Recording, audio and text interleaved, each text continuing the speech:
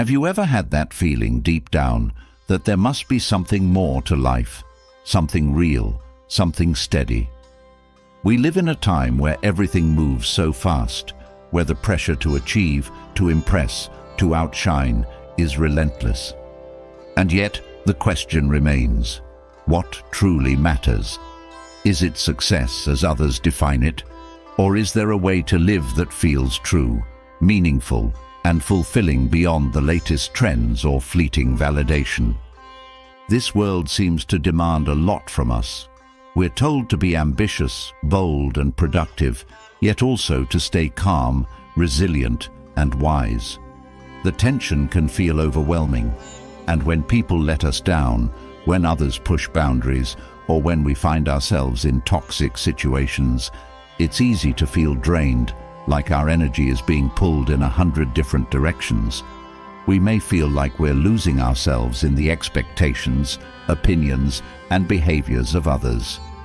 In these moments, it can be hard to keep our footing, to know which voices to listen to, and to find solid ground in the chaos. But there's good news. We don't have to go through life like this.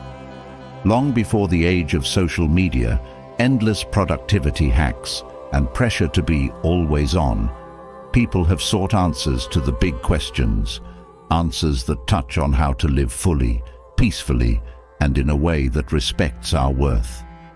Over 2,000 years ago, some of the brightest minds delved into these questions, and their discoveries are still available to us.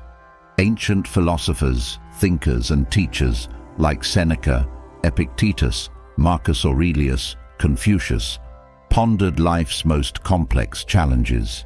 Their wisdom isn't just academic.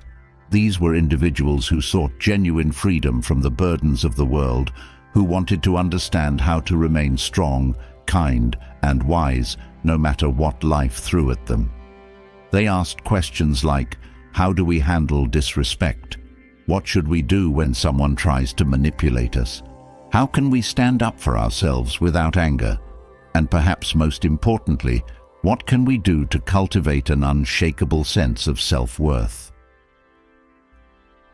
At the heart of their wisdom is one powerful message: our sense of self, our inner peace, our worth, our strength, shouldn't be controlled by others. They taught that we don't need to please everyone, nor should we bend to every opinion, every criticism, every push or pull.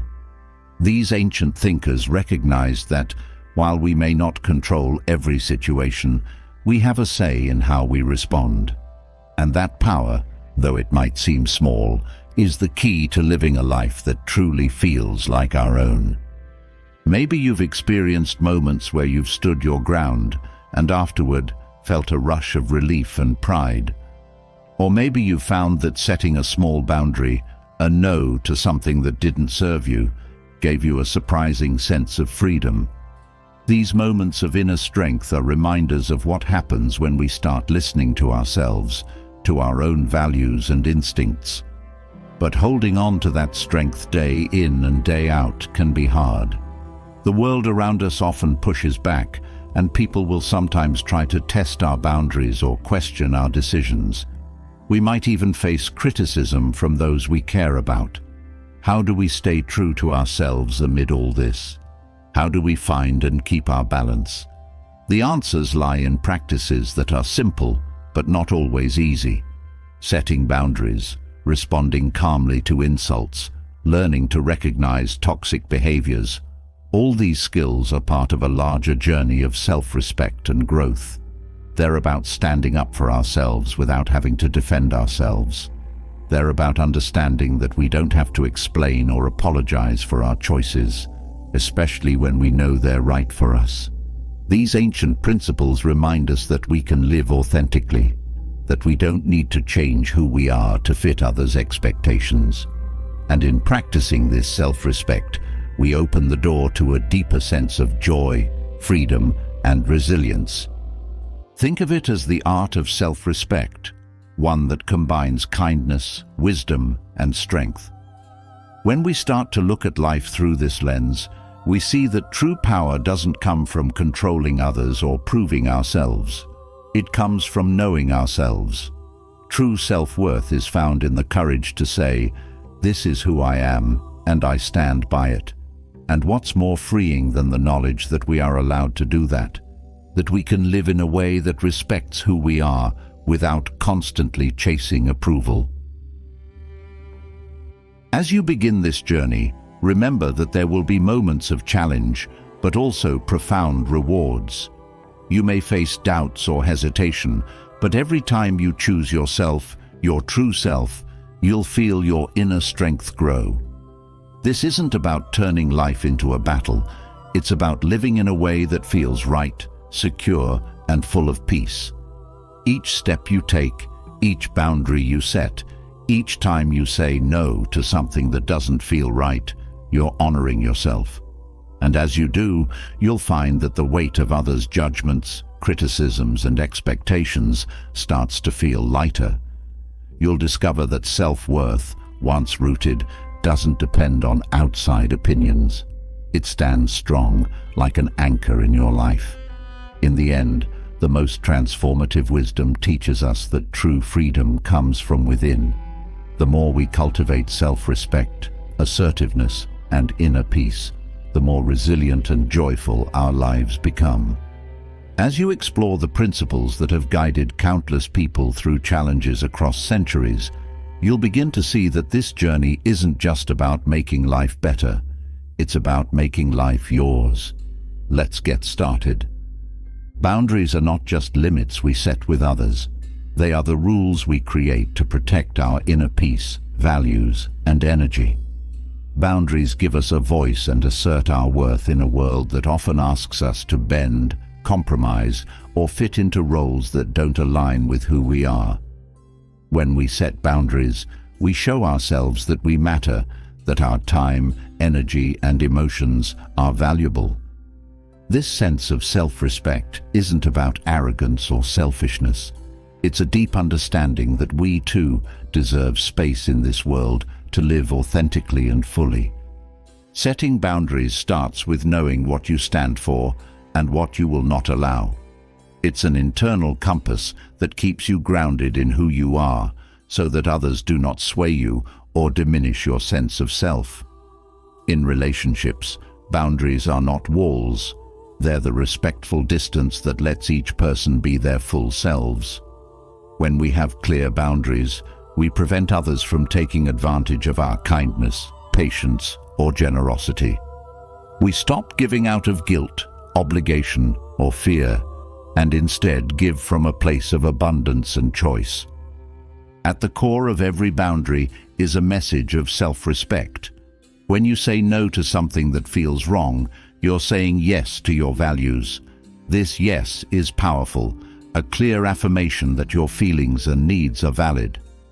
Boundaries show others how we wish to be treated, guiding them toward respectful interactions.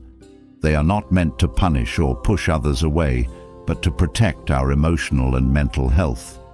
Setting boundaries is an act of kindness toward ourselves and the people in our lives because it removes resentment and fosters healthier interactions.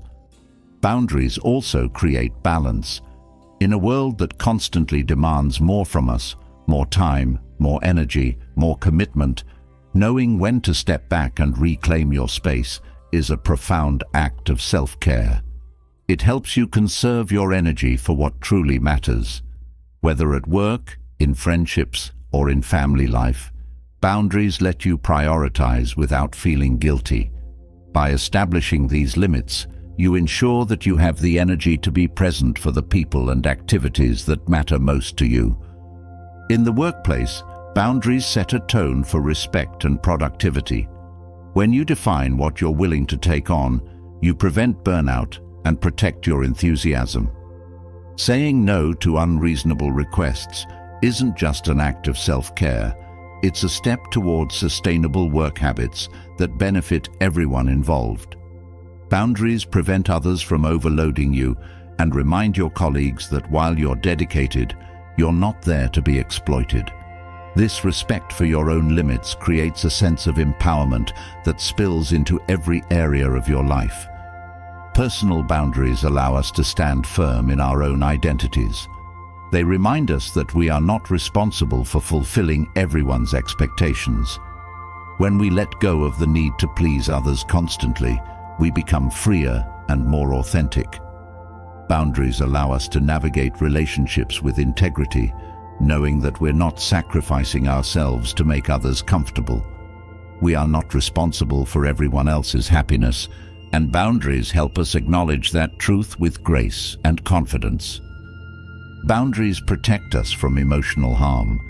When we establish clear limits, we avoid entangling ourselves in others' negativity, toxicity, or manipulation.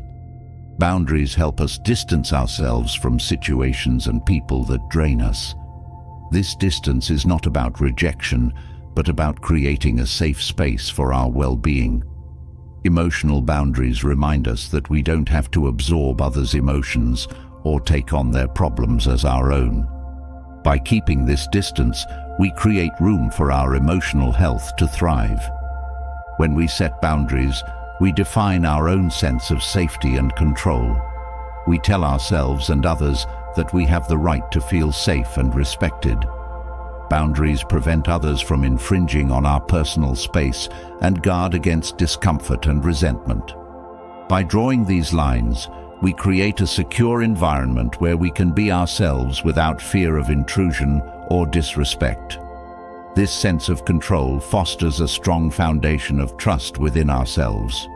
A lack of boundaries often leads to resentment as we stretch ourselves thin to meet others' demands. Over time, this resentment builds up, creating tension and negativity. When we set boundaries, we prevent this silent buildup of frustration. We make our needs known early, allowing for open communication. Rather than letting resentment fester, boundaries allow us to voice our limits and create healthier, more respectful connections. Boundaries encourage others to take responsibility for themselves. When we step back and refuse to solve everyone's problems, we empower others to take control of their lives. This is not about being cold or unhelpful, but about recognizing that we can't carry everyone's burdens.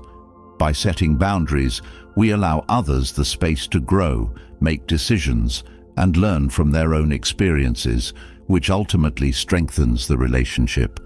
Boundaries help us develop a deeper understanding of ourselves. They force us to examine what we value, what we're willing to accept, and what crosses the line. This introspection helps us gain clarity on our own identity, leading to a stronger sense of self-worth. When we know what we stand for, we are less likely to compromise our values or be swayed by others.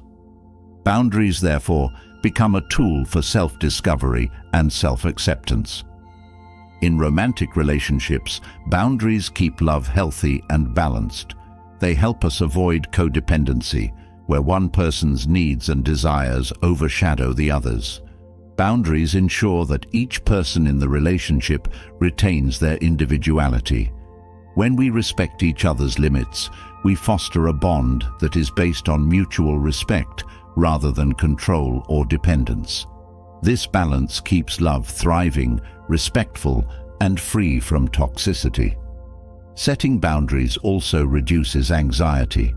Without clear limits, we may feel overwhelmed, constantly trying to fulfill expectations that aren't ours. Boundaries allow us to step back and focus on what truly matters to us, alleviating the stress that comes from overextending ourselves. When we are clear about what we can and cannot do, we remove unnecessary pressures, and our minds can rest in the comfort of knowing we're honoring our own pace and priorities. Boundaries protect our time. In a world where everyone seems to want something, it's easy to feel like our time isn't our own. By setting limits, we reclaim our hours and decide how they're best spent. This isn't about being selfish. It's about recognizing that our time is valuable. Boundaries give us the freedom to pursue our passions, spend time with loved ones, and invest in personal growth without feeling stretched thin. When we practice setting boundaries, we model self-respect for others.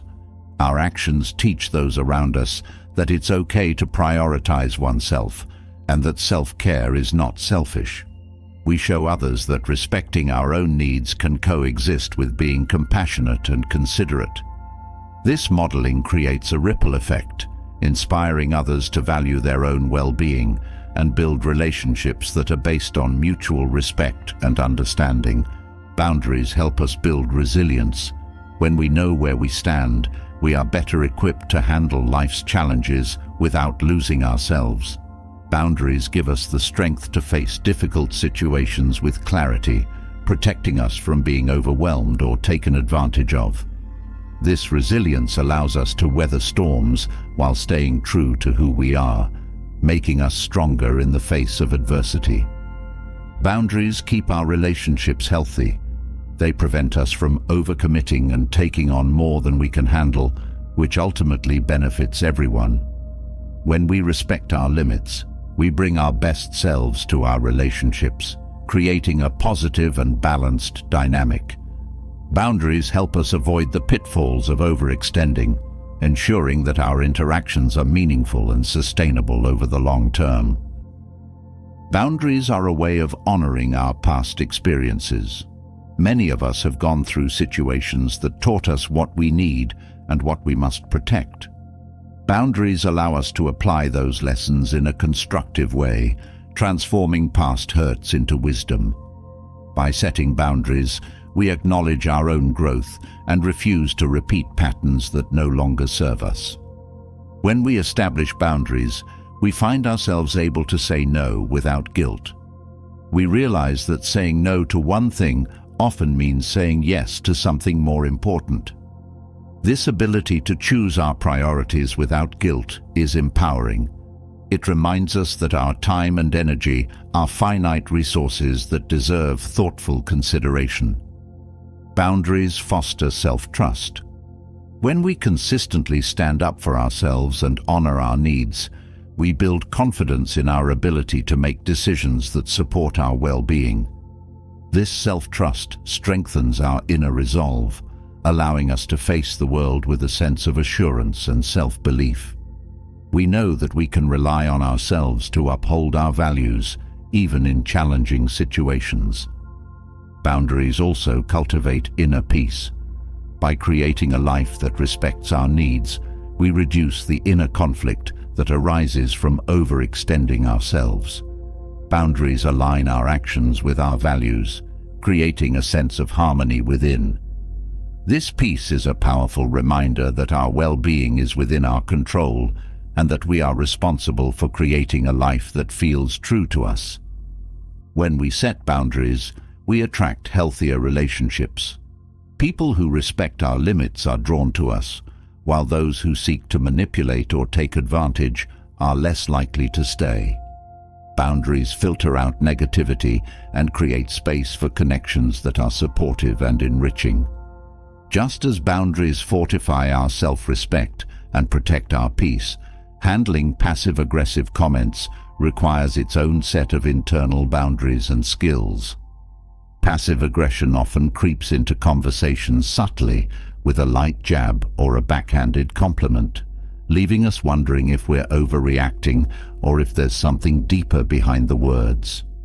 Mastering the art of responding with calm and confidence lets us preserve our dignity without letting these comments seep into our well-being. Here's how to handle passive-aggressive remarks while staying in control and keeping your peace intact. The first key to handling passive-aggressive comments is to recognize them for what they are. These comments often carry a veneer of friendliness, but beneath the surface lies an edge meant to provoke or unsettle. Realizing that the comment is meant to manipulate your emotions or create confusion allows you to separate yourself from the sting. Instead of absorbing it, you can step back and see the comment objectively, keeping yourself grounded in your own confidence. Acknowledge your initial feelings without judgment. Passive-aggressive comments can stir up a mix of emotions like anger, frustration, or self-doubt. By allowing yourself to feel these reactions without immediate response, You create space between their words and your own peace of mind.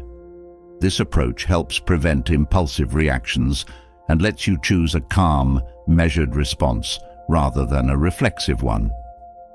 Stay calm, as it often diffuses the impact of a passive-aggressive remark. When someone's words are laced with subtle hostility, they may be trying to prompt an emotional response. By staying calm, you deny them the reaction they might be seeking. Calmness communicates that their words don't have the power to control your mood, making it clear that you're unaffected by their attempts to unsettle you. Avoid taking the comment personally. Often, these remarks reveal more about the speaker's own struggles or insecurities than about you. By viewing their words as a projection of their inner state, rather than as a reflection of your value, you can brush off the negativity and prevent it from infiltrating your self-esteem.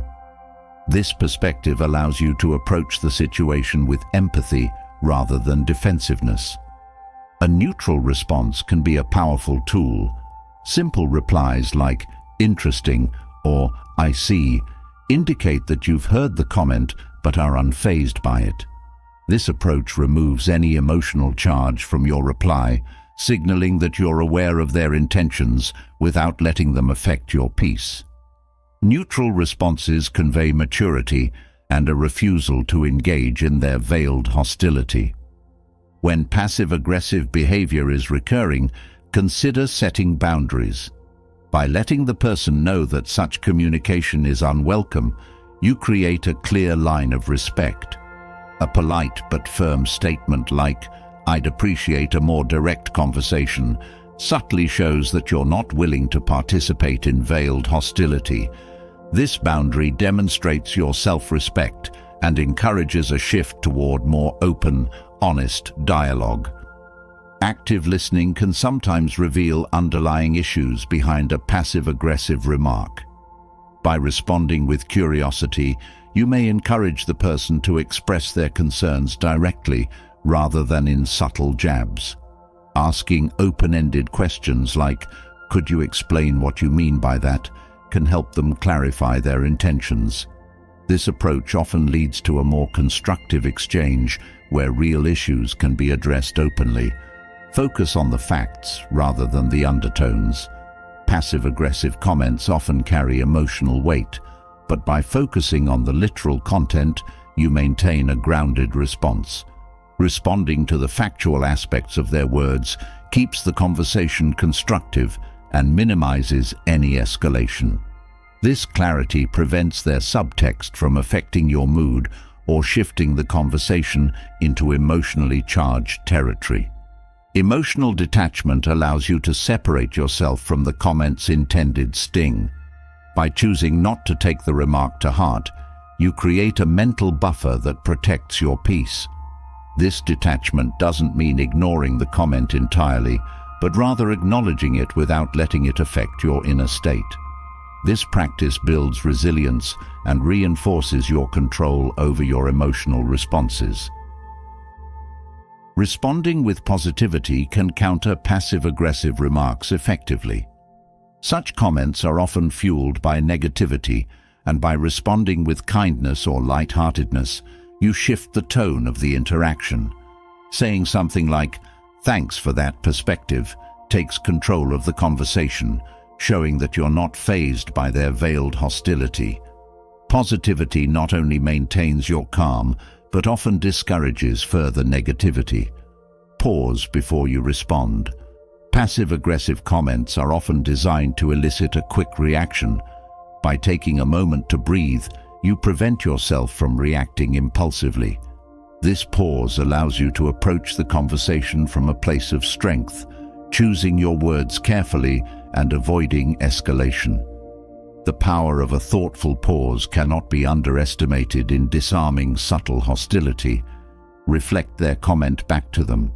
Simply repeating their words with a neutral tone can prompt the speaker to reconsider their own tone. This method allows them to hear how their remark sounds, often leading them to self-reflect. Reflecting the comment without adding judgment subtly signals that you recognize their intent which can deter further passive-aggressive remarks.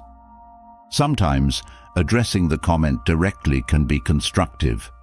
If passive-aggressive behavior persists, calmly acknowledging it can encourage openness. A gentle statement like, "I noticed you've mentioned that a few times. Is something bothering you?" invites the person to discuss their concerns directly. This approach shows you're open to dialogue, but not interested in engaging in veiled hostility. Focus on solutions rather than getting stuck in the negativity. By steering the conversation toward resolving any underlying issues, you take control of the interaction. This solution-focused approach encourages constructive communication, showing that you value progress over tension.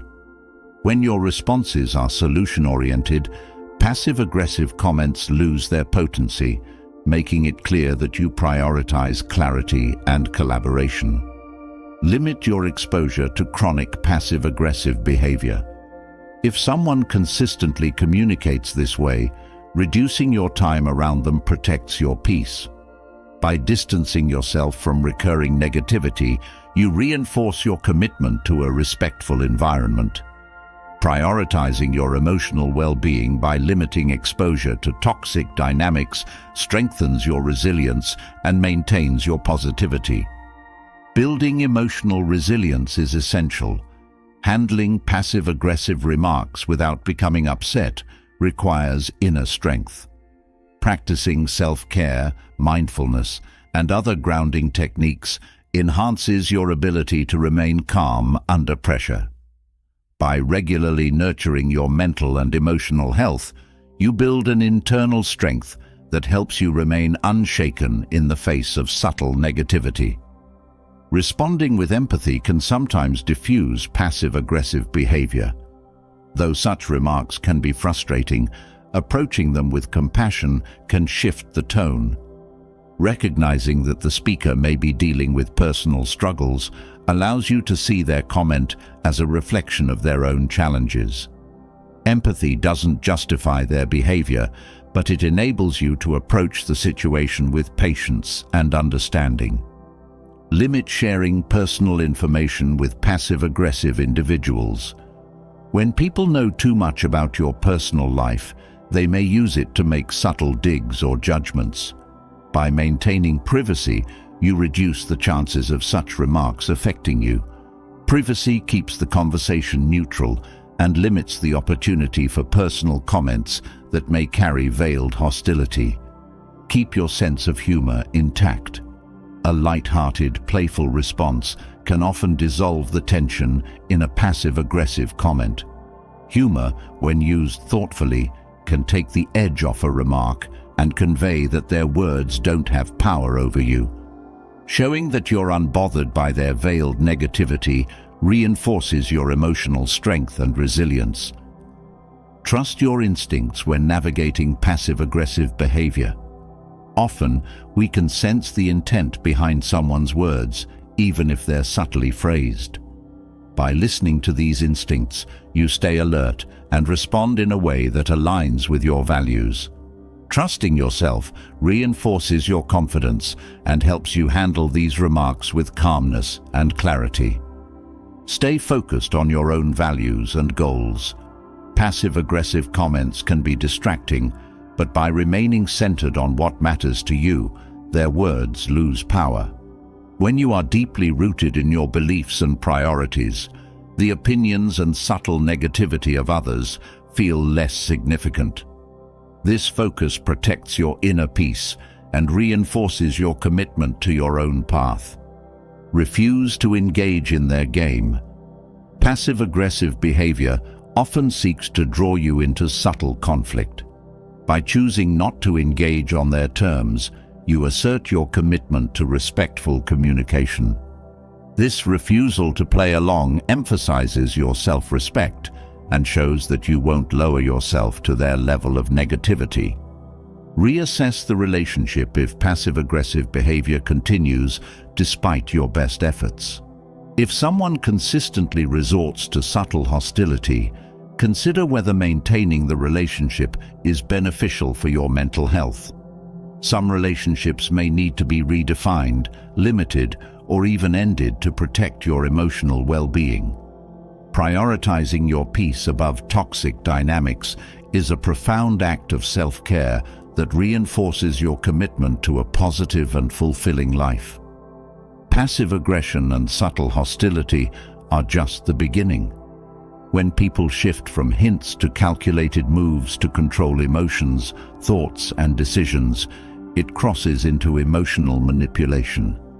This manipulation often operates quietly, with subtle pushes and hidden intentions that distort reality and shake our confidence. Recognizing emotional manipulation and stopping it is crucial for preserving our mental health and staying true to our values.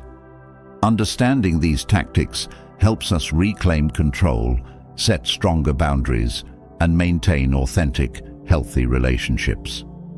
Here's how to recognize the signs and protect yourself from this form of control.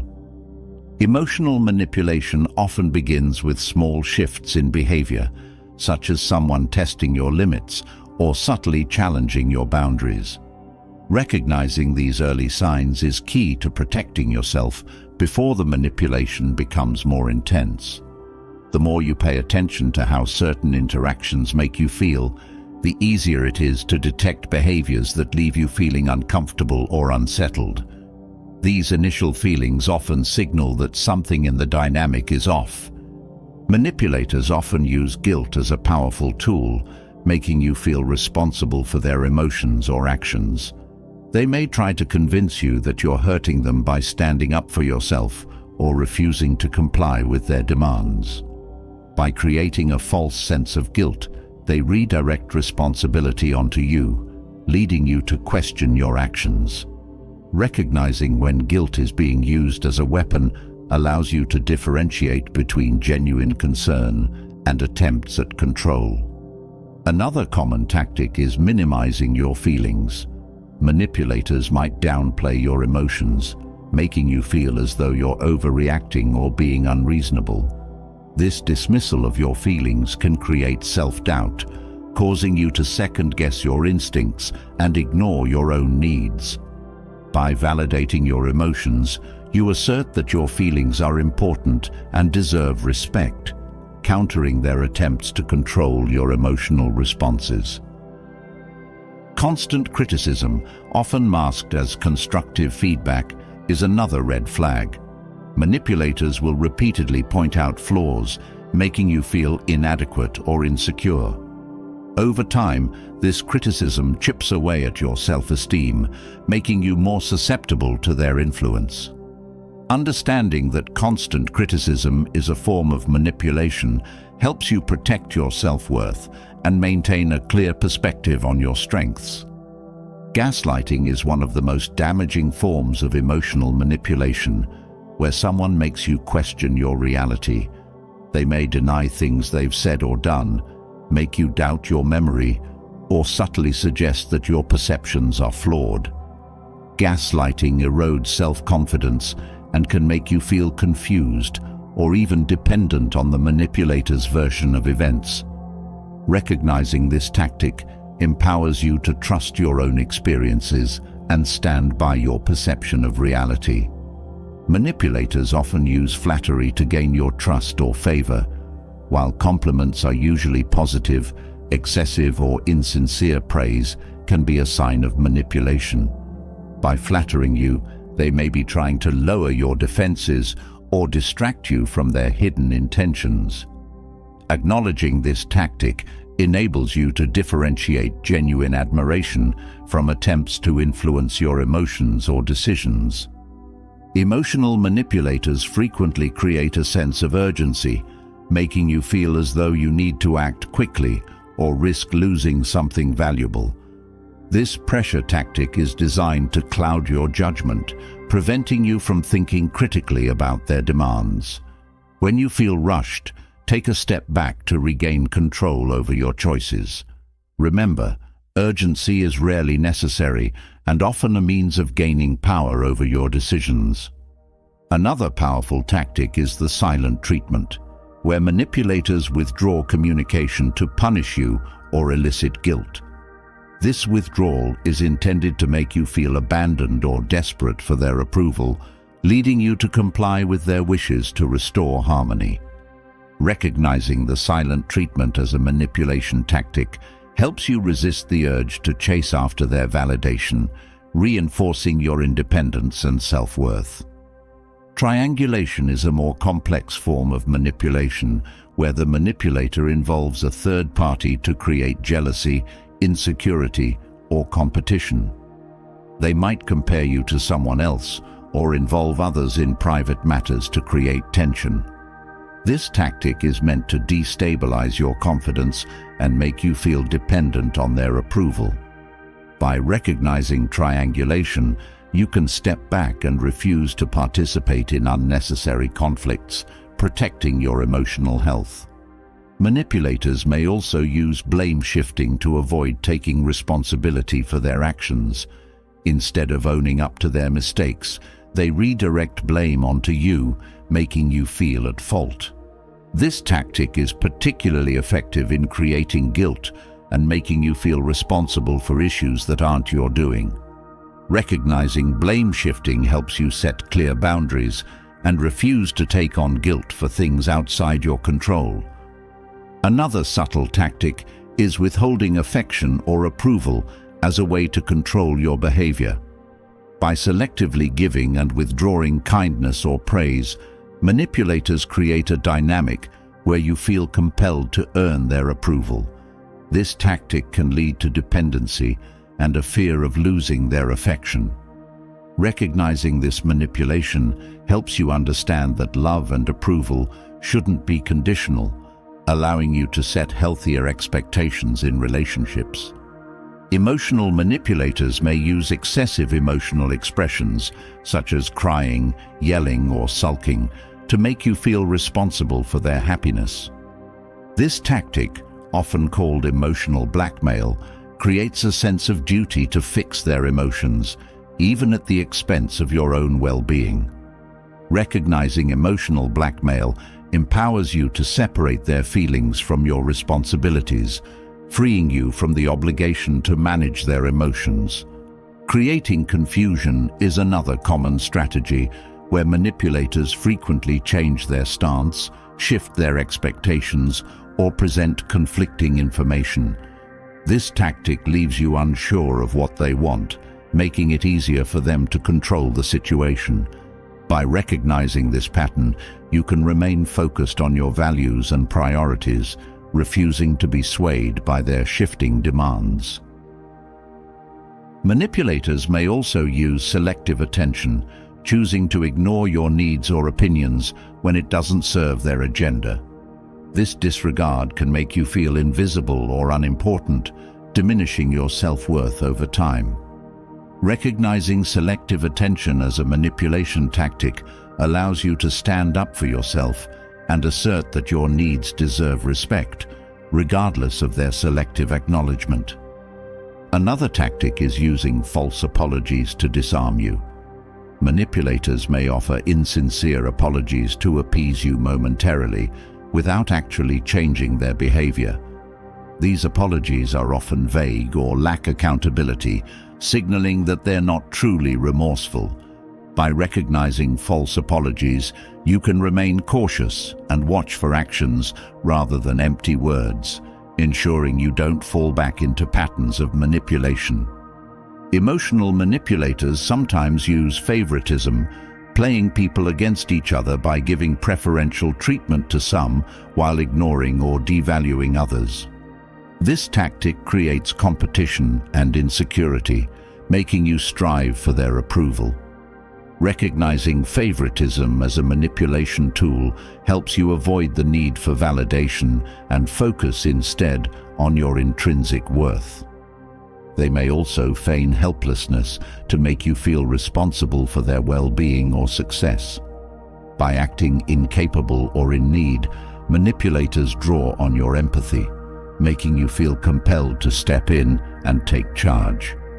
Recognizing this tactic helps you set limits on your involvement, acknowledging that their progress or happiness is ultimately their own responsibility. Manipulators sometimes engage in constant exaggeration, making situations seem more intense or dire than they are to elicit sympathy or urgency. By amplifying problems, they create a sense of drama that distracts you from their true intentions. Recognizing exaggeration allows you to keep a level head and respond based on the reality of the situation rather than their inflated descriptions. Intimidation is another manipulation tactic, often used to create fear or compliance. Manipulators may use threats or implied consequences to pressure you into agreeing with them. Recognizing intimidation helps you stand firm, remembering that their threats often lack real power and that you have the right to make decisions without fear. Emotional manipulation often involves inconsistency, where the manipulator alternates between kindness and hostility.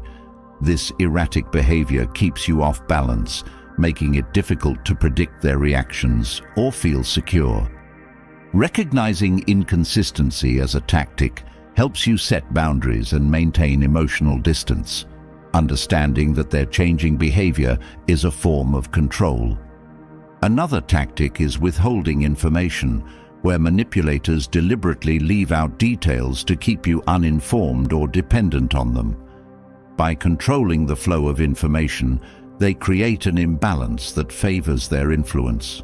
Recognizing this behavior enables you to seek clarity and ask questions, ensuring you have all the facts before making decisions. Projection is a tactic where manipulators attribute their own feelings or behaviors onto you, making you feel at fault for their actions. By accusing you of the very behavior they're exhibiting, they create confusion and defensiveness. Recognizing projection allows you to separate their issues from your own, maintaining clarity about your own intentions and actions. Emotional manipulation can also involve inconsistent praise, where the manipulator gives occasional compliments to keep you engaged, but doesn't sustain genuine support. This inconsistency keeps you striving for approval, making you vulnerable to their influence. Recognizing this pattern helps you see that authentic relationships involve steady support rather than fluctuating praise. Manipulators may use dramatic body language, like exaggerated sighs or eye rolls, to signal disapproval without saying it directly. This nonverbal form of manipulation creates a passive message that can feel just as controlling as spoken words. By recognizing these cues, you can resist internalizing their unspoken negativity and maintain your composure. Another tactic is creating dependency, where manipulators encourage you to rely on them for emotional or practical support, making it harder to set boundaries. By fostering dependency, they ensure that you remain within their sphere of influence. Recognizing this strategy empowers you to build independence and develop a support network outside their control, reducing their hold over you. Manipulators may employ sarcasm or backhanded compliments to make you feel insecure subtly. These remarks are designed to sound friendly, but carry an undertone meant to diminish your confidence. Recognizing sarcasm as a manipulation tool allows you to protect your self-esteem and see through their masked criticism. Creating a sense of indebtedness is another tactic where manipulators perform favors or give gifts with the expectation of control. They may remind you of past acts of kindness to pressure you into compliance. Emotional manipulation is often subtle, but there's another form of disguised control that can be just as harmful: jokes masked as humor. These so-called jokes hide beneath a veil of playfulness, but they often carry a sting meant to hurt or belittle. Toxic jokes are not innocent humor. They're calculated digs that leave us feeling small, embarrassed, or confused. Recognizing these comments for what they are and understanding why they're so damaging is essential for protecting our self-respect and maintaining healthy boundaries. Here's how to identify and respond to toxic jokes so you can reclaim your voice and confidence. A toxic joke often begins with a familiar phrase like, "just kidding," or "you know I'm only joking," usually following a remark that feels off. This language is an attempt to excuse their comment, but it usually confirms that their intention wasn't as playful as they claim. Understanding that these qualifiers are meant to dismiss your feelings helps you see past their words and recognize the hidden hostility behind the joke. Often, toxic jokes are repeated even after you've made it clear they make you uncomfortable. When someone insists on making these jokes despite your objections, it's a clear sign they're not respecting your boundaries. People who genuinely care about your comfort will respect your wishes, not use humor as a means to continue pushing limits. Recognizing this pattern helps you understand that it's not humor they're prioritizing, but their own sense of control.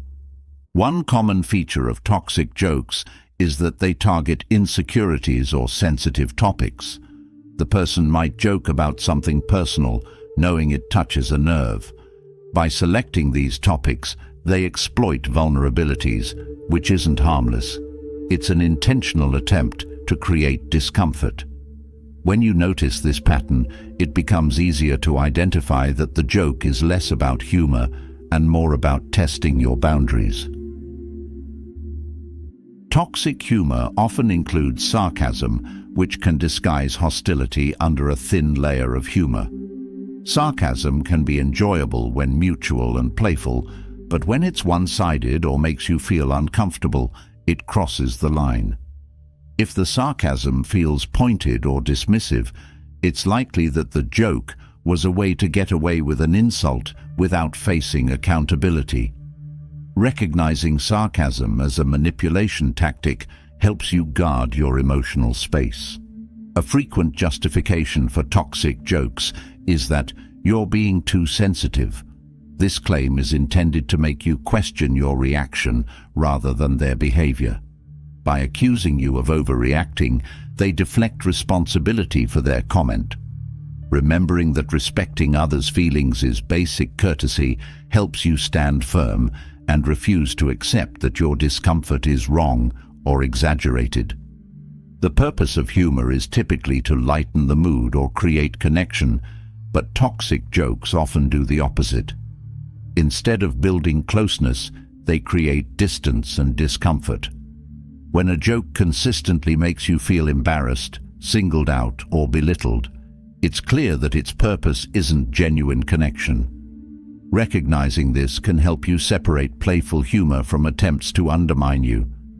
Some toxic jokes use laughter as a defense mechanism. After making a hurtful comment, they laugh to shift attention and dismiss the impact of their words. This laughter can make you second-guess your reaction, but it's essential to remember that laughing doesn't erase the intention behind their words. By seeing through this tactic, you reclaim your confidence and understand that laughter doesn't make disrespect acceptable. Deflection is another tool used in toxic humor. If you express discomfort, the person may shift the focus, saying they didn't mean it that way or that you took it the wrong way. This reaction tries to frame the issue as a misunderstanding rather than an issue with their behavior. Recognizing this deflection tactic helps you stand firm, affirming that your feelings are valid regardless of their attempts to downplay them. People who use toxic jokes often claim that they're just being honest. However, honesty and kindness can coexist, and true honesty doesn't require disrespect or cruelty. When someone hides behind honesty as an excuse to make hurtful jokes, it's not truth they're sharing, it's criticism disguised as humor. Understanding this distinction allows you to hold others accountable while respecting your own feelings. Toxic jokes often play on social dynamics, targeting individuals in group settings to amplify embarrassment. These jokes may seem harmless to onlookers, but they create discomfort for the person targeted. When humor singles someone out, especially in a group, It's likely that the goal is control, not laughter. Recognizing this helps you see that these jokes aren't designed to entertain, but to assert power over others. Some people disguise toxic jokes as advice or constructive criticism, making comments that appear helpful but carry a hidden sting. These remarks often come across as patronizing or belittling, leaving you feeling inadequate. True constructive feedback empowers, while toxic jokes disguised as advice leave you feeling diminished. Recognizing this distinction helps you protect your confidence from covert insults. Many toxic jokes rely on stereotypes, using generalized, often negative traits to target someone based on their background, interests, or identity. These jokes reduce individuals to one-dimensional caricatures, stripping them of their individuality. Stereotypical humor isn't just insensitive, it reinforces harmful biases and treats people as objects of ridicule. Understanding this makes it easier to recognize toxic humor rooted in stereotypes and stand against it. The "everyone else is laughing" argument is a frequent defense used by people who tell toxic jokes. They may claim that since others find it funny, there's no issue. However, the popularity of a joke doesn't determine its appropriateness. Just because others laugh doesn't mean the joke isn't hurtful. Recognizing this helps you stay true to your values, knowing that humor doesn't excuse harm, even in a group setting.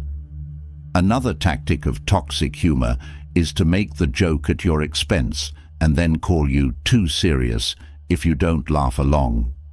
By framing you as the one without a sense of humor, they shift responsibility onto you for not enjoying their joke. Understanding that humor should be enjoyable for everyone involved, not at someone's expense, lets you stand firm in your right to choose what you find funny. Often, toxic jokes rely on exaggeration, taking a small truth and amplifying it to a hurtful level. By stretching the truth, they make the comment seem like an innocent joke rather than a targeted insult. Recognizing this exaggeration tactic helps you separate genuine humor from attempts to belittle you under the guise of comedy. Toxic jokes sometimes involve fake compliments or backhanded praise. They might say something seemingly flattering, but include an undertone that undercuts the compliment. This approach leaves you unsure whether to feel grateful or insulted. Recognizing backhanded compliments helps you see past the surface and understand the real intention behind their words. People who use toxic humor may attempt to disguise their intentions by saying, "I'm just trying to lighten the mood." This line shifts the focus away from the comment's impact and places the responsibility on you to accept it as playful. True humor lightens the mood without creating discomfort or tension. Understanding this lets you call out hurtful jokes without feeling that you've misunderstood the intention. Some toxic jokes target appearance, often under the guise of being harmless observations. Remarks about someone's appearance can be deeply personal, and using them as a punchline is rarely kind or funny. Recognizing that these jokes cross a line allows you to assert that respect, not critique, should guide interactions involving appearance. Manipulators may also use self-deprecating humor to mask their toxic jokes. By putting themselves down, they create an illusion of humility, making it seem acceptable to make similar remarks about others. This approach creates a false sense of permission to joke at others' expense. Recognizing self-deprecation as a manipulation tactic helps you understand that toxic humor doesn't become acceptable simply because they include themselves in it. Toxic jokes may also include unsolicited commentary on personal choices or lifestyle. By framing these comments as humorous, they mask judgment under the guise of concern or observation. Recognizing these jokes for what they are, a critique of your choices, enables you to assert your right to make decisions without commentary from others. A classic tactic in toxic humor is testing the waters with mild comments to gauge your reaction. If you react negatively, they might backtrack and claim it was a joke. This tactic is designed to explore your boundaries without facing consequences. Recognizing this allows you to address the issue early and set a clear standard for respectful communication. Toxic jokes often involve bringing up the past, referencing a mistake or event to create discomfort. By laughing at your past mistakes, they attempt to keep you from moving forward or feeling secure in the present. Recognizing this tactic helps you protect your self-worth, affirming that you've moved beyond past missteps. Another manipulation is using social media to make toxic jokes, knowing that the comment is public and harder for you to address. By targeting you in a space where others can see, they try to create a sense of helplessness. Recognizing toxic jokes on social media allows you to separate yourself from the public setting and assert boundaries online as you would in person. People may also use inside jokes as a form of toxic humor, claiming that shared humor allows for more offensive remarks. This familiarity can be manipulated to excuse harmful comments. True inside jokes are mutual and respectful, not weaponized for control. Understanding this distinction enables you to protect your comfort in close relationships without feeling obligated to accept offensive humor. A hallmark of toxic humor is the repetition of the same joke, especially after you've expressed discomfort. By repeating it, they disregard your feelings and reinforce control over the interaction. Recognizing this repetition as a disregard for your boundaries helps you assert that respect should override humor, even if they see it as harmless. Recognizing and addressing toxic humor teaches us about hidden disrespect, but sometimes disrespect is clear and direct, demanding a stronger response. When faced with open disrespect, an assertive response becomes a powerful tool for protecting your dignity and boundaries. Standing up to disrespect isn't about confrontation, it's about affirming your self-worth and setting a standard for how others treat you. Learning to respond assertively gives you control over your interactions, building confidence and respect without escalating tensions. Here's how assertive responses can change the dynamics of disrespect and reinforce your personal strength. An assertive response starts with clarity. When someone disrespects you, their words or actions can shake your composure, but staying clear about what's acceptable gives you the confidence to respond effectively. Clarity helps you separate your emotions from your response, allowing you to express your boundaries without becoming defensive. Knowing what you stand for is the first step in handling disrespect assertively. Assertiveness is rooted in calmness. When you respond to disrespect from a place of calm, you maintain control of the interaction, showing that their words or actions don't define your worth. Calmness demonstrates strength, as it communicates that you're unaffected by their attempt to provoke or belittle. Staying calm reinforces your authority over your own emotions, which disarms disrespectful behavior. Using I statements is an effective technique for assertive responses. By saying, "I feel disrespected when," or "I would appreciate it if," you communicate your feelings without sounding accusatory. This language shifts the focus from blaming them to expressing your needs, making it harder for them to dismiss your perspective. I statements reinforce your right to set boundaries without creating unnecessary conflict. Tone plays a crucial role in assertiveness. When you respond with a steady, confident tone, you send a clear message that you're serious about your boundaries. Your tone communicates respect for yourself and signals to others that you expect the same in return. A calm, steady tone allows you to stand firm without seeming aggressive, making it a powerful tool in assertive communication. Setting limits is an integral part of standing up to disrespect. When you establish boundaries, you show others what behavior is acceptable and what isn't. Boundaries give you a framework for responding to disrespect consistently. By setting and maintaining these limits, you reinforce your self-respect and protect your emotional well-being, demonstrating that you take your boundaries seriously. Assertive responses should be direct. When someone disrespects you, addressing it directly rather than skirting around the issue shows confidence. Directness leaves little room for misinterpretation and ensures that your message is clear. This approach also reduces the likelihood of ongoing disrespect, as you've communicated your boundaries openly. Being firm is key to assertiveness. When you stand up to disrespect, staying firm reinforces that you're not willing to compromise on your boundaries. Firmness isn't about aggression. It's about showing that your standards are non-negotiable.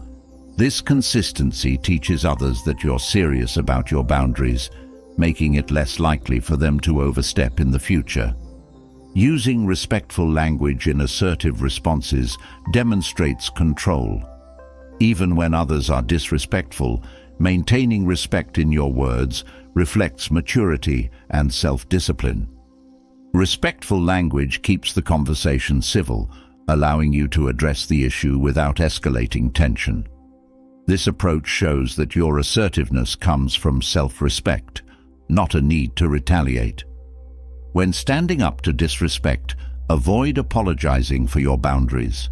Apologies can weaken your message, making it seem like you're unsure of your right to set limits.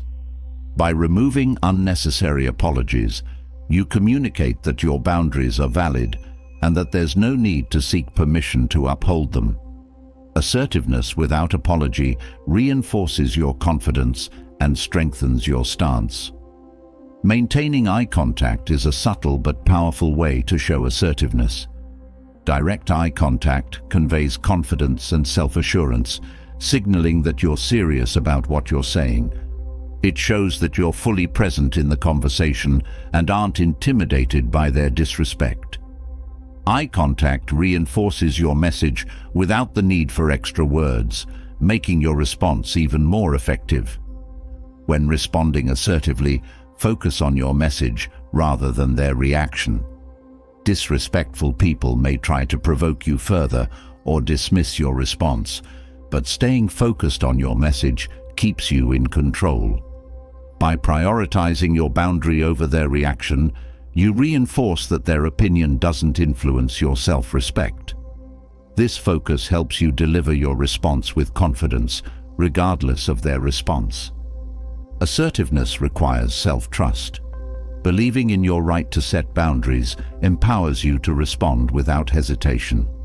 When you trust your own judgment, you're less likely to question or second-guess your response. This self-trust strengthens your ability to stand up to disrespect consistently, making it clear that your standards aren't flexible based on others' opinions.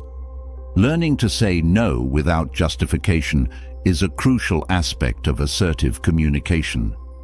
When you feel the need to justify your boundaries, you give others control over your choices. By simply saying no when something doesn't feel right, you assert your right to make decisions without needing validation. This approach reinforces your independence and shows that your boundaries aren't up for negotiation. Avoiding defensive language keeps your response focused on your needs. Defensive words often signal insecurity, making it easier for others to dismiss your boundaries. By sticking to calm, assertive language, you communicate that your boundaries are based on self-respect rather than fear. This clarity makes your response more impactful as it shows confidence in your decisions. Reflecting their words back to them can be an effective technique in assertive responses. By repeating their disrespectful words in a neutral tone, you allow them to hear how their comment sounds. This method often prompts them to self-reflect, as it draws attention to the tone or intent of their words. Reflecting their language helps you address the issue without becoming confrontational. Using silence as a response can also be powerful. Silence after a disrespectful comment creates space for them to consider their words without the need for immediate confrontation. This pause can be uncomfortable, prompting them to reconsider their behavior. Silence is a non-aggressive way to communicate that you don't accept their words, and it often leads to self-correction. Setting consequences is an important part of assertive boundaries.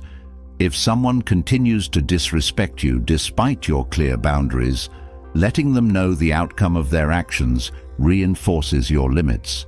This consequence doesn't have to be severe, but should communicate that continued disrespect has a cost.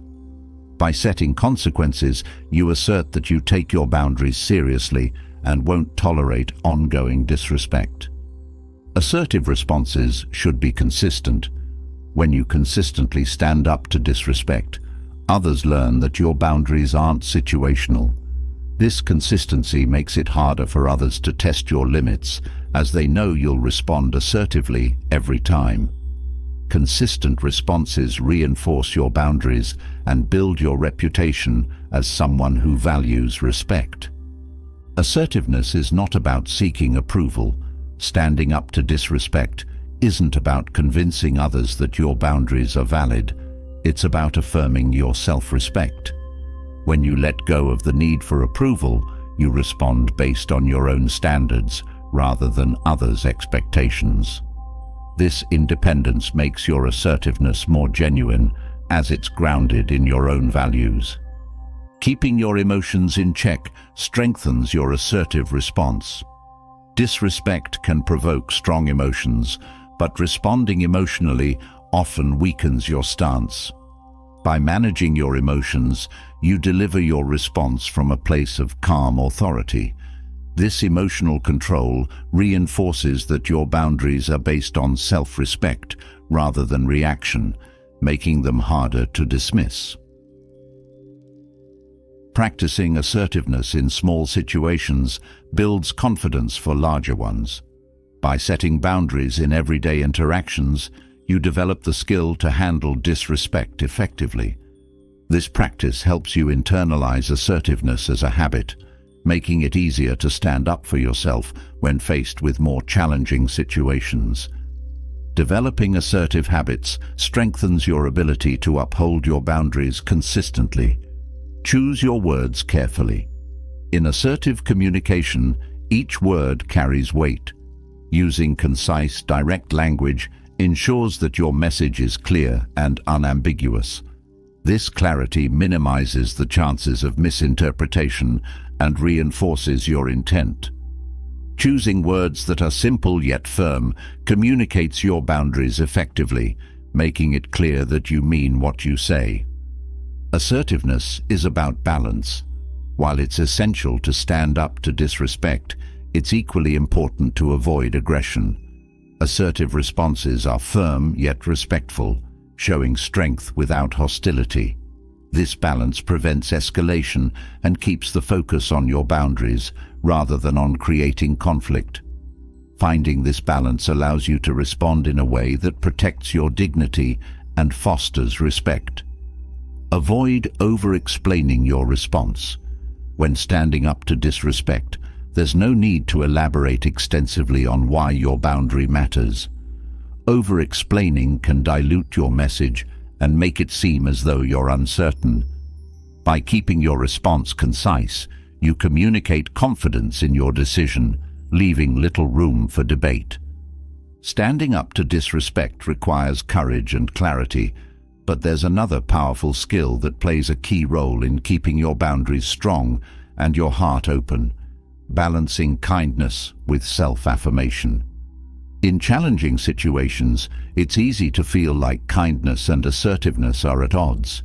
Yet, true strength lies in embracing both, holding compassion for others while standing firm in self-respect. Balancing these qualities allows you to respond thoughtfully without sacrificing your own needs. Here's how to master the art of kindness, blended with self-affirmation, empowering you to face difficult situations with grace and inner strength. True kindness begins with empathy. In challenging situations, empathy allows you to see others' perspectives without taking their issues upon yourself. It's an understanding that people have their own struggles, and this compassion guides you to respond thoughtfully. Empathy doesn't mean accepting mistreatment. Instead, it's a foundation that helps you maintain a kind demeanor without bending your boundaries. Self-affirmation begins with recognizing your own worth. Before you can balance kindness with self-respect, it's crucial to know that your feelings, values, and needs are just as important as anyone else's. By affirming your right to take up space and speak up, you create a base of confidence that allows you to act kindly without compromising yourself. It's essential to remember that kindness doesn't mean becoming overly accommodating. While it's natural to want to help or please others, true kindness respects your limits. Balancing kindness and self-affirmation means acknowledging when a request or situation is beyond your capacity. Saying no with kindness shows that you care about others, but also respect your own boundaries. Maintaining calm is a central part of balancing kindness with self-assertion. In difficult situations, remaining calm helps you respond rather than react, ensuring that your kindness comes from a place of control rather than obligation. Calmness allows you to engage thoughtfully, keeping your emotions steady as you navigate challenges. Listening actively helps you approach situations with kindness while reinforcing your self-respect. When you genuinely listen to others, they feel heard and valued, which can diffuse tension. Active listening doesn't mean agreeing or yielding to everything. Rather, it's a way to show respect while staying grounded in your own values. Using positive language is a powerful tool for kindness. Instead of focusing on what you can't or won't do, frame your response in a positive way. This approach allows you to express your boundaries without sounding dismissive. Positive language helps you communicate clearly, showing kindness without wavering on your limits. Balancing kindness with self-affirmation requires patience. Challenging situations often provoke impatience, but responding too quickly can lead to regret. By taking your time to think before responding, you ensure that your words reflect both compassion and respect for yourself. Patience strengthens your ability to stand firm while showing understanding. Setting limits with kindness demonstrates that boundaries are not barriers, but guides for healthy interactions. When you communicate your limits calmly and kindly, others are more likely to understand and respect them. Boundaries grounded in kindness prevent resentment and create a sense of mutual respect. Assertiveness is a core element in balancing kindness with self-affirmation. Being assertive means expressing your needs directly without being confrontational. Assertiveness allows you to communicate clearly, which prevents misunderstandings and ensures that your kindness doesn't lead to over-accommodation. Saying no respectfully is a skill that combines kindness and assertiveness. Instead of feeling guilty or defensive, say no in a way that values both your needs and the other person's. Phrasing your refusal respectfully shows that you're not dismissing their request. You're simply honoring your own boundaries. Kindness includes showing appreciation. Even in challenging situations, acknowledging others' perspectives or efforts can soften the interaction. When you express appreciation, you create a more positive atmosphere, making it easier to stand by your own needs without causing tension. Self-affirmation requires consistency. Staying true to your boundaries in every situation reinforces that your needs matter. Consistency helps others understand that your kindness isn't a weakness, but a strength rooted in respect for yourself. Being consistent shows that you value yourself, making your kindness genuine and resilient. Forgiveness is a vital part of kindness. When people make mistakes, forgiving them allows you to move forward without holding on to negativity. Forgiveness doesn't mean tolerating disrespect. It's a way to let go of resentment, making space for self-respect and compassion to coexist. Balancing kindness with self-affirmation involves avoiding over-explanation. When you explain your boundaries too much, it can appear as if you're seeking approval for them.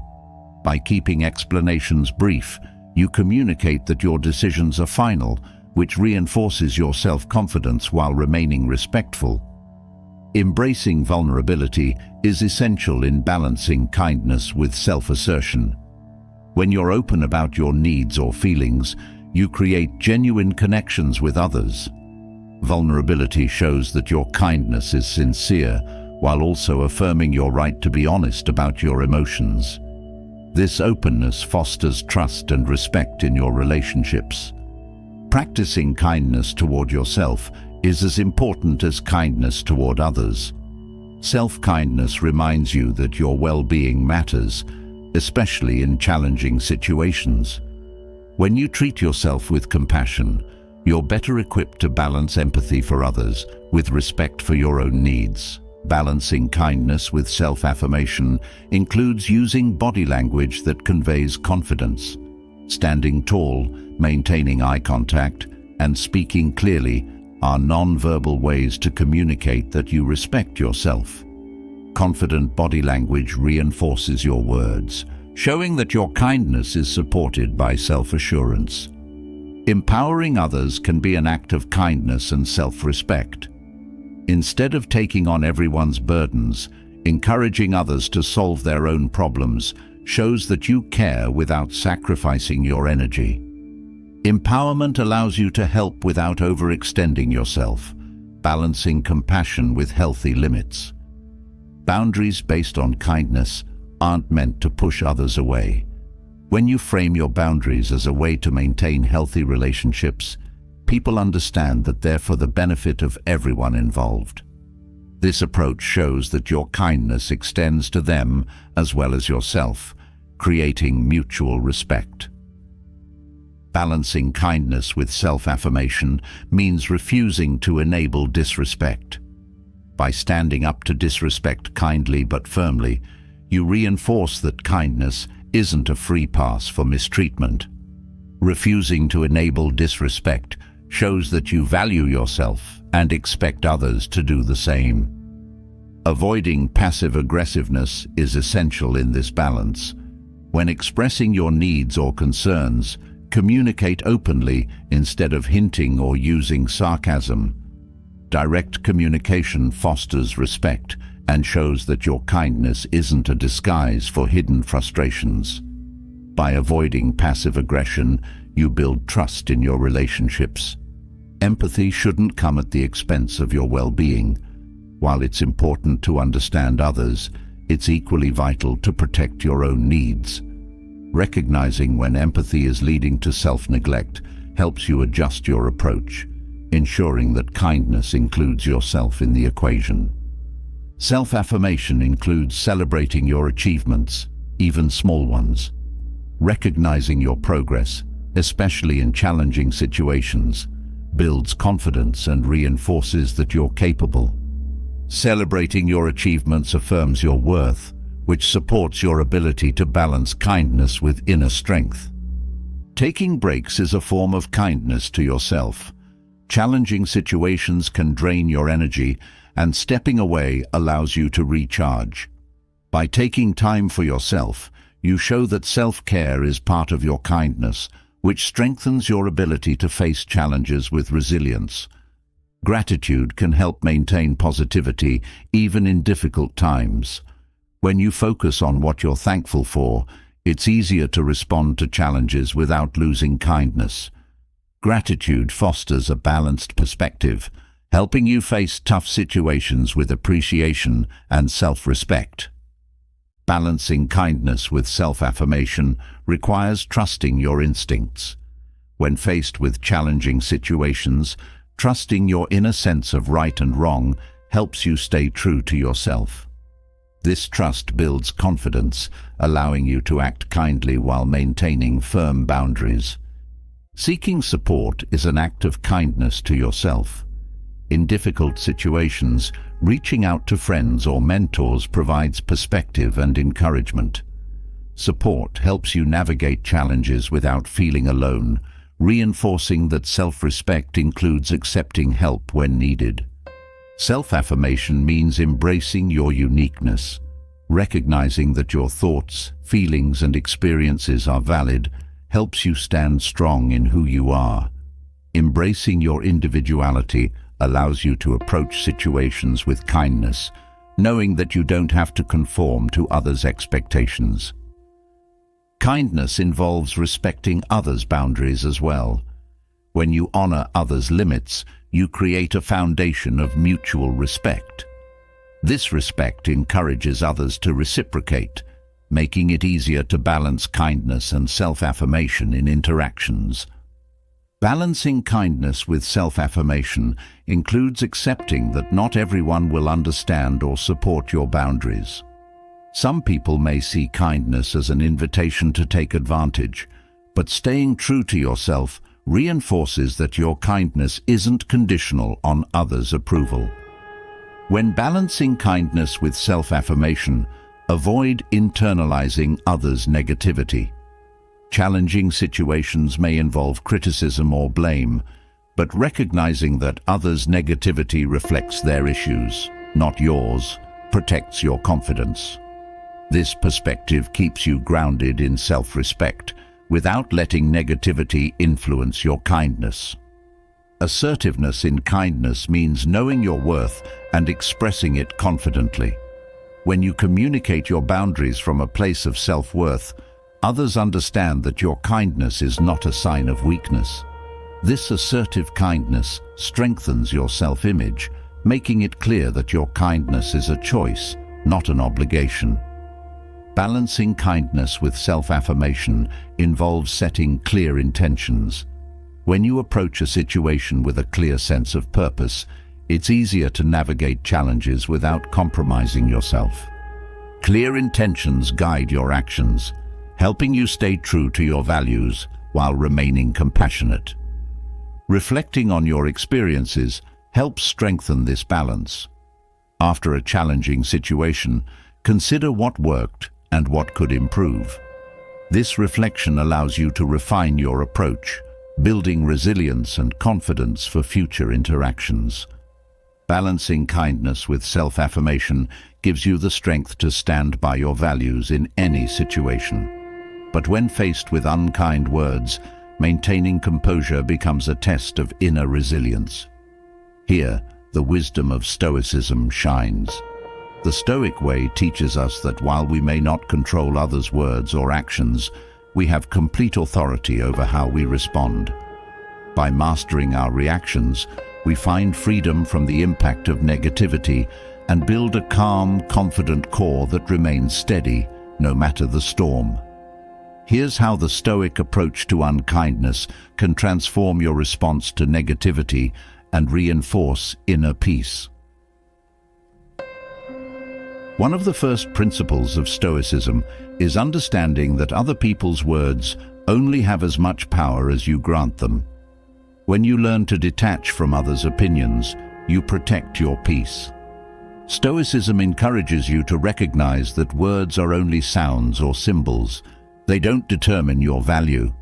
This perspective helps you build resilience, viewing unkind words as mere noise rather than letting them penetrate your sense of self-worth. Practicing patience is a core Stoic skill when dealing with unkindness. Instead of reacting impulsively, Stoics pause and observe their emotions. This moment of stillness allows you to choose your response consciously, preventing unkind words from dictating your actions. Patience reinforces control over your reactions, helping you respond thoughtfully rather than react emotionally. The Stoic mindset encourages you to separate perception from reality. When someone speaks unkindly, It's easy to interpret their words as a reflection of your value. Stoics remind us that perception is subjective. It's simply how we interpret an event. By viewing unkind words as an external event that doesn't define you, you create a barrier that shields your self-esteem from outside negativity. Building inner calmness is essential in Stoic practice. Stoics view calmness as a fortress against the turmoil of others' words or actions. By cultivating an inner calm, you strengthen your ability to remain unshaken, even when faced with harsh criticism or insults. Calmness provides clarity, allowing you to see unkindness for what it is without letting it disturb your peace. Stoics teach that your reaction is your choice. While others may speak or act unkindly, you have the power to choose a response aligned with your values.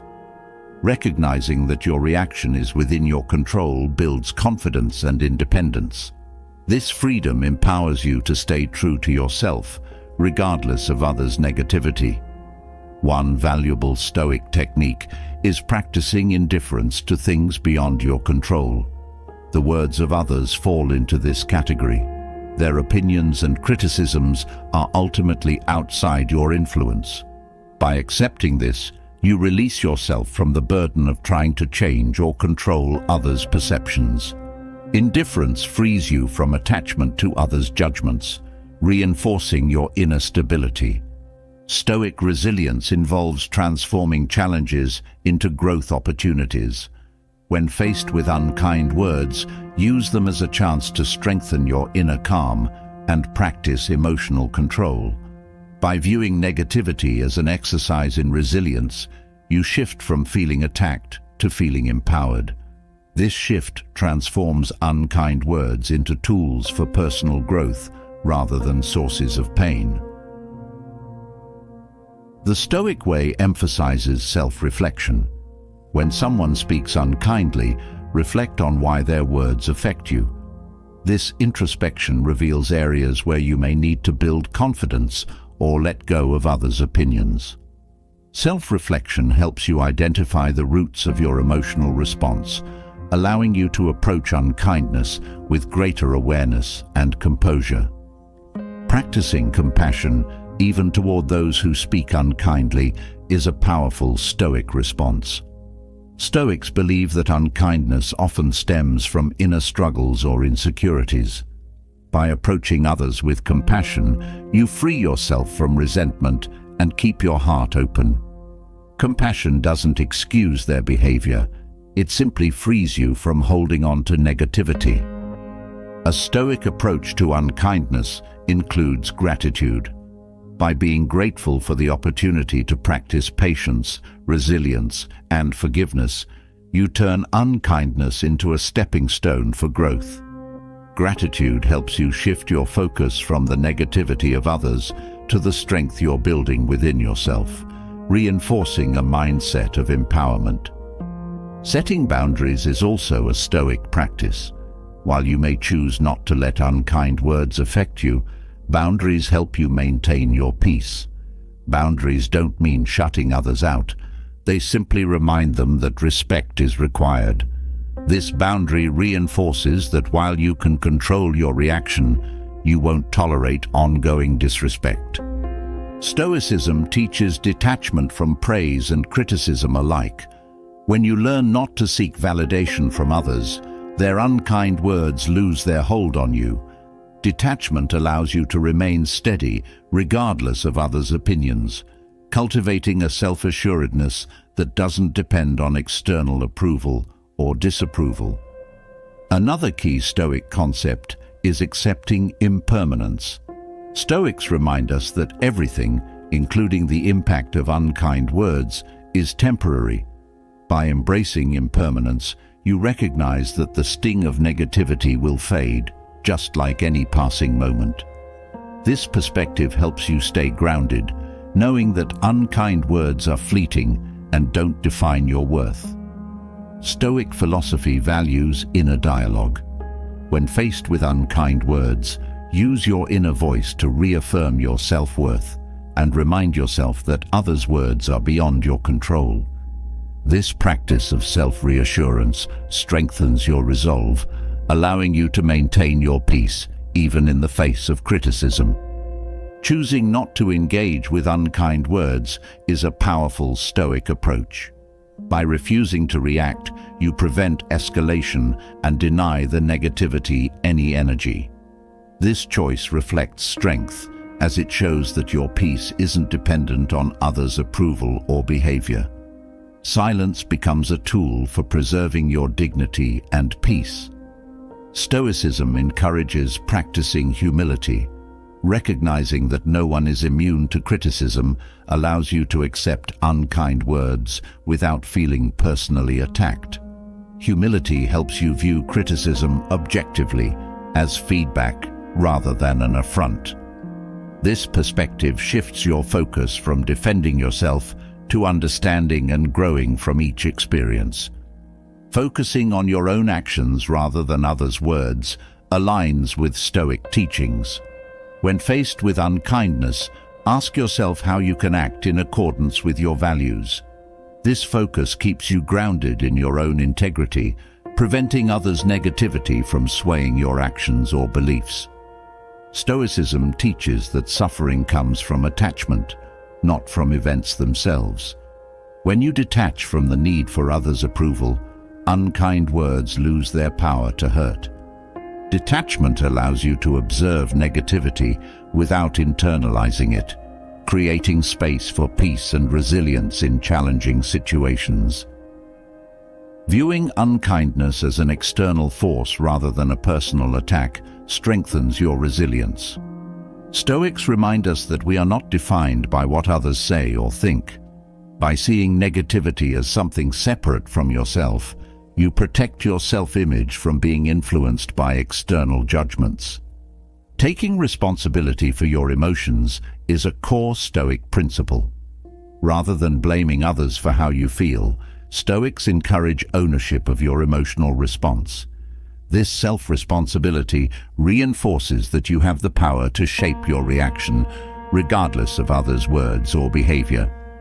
Stoic practice involves letting go of grudges.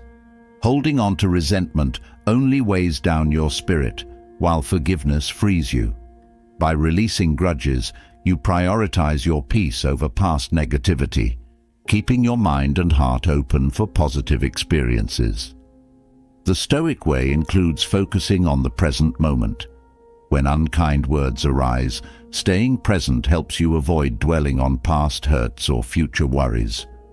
By centering your attention on the here and now, you prevent negativity from overshadowing your peace. Reframing negativity as a learning opportunity is a valuable Stoic approach. Rather than seeing unkindness as a setback, view it as a chance to practice resilience and patience. This mindset turns challenges into experiences that enhance your growth and deepen your inner strength. Stoics advise not to expect perfection from others. People are flawed, and sometimes their words may reflect those imperfections. By accepting this reality, you reduce the frustration that arises from expecting others to always be kind or fair, cultivating a sense of acceptance and peace. Stoic practice includes recognizing your triggers. By identifying specific words or actions that evoke strong emotions, you become more aware of areas where you may need to build resilience. This awareness helps you control your reactions, allowing you to handle unkind words with greater poise. Cultivating a sense of purpose helps you rise above unkindness. When you're deeply connected to your values and goals, others' negativity becomes insignificant. Purpose anchors you in what truly matters, giving you strength to ignore distractions and stay focused on your path. Stoic wisdom encourages focusing on virtues rather than outcomes. When faced with unkindness, concentrate on embodying patience, kindness, and resilience, rather than controlling others' reactions.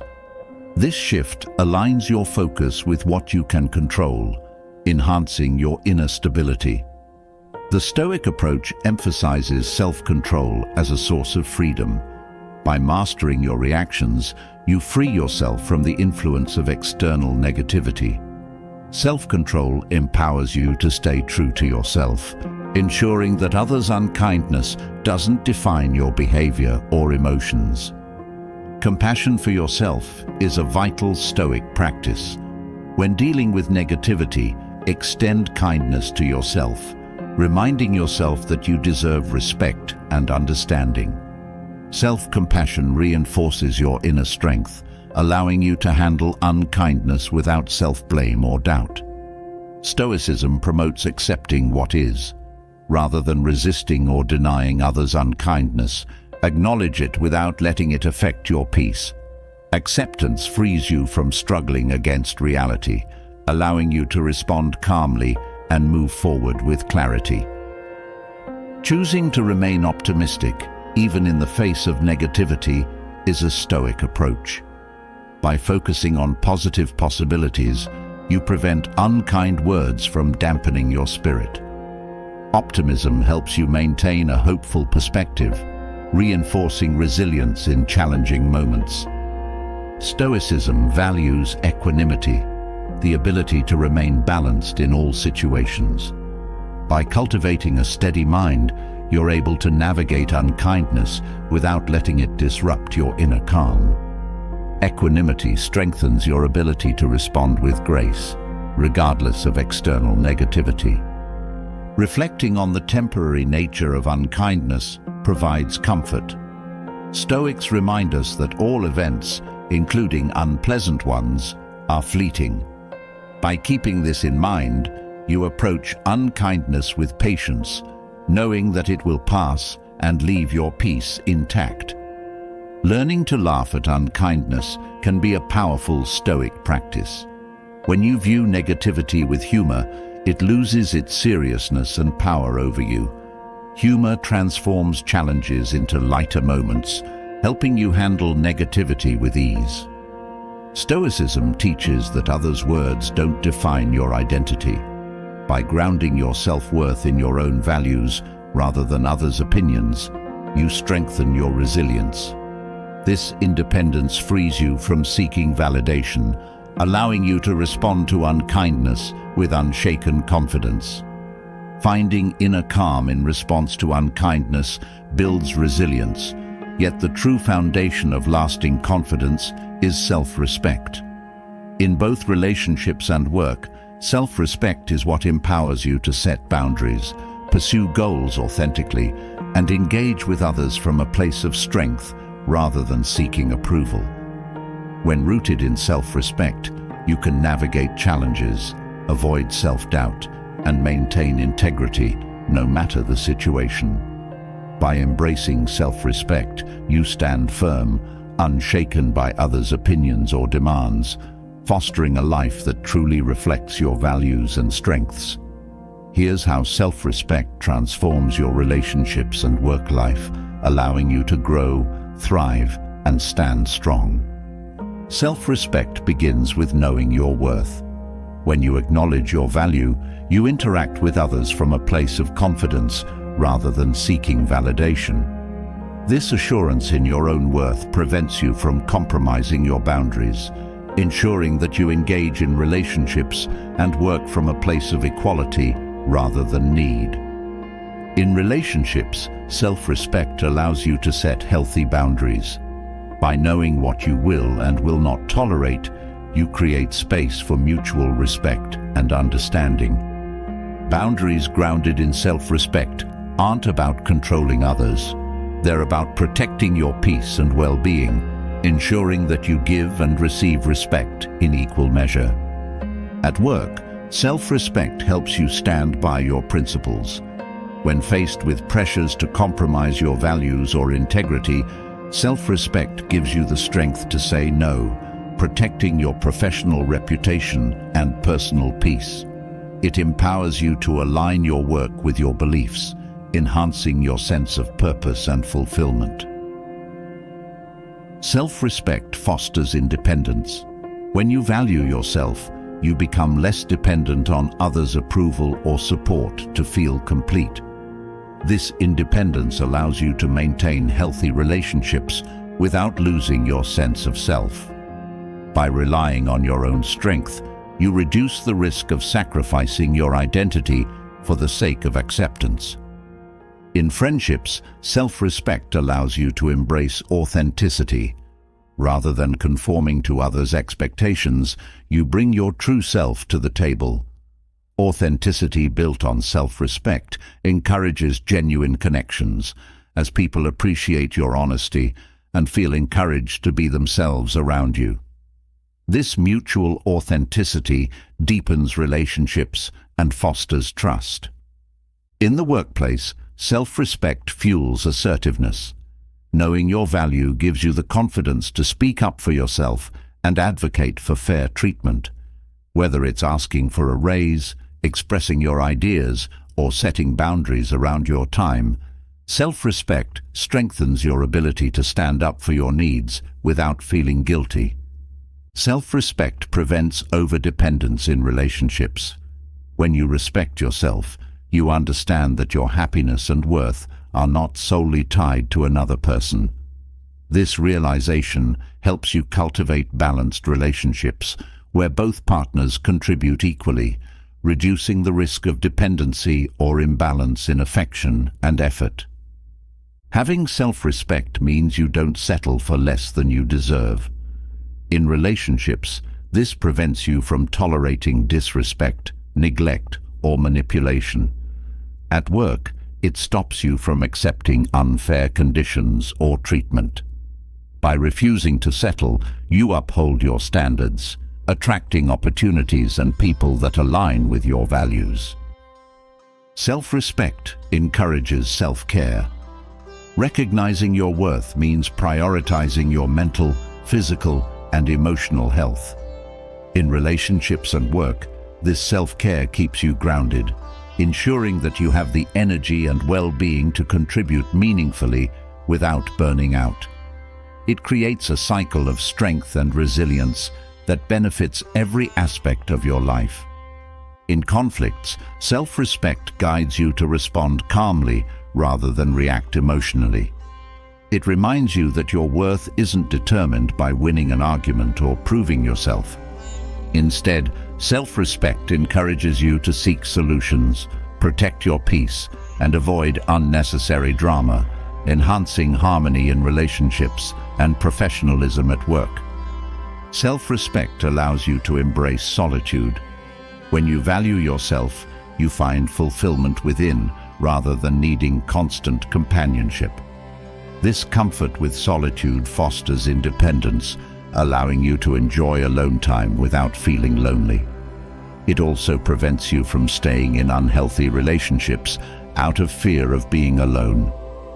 In professional settings, self-respect helps you set realistic boundaries around work-life balance.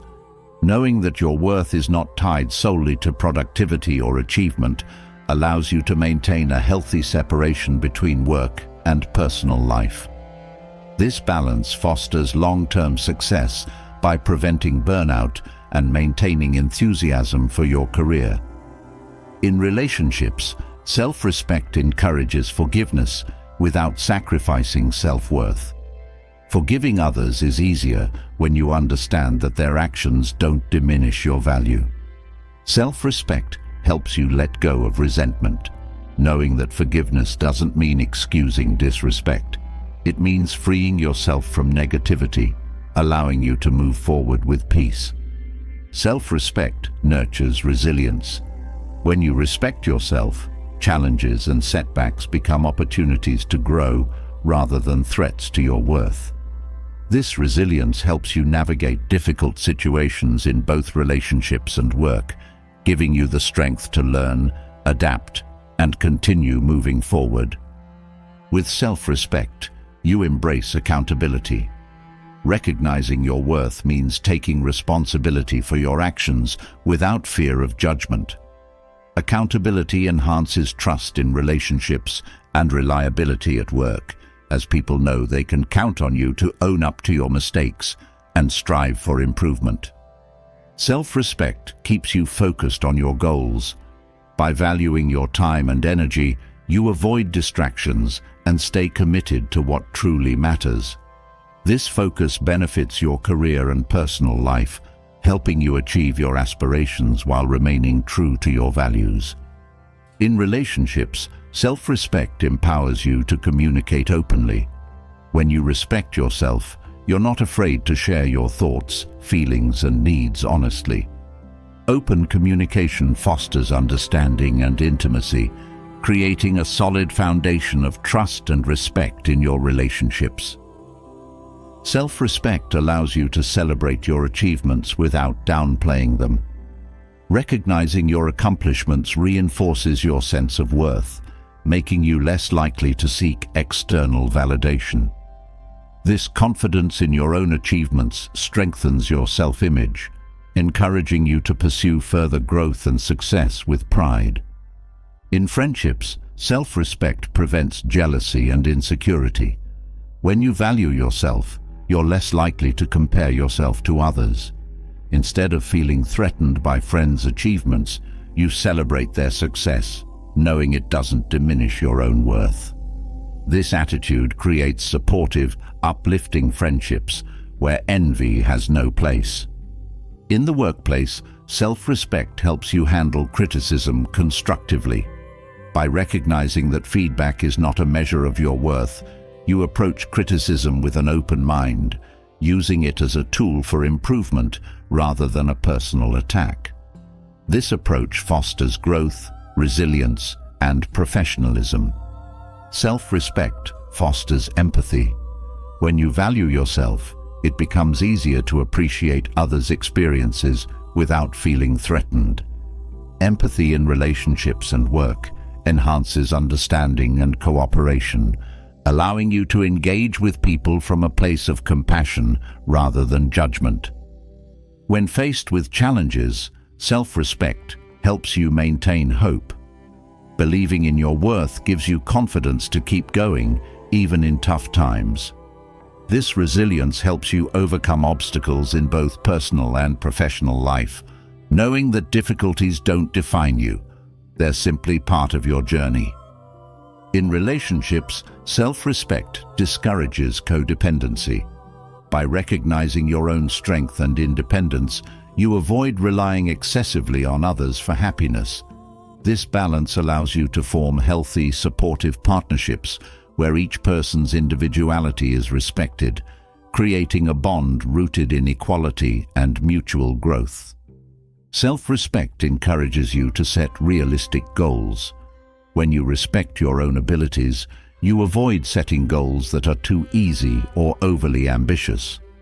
This balanced approach to goal setting fosters motivation, ensuring that you pursue challenges that push you to grow without overwhelming yourself.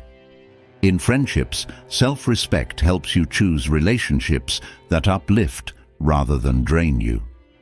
By valuing your own energy, you become selective about who you spend time with, surrounding yourself with people who respect and support you. This choice creates a positive social circle that reinforces your confidence and happiness. Self-respect enhances decision-making. When you trust your judgment, you make choices that align with your values rather than seeking others' approval. This confidence in your decisions empowers you to pursue paths that truly resonate with you, whether in relationships, work, or personal growth. In the workplace, self-respect helps you navigate office politics with integrity. Rather than compromising your values to gain favor, you focus on doing your best and maintaining honesty. This approach earns you respect, as people recognize your commitment to fairness and authenticity. Self-respect encourages continuous learning. By valuing your growth, you seek opportunities to expand your knowledge and skills. This commitment to learning benefits both relationships and work, as it keeps you adaptable, curious, and open to new experiences that enrich your life. In relationships, self-respect inspires you to give without expecting anything in return. When you value yourself, you give from a place of abundance, not need. This generosity strengthens your bonds, as people sense that your kindness is genuine and free from hidden expectations. Self-respect fosters gratitude. When you appreciate your own worth, it becomes easier to recognize the good in others and in your circumstances. Gratitude enhances your outlook on life, helping you approach relationships and work with positivity and resilience. In challenging situations, self-respect gives you the courage to stand alone if necessary. Rather than compromising your values to fit in, you stay true to yourself, even if it means standing apart. This courage strengthens your sense of identity, allowing you to remain authentic in all areas of life. Self-respect enhances self-discipline. When you value yourself, you commit to actions that align with your goals and avoid distractions. This discipline benefits both personal and professional growth, helping you achieve success without sacrificing your integrity or well-being. In relationships, self-respect supports forgiveness without enabling harm. Forgiving others from a place of strength allows you to release resentment while maintaining healthy boundaries. This balance ensures that forgiveness enhances your peace without compromising your values. Self-respect nurtures resilience to rejection. Knowing your worth means understanding that rejection doesn't define you. This resilience helps you handle setbacks gracefully, whether in work or personal relationships, allowing you to learn from each experience without losing confidence. In friendships, self-respect allows you to enjoy shared experiences without competition. By valuing your unique qualities, you engage with friends as equals rather than rivals. This equality fosters supportive, fulfilling friendships that encourage growth without comparison. Self-respect strengthens your ability to manage time effectively. Recognizing the value of your time encourages you to prioritize meaningful activities and relationships, creating a balanced life that reflects your true priorities. In the workplace, self-respect helps you handle stress without compromising your values. When you respect yourself, you resist pressure to overwork or sacrifice your health for productivity. This balanced approach promotes sustainable success and long-term satisfaction in your career. Self-respect empowers you to advocate for others. When you recognize your own worth, you feel confident supporting others in standing up for their rights. This advocacy strengthens relationships, as people see that your respect for yourself extends to respect for others. In relationships, self-respect prevents you from taking on others' emotional burdens. By valuing your own peace, you offer support without absorbing others' stress or negativity. This balance fosters healthy boundaries, allowing you to be there for loved ones without losing yourself. Self-respect enhances creativity. When you trust your abilities, you feel more confident exploring new ideas and expressing yourself. This creative freedom benefits work and personal projects, as it encourages innovation and passion in all that you do. In challenging conversations, self-respect helps you stay calm and composed. Knowing your worth prevents you from feeling defensive or threatened, allowing you to engage in open dialogue without compromising your integrity. Self-respect encourages you to seek fulfillment over approval. Rather than striving to impress others, you pursue goals that bring you genuine satisfaction.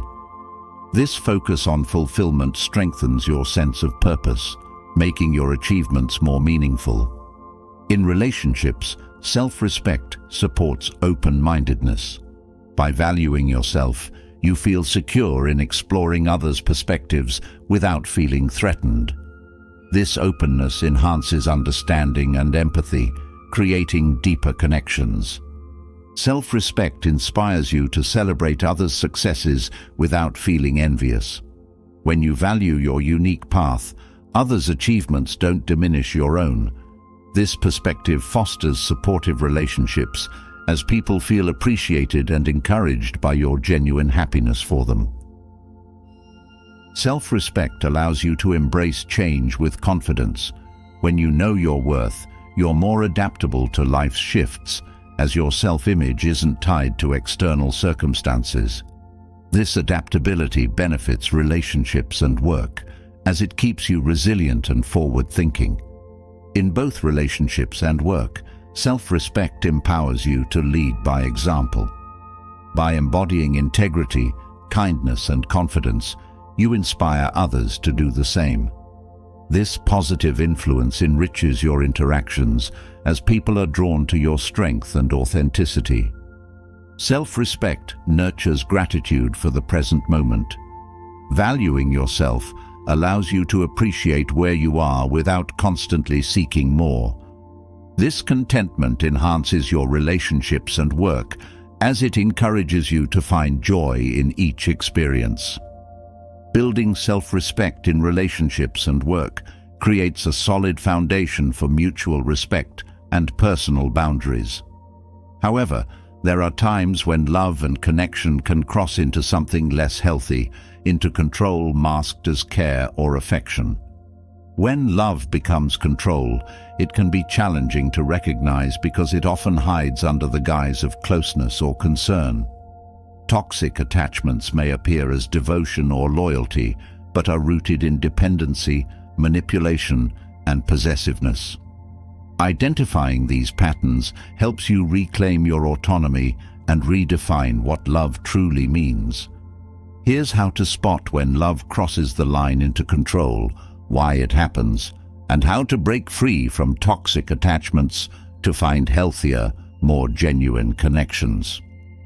Toxic attachments often begin subtly, with small, seemingly harmless gestures that gradually grow more intense. A partner or friend might check in on you frequently, initially seeming attentive or caring. However, if this behavior escalates to an excessive need for constant updates or always knowing where you are, it shifts from care to control. Recognizing these early signs helps you establish healthy boundaries before the attachment deepens into something more restrictive. A hallmark of controlling love is jealousy framed as protection. Statements like, "I just worry about you," or "I don't trust others around you," might seem caring, but often mask insecurity and a need for control. True love doesn't limit your interactions, it trusts and respects your independence. By noticing this jealousy early on, you can address it openly and assess whether the relationship supports or stifles your freedom. Isolation is a powerful tool used in toxic attachments. A controlling partner or friend may discourage you from spending time with others, subtly suggesting that they are the only one who truly understands or cares for you. While closeness in relationships is natural, isolation limits your perspective, making it easier for the person to control your thoughts and decisions. Recognizing this pattern allows you to maintain connections outside the relationship, protecting your independence. Emotional manipulation, such as guilt tripping, is common in toxic attachments.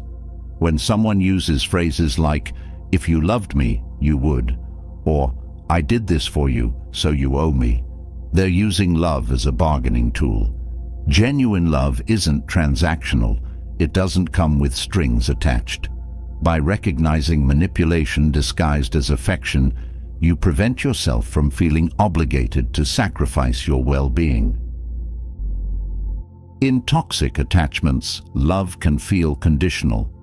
A controlling person might withdraw affection or become distant if you don't act according to their expectations. This conditional love creates an environment where you feel you must constantly prove your loyalty or worthiness. Healthy love, on the other hand, accepts you without constant tests or ultimatums. Noticing these conditions can help you evaluate whether the relationship respects your individuality. Possessiveness is another clear sign of love becoming control. Phrases like, "You're mine," or "I don't want anyone else to have you," might initially seem romantic, but possessiveness views you as property rather than a partner. True love respects autonomy and doesn't attempt to control who you are or whom you connect with. Recognizing possessive behavior allows you to reaffirm your boundaries and maintain your sense of self. Overcriticism is often present in toxic attachments. A controlling person might frequently point out your flaws or belittle your choices under the pretense of wanting the best for you. This constant criticism chips away at your self-esteem, making you feel dependent on their approval. Healthy relationships, however, encourage growth through support rather than constant critique. By recognizing excessive criticism, you can assess whether the relationship builds you up or brings you down. Toxic attachments often involve gaslighting, a form of manipulation where the person makes you doubt your own perceptions or feelings. If they consistently dismiss your feelings with statements like, "You're overreacting," or "That never happened," they're attempting to control your reality. Recognizing gaslighting helps you trust your own experiences, preserving your self-worth and autonomy. In a toxic attachment, love can feel overwhelming, as though it's consuming every aspect of your life. The person may demand constant attention or expect you to prioritize them above all else. While intense connections are natural in relationships, love that feels suffocating usually signals a need for control. Recognizing this intensity helps you set boundaries that allow for balance and breathing space. People in toxic attachments often use blame to maintain control. They may deflect responsibility for their actions, making you feel at fault for their behavior. Statements like, "You made me do this," or "If you didn't act this way, I wouldn't have to," shift blame onto you, creating guilt and dependency. Recognizing this blame shifting allows you to maintain accountability without accepting responsibility for their actions. Monitoring or invading your privacy is another control tactic. A controlling partner or friend may want access to your phone, emails, or social media accounts, justifying it as trust or transparency. While openness is essential, privacy is also a vital part of respect. Recognizing when curiosity turns into surveillance helps you safeguard your autonomy and maintain trust based on mutual respect. In toxic attachments, love may feel unpredictable, with highs and lows that leave you emotionally exhausted. This roller coaster dynamic often involves cycles of intense affection, followed by distance or conflict, creating dependency. Healthy relationships, however, offer stability rather than constant emotional fluctuation. Recognizing these patterns allows you to seek relationships that support emotional balance and security.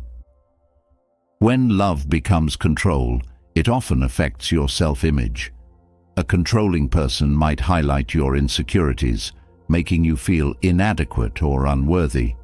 This tactic lowers your confidence, increasing dependency on their validation. True love, on the other hand, boosts self-esteem and encourages self-acceptance. Recognizing this impact on your self-worth enables you to evaluate whether the relationship aligns with your growth. In toxic attachments, apologies are rare, as the controlling person may refuse to take responsibility. They might justify hurtful actions or expect you to move on without acknowledgement. In healthy love, accountability and apologies are given freely, showing respect for each other's feelings. Recognizing this unwillingness to apologize can help you identify a lack of respect within the relationship. When someone attempts to make every decision for you, love turns into control. They may insist on choosing what you wear, whom you interact with, or how you spend your time, framing it as looking out for you. Genuine love respects your right to make choices and supports your independence. Recognizing this need for control allows you to re-establish your autonomy within the relationship. Toxic attachments often include financial control. A controlling person might restrict your access to money or make financial decisions for you, using this dependence to keep you within their influence. Financial control limits your independence, making it harder to leave the relationship.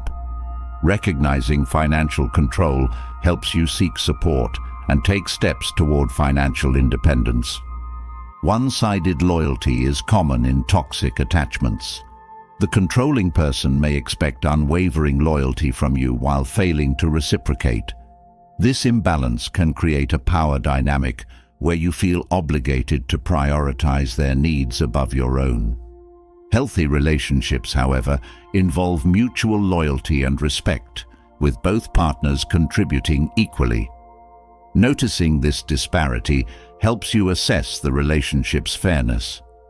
In a controlling relationship, expressions of love may feel like obligations rather than choices. If you feel pressured to constantly prove your love or dedication, the attachment has likely crossed into control. True love doesn't demand proof. It exists without constant validation. Recognizing this pressure allows you to reclaim your right to express love freely and genuinely. Subtle threats are often present in toxic attachments.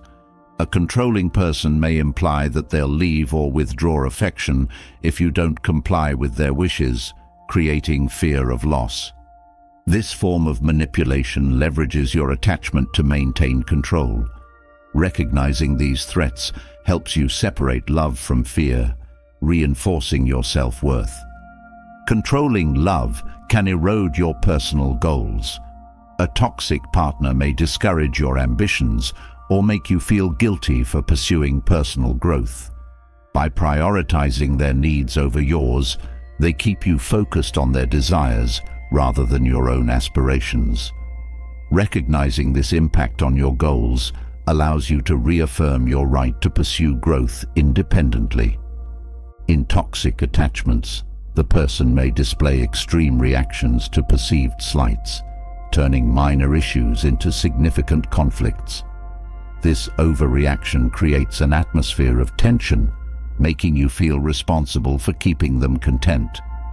Healthy love addresses issues calmly without escalating them unnecessarily.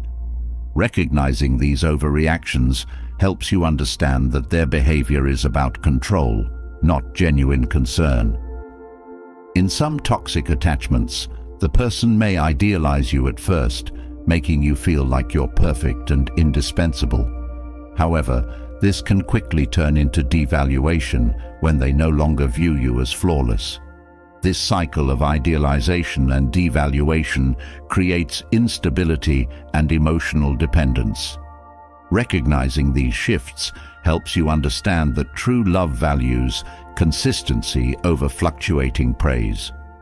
When love becomes control, personal achievements may be downplayed or dismissed. A controlling person may feel threatened by your success, subtly discouraging your growth. In a healthy relationship, love celebrates achievements without reservation. Recognizing this behavior allows you to seek connections that uplift rather than suppress your potential. In a toxic attachment, attempts to assert independence may be met with resistance. A controlling person may react negatively when you make decisions for yourself, perceiving it as a threat to their influence. True love encourages independence, celebrating your growth and autonomy. Recognizing this resistance allows you to reinforce your right to make choices without external pressure. People in toxic attachments may manipulate your kindness, expecting you to prioritize their needs without reciprocation. By exploiting your empathy, they create an imbalanced dynamic where you constantly give without receiving. Healthy love respects boundaries and values mutual support. Recognizing this manipulation allows you to protect your compassion and maintain balanced relationships. In toxic attachments, affection can feel like a reward rather than a natural expression of love. A controlling person may withhold affection to punish or motivate you, making love feel conditional. Genuine love doesn't use affection as a tool for compliance, it's freely given. Recognizing this manipulation enables you to reclaim your emotional independence and seek healthier expressions of love. Breaking free from toxic attachments reveals a crucial truth. Your self-worth is not a bargaining chip, and your dignity is non-negotiable. Embracing self-worth means standing firm in the belief that you deserve respect, kindness, and authenticity in every interaction. Holding on to your dignity empowers you to make choices that honor your values, avoid situations that compromise your integrity, and live a life rooted in self-respect. This is not about ego or superiority. It's about understanding that your well-being and self-respect come first. Here's why your dignity is indispensable and how embracing self-worth shapes a life that genuinely reflects your strength, confidence, and inner peace. Dignity begins with recognizing your inherent worth, independent of others' opinions or approval. When you hold yourself in high regard, you're less likely to tolerate disrespect or mistreatment. This foundation of self-worth keeps you grounded, allowing you to remain steady regardless of external judgments. Recognizing your value is the first step in embracing a life that honors your dignity. Knowing that your dignity is non-negotiable changes the way you approach relationships. You set boundaries that protect your emotional and mental well-being, making it clear that respect is a requirement, not an option. These boundaries don't isolate you. They create a space where you can connect with others without compromising your self-respect. Self-worth helps you avoid seeking validation in unhealthy ways. Instead of looking for approval from others, you validate your own experiences and feelings, understanding that your perspective is valuable. This internal validation frees you from the need for constant reassurance, empowering you to stand strong in who you are. Embracing self-worth also means accepting that you are enough as you are. Society often pressures us to achieve or change to be worthy, but dignity affirms that your worth doesn't depend on achievements or comparisons.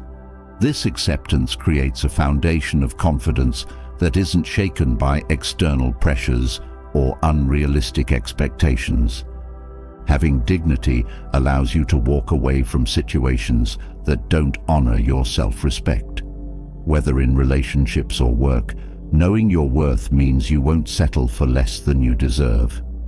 Walking away isn't a sign of weakness. It's a powerful statement that you value your peace and well-being above others' demands or opinions. Self-worth strengthens resilience, especially during tough times. When challenges arise, dignity reminds you that setbacks don't define you. This resilience helps you recover and grow without letting difficulties impact your sense of worth. Embracing self-worth means seeing challenges as temporary, with the confidence that you'll overcome them without losing self-respect. Your dignity reinforces the importance of treating yourself with kindness. Embracing self-worth encourages you to practice self-compassion, especially when facing mistakes or insecurities. This kindness toward yourself prevents self-criticism from eroding your confidence, allowing you to grow without harsh judgment. Dignity influences the way you handle criticism. When you know your worth, criticism becomes a tool for growth rather than a personal attack. You can evaluate feedback objectively, keeping what helps you improve and disregarding what doesn't align with your values. This approach allows you to grow without sacrificing self-respect. Embracing self-worth means defining success on your terms. Instead of conforming to society's standards, you measure success by your own values and goals. This self-defined success protects your dignity, as it prevents you from chasing approval or compromising your integrity for validation. Your dignity creates a shield against negative influences. When others try to bring you down, self-worth acts as a barrier, reminding you that their opinions don't determine your value. This protection allows you to navigate life's challenges without internalizing others' negativity. Knowing your worth helps you make decisions that align with your values. Instead of being swayed by external pressures, you choose paths that reflect your integrity. This alignment reinforces your dignity, as each decision you make honors your true self, creating a life that feels authentic and fulfilling. Self-worth encourages gratitude for your unique journey. Embracing your path without comparison allows you to see the beauty in your experiences, even if they differ from others. Gratitude for your journey reinforces your dignity, as it reminds you that your life's worth isn't measured by others' milestones. When dignity is non-negotiable, you refuse to let others take advantage of your kindness. Self-worth reminds you that compassion doesn't mean accepting disrespect. This balance allows you to be generous without compromising your boundaries, making kindness a source of strength rather than a vulnerability. Dignity helps you prioritize your well-being without guilt. Embracing self-worth means understanding that self-care isn't selfish, it's essential. By putting your health and happiness first, you ensure that you have the energy to contribute meaningfully to others, creating a balance that honors your needs and respects your boundaries. Self-worth supports you in letting go of relationships that no longer serve you. When you recognize your value, you don't hold on to connections out of fear or dependency. Letting go isn't an act of abandonment. It's a decision to honor your dignity by surrounding yourself with people who respect and uplift you. Embracing self-worth means celebrating your achievements, no matter how small. Each step you take toward growth reinforces your dignity, reminding you that progress is personal. Celebrating yourself strengthens confidence and appreciation for your efforts, allowing you to acknowledge your journey without waiting for external validation. Your dignity reinforces patience with yourself. Embracing self-worth helps you understand that growth is a process and setbacks are part of the journey. Patience with yourself prevents frustration from diminishing your confidence, allowing you to learn and grow with kindness and self-respect. Self-worth helps you recognize that mistakes don't define you. When you hold on to your dignity, you see mistakes as learning experiences rather than reflections of your character. This perspective allows you to approach challenges without fear, knowing that your worth isn't diminished by imperfection. Dignity fosters independence in decision-making. Instead of relying on others to guide your choices, self-worth empowers you to trust your intuition. This independence reinforces your confidence, as it shows that you believe in your own judgment and are capable of navigating life on your terms. Embracing self-worth strengthens your voice. When you value yourself, you feel empowered to speak up for what matters, even if others disagree. This confidence in your voice allows you to express your truth without fear of judgment, creating a life that reflects your values and convictions. Self-worth helps you embrace your uniqueness. Instead of feeling pressured to fit in, dignity allows you to celebrate your individuality. This acceptance of yourself as you are prevents the need to conform, allowing you to shine in your authenticity without compromising your values. Your dignity influences how you handle success. Embracing self-worth means celebrating achievements without arrogance. You acknowledge your accomplishments with humility, understanding that they are a reflection of your hard work and dedication rather than a reason for superiority. Knowing your worth helps you resist toxic relationships. When you embrace self-worth, you recognize when a relationship is damaging rather than fulfilling. This awareness empowers you to distance yourself from negativity, choosing connections that honor your dignity and support your growth. Dignity keeps you grounded in the face of adversity. When challenges arise, self-worth reminds you that difficulties don't determine your value.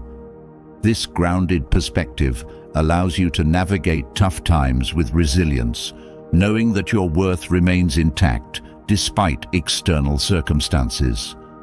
Self-worth fosters contentment. Embracing your value means finding peace within yourself rather than seeking happiness in external factors. This contentment reinforces your dignity, as it reminds you that you don't need to chase approval or validation to feel whole. Your dignity guides you in setting boundaries. Self-worth reminds you that boundaries are essential for respect, both from yourself and others. By setting limits, you create a space where you can grow without compromising your peace, ensuring that your relationships are healthy and balanced. Embracing self-worth encourages self-expression. When you value yourself, you feel confident exploring your interests and talents without fear of judgment. This freedom to express yourself fully enhances your life, allowing you to pursue passions that align with your true self. Knowing your worth prevents you from comparing yourself to others. Self-worth reminds you that everyone's journey is unique and your path is valuable in its own right. This perspective protects your dignity as it stops you from measuring your success by others' standards. Dignity enhances self-discipline. When you respect yourself, you commit to habits that align with your goals and values. This self-discipline reinforces your worth, as it shows that you're willing to put in the effort to create a life that reflects your integrity. Self-worth fosters resilience to criticism. Embracing your dignity means recognizing that others' opinions don't define you. This resilience helps you approach criticism constructively, using it to grow without letting it diminish your confidence or sense of self. Embracing self-worth encourages self-love. When you recognize your inherent value, you treat yourself with kindness and compassion, especially during challenging times. This self-love reinforces your dignity, as it reminds you that you deserve care and respect from yourself as much as from others. Your dignity helps you accept compliments with grace. Embracing self-worth allows you to receive praise without feeling uncomfortable or unworthy. This acceptance shows that you recognize your own achievements and appreciate others' acknowledgement without diminishing your value. Knowing your worth helps you advocate for yourself. When you value your dignity, you feel empowered to stand up for your rights and needs, both in personal relationships and professional settings. This advocacy reinforces your confidence, as it shows that you believe in your own worth. Embracing self-worth helps you prioritize quality over quantity in relationships. When you value yourself, you seek connections that add meaning to your life rather than simply filling space. This focus on quality relationships ensures that your dignity is respected, creating a supportive and uplifting social circle. Self-worth allows you to embrace your strengths without downplaying them. Recognizing your abilities without humility or arrogance reinforces your dignity, as it shows that you're proud of your talents and contributions without feeling the need to diminish or exaggerate them. Embracing self-worth and recognizing your dignity reinforces a powerful truth. You don't need to justify living authentically. Every individual has the right to lead a life that aligns with their values, passions, and beliefs, free from unnecessary explanations or validation from others. Living authentically means honoring your true self, expressing your unique voice, and choosing a path that reflects who you are at the core. It's not about seeking approval, but about living with integrity. Here's why you don't owe anyone an explanation for your choices, and how embracing this freedom empowers you to live genuinely and confidently in every aspect of life. Authenticity begins with self-acceptance. When you fully accept who you are, there's no need to explain your choices to others. Self-acceptance liberates you from seeking approval, allowing you to make decisions based on your values without feeling pressured to conform to external expectations. Living authentically means prioritizing your happiness over others' opinions. When you let go of the need to justify your choices, you find a deeper sense of fulfillment that comes from within. This freedom to prioritize your well-being strengthens your sense of self and creates a life that truly resonates with your desires. You don't owe anyone an explanation because your journey is unique. No one else has experienced life exactly as you have, with the same experiences, lessons, and insights. By honoring your journey, you acknowledge that your choices are deeply personal, made for reasons that others may not fully understand. Authenticity requires courage, especially when your choices challenge societal norms. By living boldly, you set an example that it's okay to follow a different path. This courage not only benefits you, but inspires others to question why they may feel the need to conform, encouraging them to explore their own authentic desires. Embracing your uniqueness means understanding that you are under no obligation to meet others' expectations. Your life is yours to shape, and living by your own standards allows you to grow in ways that feel genuine.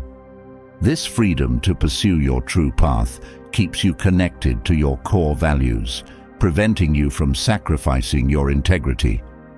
When you choose to live authentically, you take ownership of your choices without feeling the need to explain them. This ownership fosters responsibility and maturity, as you understand that your happiness and fulfillment depend on living in alignment with your truth, not on pleasing others. Living authentically means accepting that not everyone will understand or agree with your choices, and that's okay. Embracing this reality frees you from the need to defend yourself. By understanding that diversity in perspectives is natural, you can confidently make choices that serve your well-being without seeking others' validation. You don't need to justify your choices because self-trust is more valuable than external approval. When you trust yourself, you build a foundation of confidence that is unshaken by others' opinions. Self-trust reinforces that your decisions are made with intention, honoring your needs and values above all else. Embracing authenticity means knowing that your purpose is unique to you. You have talents, passions, and perspectives that shape your path in ways only you can fully appreciate. Recognizing the value of your purpose gives you the confidence to pursue it wholeheartedly without needing permission or explanation. When you live authentically, you build resilience against criticism. Understanding that not everyone will agree with your choices empowers you to handle negativity with grace. This resilience allows you to stay committed to your path, knowing that others' judgments don't define your worth or the validity of your choices. Living without the need to explain yourself fosters inner peace. When you're not constantly seeking validation, you find a sense of calm in knowing that your life reflects your true self. This inner peace enhances your ability to focus on what truly matters, leaving behind the noise of others' expectations. Choosing to live authentically means embracing imperfection. You understand that mistakes and growth are part of your journey, and you don't need to justify your learning process to anyone. By accepting yourself fully, including your flaws, you allow for growth without the pressure to appear perfect. When you live without explanation, you practice detachment from others' opinions. This detachment doesn't mean indifference. It simply allows you to maintain your peace without being swayed by external judgments. Detachment reinforces your inner strength, keeping you grounded in your truth. Authenticity enhances your relationships. When you live true to yourself, you attract people who appreciate you for who you are, not for the version you present to fit in. This authenticity creates deeper, more meaningful connections, as these relationships are based on genuine acceptance. Living without needing to explain yourself gives you freedom in self-expression. You feel empowered to pursue your interests, hobbies, and passions openly without filtering them for others' approval. This freedom of expression fosters creativity and joy, enriching your life with activities that reflect your true self. When you don't justify your choices, you respect your boundaries.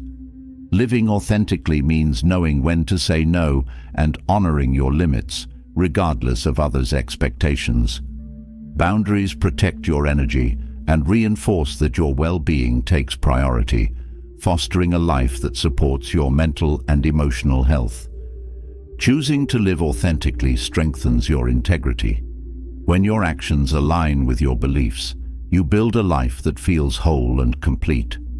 Integrity allows you to navigate life with a sense of purpose, knowing that each decision you make reflects your true self without compromise.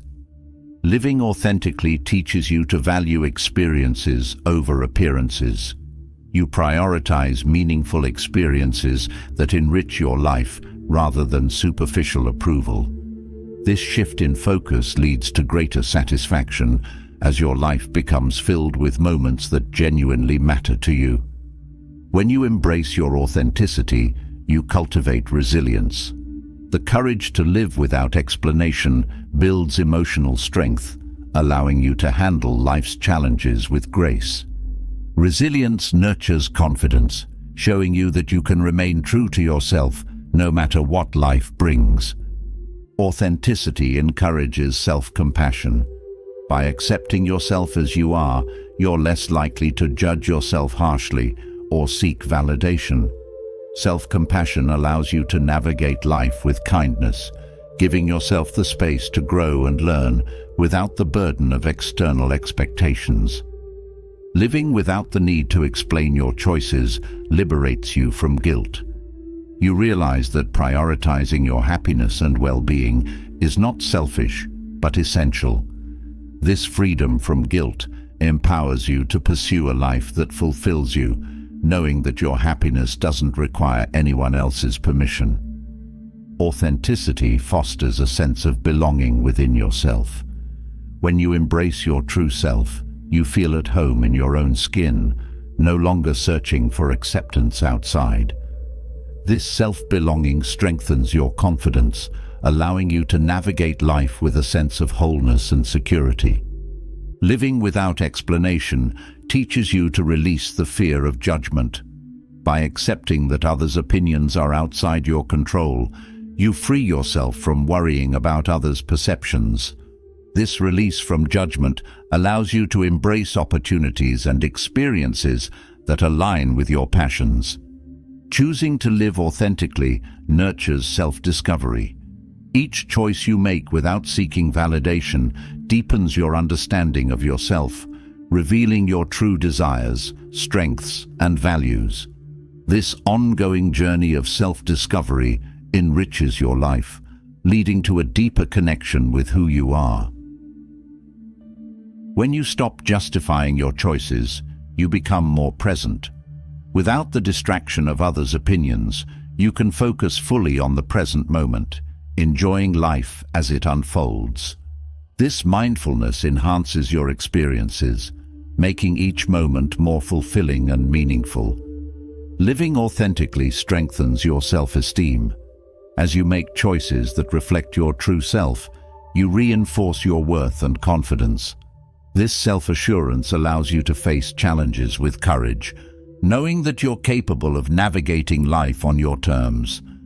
When you embrace authenticity, you cultivate gratitude. By living in alignment with your values, you appreciate the life you're creating. This gratitude deepens your sense of fulfillment, reminding you that a life lived true to yourself is a gift worth cherishing. Living without explanation allows you to pursue your passions without hesitation. When you're not concerned with others' opinions, you feel free to explore interests that excite and inspire you. This pursuit of passion adds joy and purpose to your life as you engage in activities that bring genuine happiness. Embracing authenticity promotes self-reliance. When you trust your own judgment, you become less dependent on others for guidance or approval. This self-reliance builds resilience, showing you that you're fully capable of creating a life that reflects your values and dreams. When you choose to live authentically, you inspire others. By showing that it's possible to live without constant explanation, you encourage those around you to embrace their own truth. Your example becomes a source of strength for others, creating a ripple effect of authenticity and courage. Living without the need to justify your choices protects your peace. When you're not constantly explaining yourself, you conserve energy for what truly matters. This peace of mind allows you to focus on your goals and passions, creating a life that brings joy without the stress of external validation. Authenticity allows you to embrace change. When you're true to yourself, you understand that growth and transformation are natural parts of life. This acceptance of change allows you to evolve without fear, knowing that your journey is uniquely yours to explore. Living authentically fosters a sense of freedom. Without the constraints of others' expectations, you feel liberated to make choices that align with your desires. This freedom to be yourself enhances your life, creating a path that feels true and fulfilling. Choosing not to explain yourself fosters clarity in your life. When you live authentically, your intentions and goals become clearer, as they're based on your true desires rather than others' influences. This clarity helps you make decisions with confidence, ensuring that each step reflects your authentic self. Embracing your truth allows you to stand tall in your convictions. When you live authentically, you hold firm in your beliefs, regardless of opposition. This strength in conviction creates a life rooted in integrity, where you remain true to your values even in the face of challenges. Living without the need to explain your choices fosters self-assurance. Each time you make a decision aligned with your values, you reinforce your confidence in yourself. This self-assurance strengthens your resilience, as you know that you're capable of navigating life with grace and authenticity. When you embrace authenticity, you cultivate patience. Living true to yourself requires time and trust in the journey. This patience allows you to grow without rushing, knowing that each experience contributes to a life that genuinely reflects your unique path. Choosing to live authentically means valuing your perspective. When you honor your own insights and experiences, you create a life that feels true to you. This self-respect reinforces your dignity, as you understand that your perspective is valuable and doesn't require external validation. Living without explanation promotes inner harmony. When your actions align with your values, you feel a sense of peace that comes from living honestly. This inner harmony strengthens your resilience, allowing you to navigate life's challenges with calmness and confidence. Embracing authenticity allows you to take risks. When you're not focused on others' opinions, you feel more courageous in pursuing opportunities that excite you. This willingness to take risks adds depth and adventure to your life, enriching your experiences with growth and discovery. Living authentically means honoring your intuition. When you trust your inner guidance, you make decisions that feel right for you. This trust in your intuition reinforces your confidence, allowing you to navigate life with clarity and purpose without the need for others' input. When you stop justifying your choices, you open yourself to possibilities. By embracing your truth, you attract opportunities and experiences that align with your values. This openness enriches your life, allowing you to create a path that feels genuinely fulfilling and aligned with who you are. Choosing authenticity often reveals who truly respects you and who only respects their ability to control you. A vital part of living authentically is freeing yourself from relationships that don't honor your well-being. Moving on from manipulative people isn't a rejection of kindness. It's an act of profound self-respect and self-compassion. Yet, guilt can creep in, triggered by years of feeling responsible for others' happiness. That guilt isn't a true guide. It's the final illusion crafted by those who controlled you. Shedding it allows you to see the difference between genuine connection and hidden manipulation, giving you freedom that's both transformative and overdue. Manipulators are skilled at weaving guilt into their influence. They know exactly how to make you feel responsible for their emotions and can twist even your smallest act of self-care into something selfish. They often project their needs onto you in subtle ways, whispering unspoken expectations that weigh on you like invisible chains. And because you're thoughtful and kind, you listen, you feel, and you respond. But look closer. When has their empathy ever extended back to you? When have they offered the same support or understanding? Their empathy is an illusion, carefully crafted to keep you second-guessing yourself and tethered to their needs. Realizing this is the beginning of your freedom. The guilt you feel isn't proof of their worth or of any debt you owe.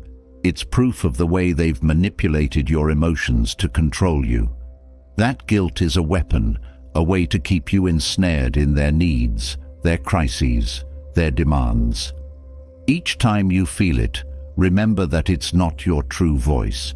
It's the echo of their influence, and it fades the more you stand in your own strength. When you set boundaries and let go of their hold, you're not abandoning them. You're releasing a dynamic that has been unhealthy and unbalanced. You're choosing to honor yourself rather than fuel their endless needs. There's strength in this choice. When you choose yourself over the false narratives they create, you're reclaiming your reality from their illusions. Manipulators are often skilled at building stories where they are the misunderstood soul, the one who only wants the best, the one who needs a little more of your time, your energy, your understanding.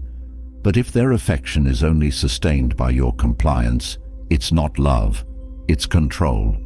Every time you take a step back, you dismantle a piece of that story, revealing it for what it is: a mask, a ploy, a false identity. Your decision to put yourself first doesn't make you cruel, it makes you aware. Recognizing manipulation involves more than seeing actions. It involves understanding motives.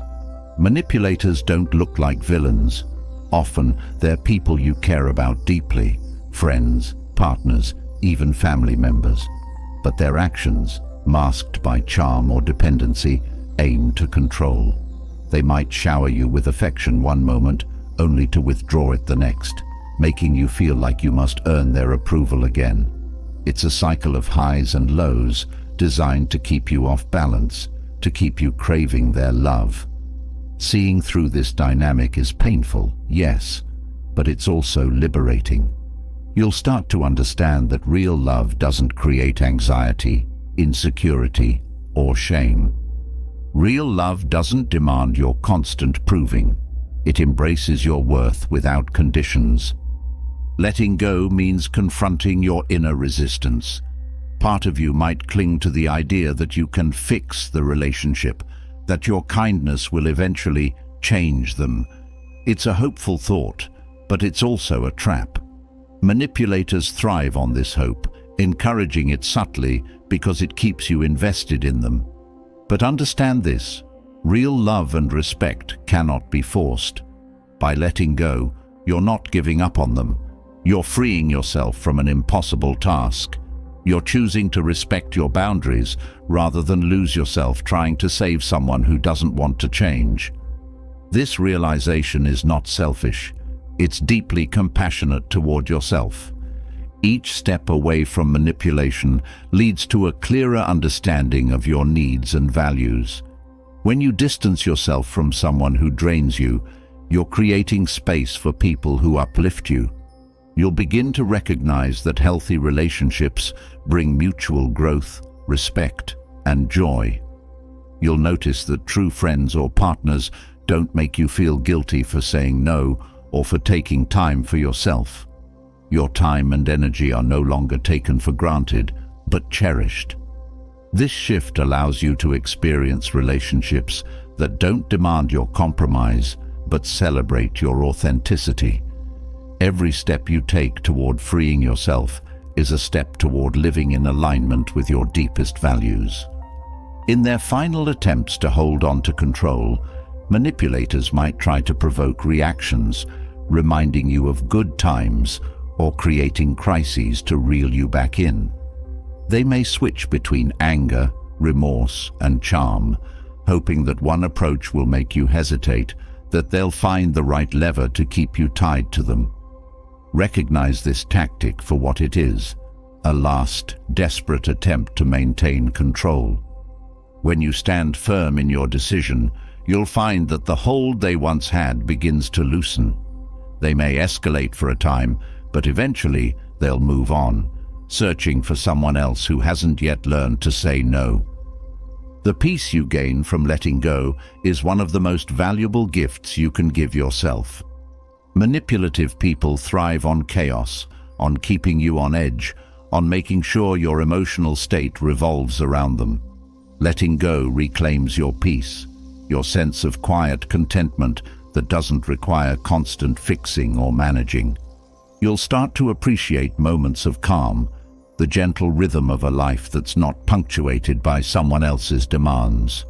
This peace is not only a sanctuary, it's a sign of your commitment to a life led by your values, not by others' needs. As you step further away from these influences, you might find yourself feeling lighter, more confident. There's an undeniable freedom in knowing that you're no longer bound by someone else's whims. Your decisions are yours, made for your well-being. Every day becomes an affirmation of your worth, as you no longer need anyone's validation to feel whole. You realize that guilt is not a necessary part of self-care, that your responsibility is first and foremost to your own peace. In this freedom, you'll see clearly how manipulation once twisted your perspective and how clear and pure your own voice truly is. Letting go of manipulative people is a profound act of love for yourself. It's an act that says, I am worthy of respect, of peace, of relationships that nourish rather than drain. You are not here to fix others or to be their endless source of validation. You're here to live authentically, to find joy in relationships that celebrate who you are. And if others try to make you feel guilty for this, remember, their guilt is their own. It's not your responsibility to carry the weight of someone else's unmet needs or unresolved issues. You are free to let go, free to live, free to love in a way that honors your soul. In the end, you'll find that the peace and clarity you've gained far outweigh any momentary guilt. You'll recognize that by letting go, you've not only freed yourself, but also opened a path for them to confront their own behavior. It's not your burden to ensure they learn, but you're no longer enabling their control. In releasing them, you release yourself from a pattern that's been unkind to you. Your life becomes your own, unchained from the distortions they tried to impose.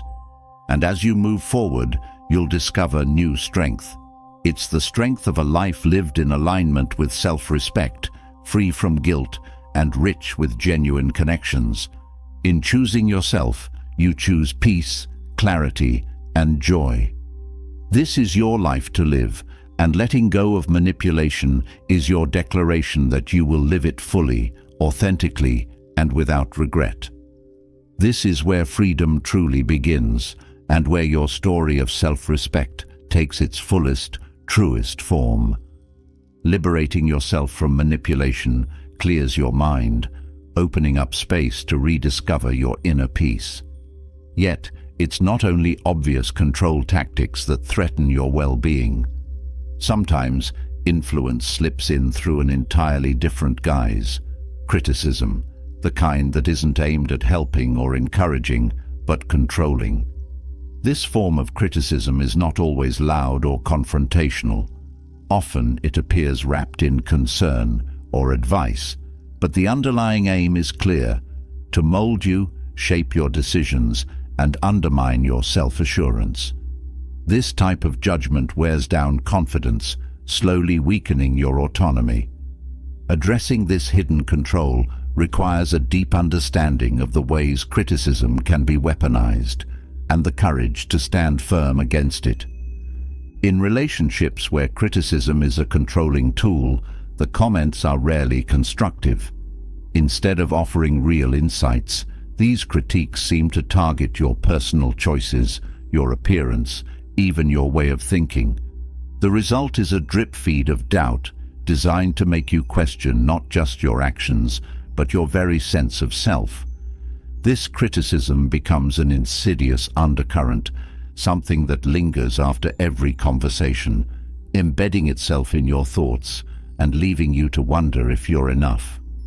Over time, it cultivates a dependence, where you find yourself seeking their approval, fearing their disapproval, and adjusting your behavior to avoid the next dose of judgment.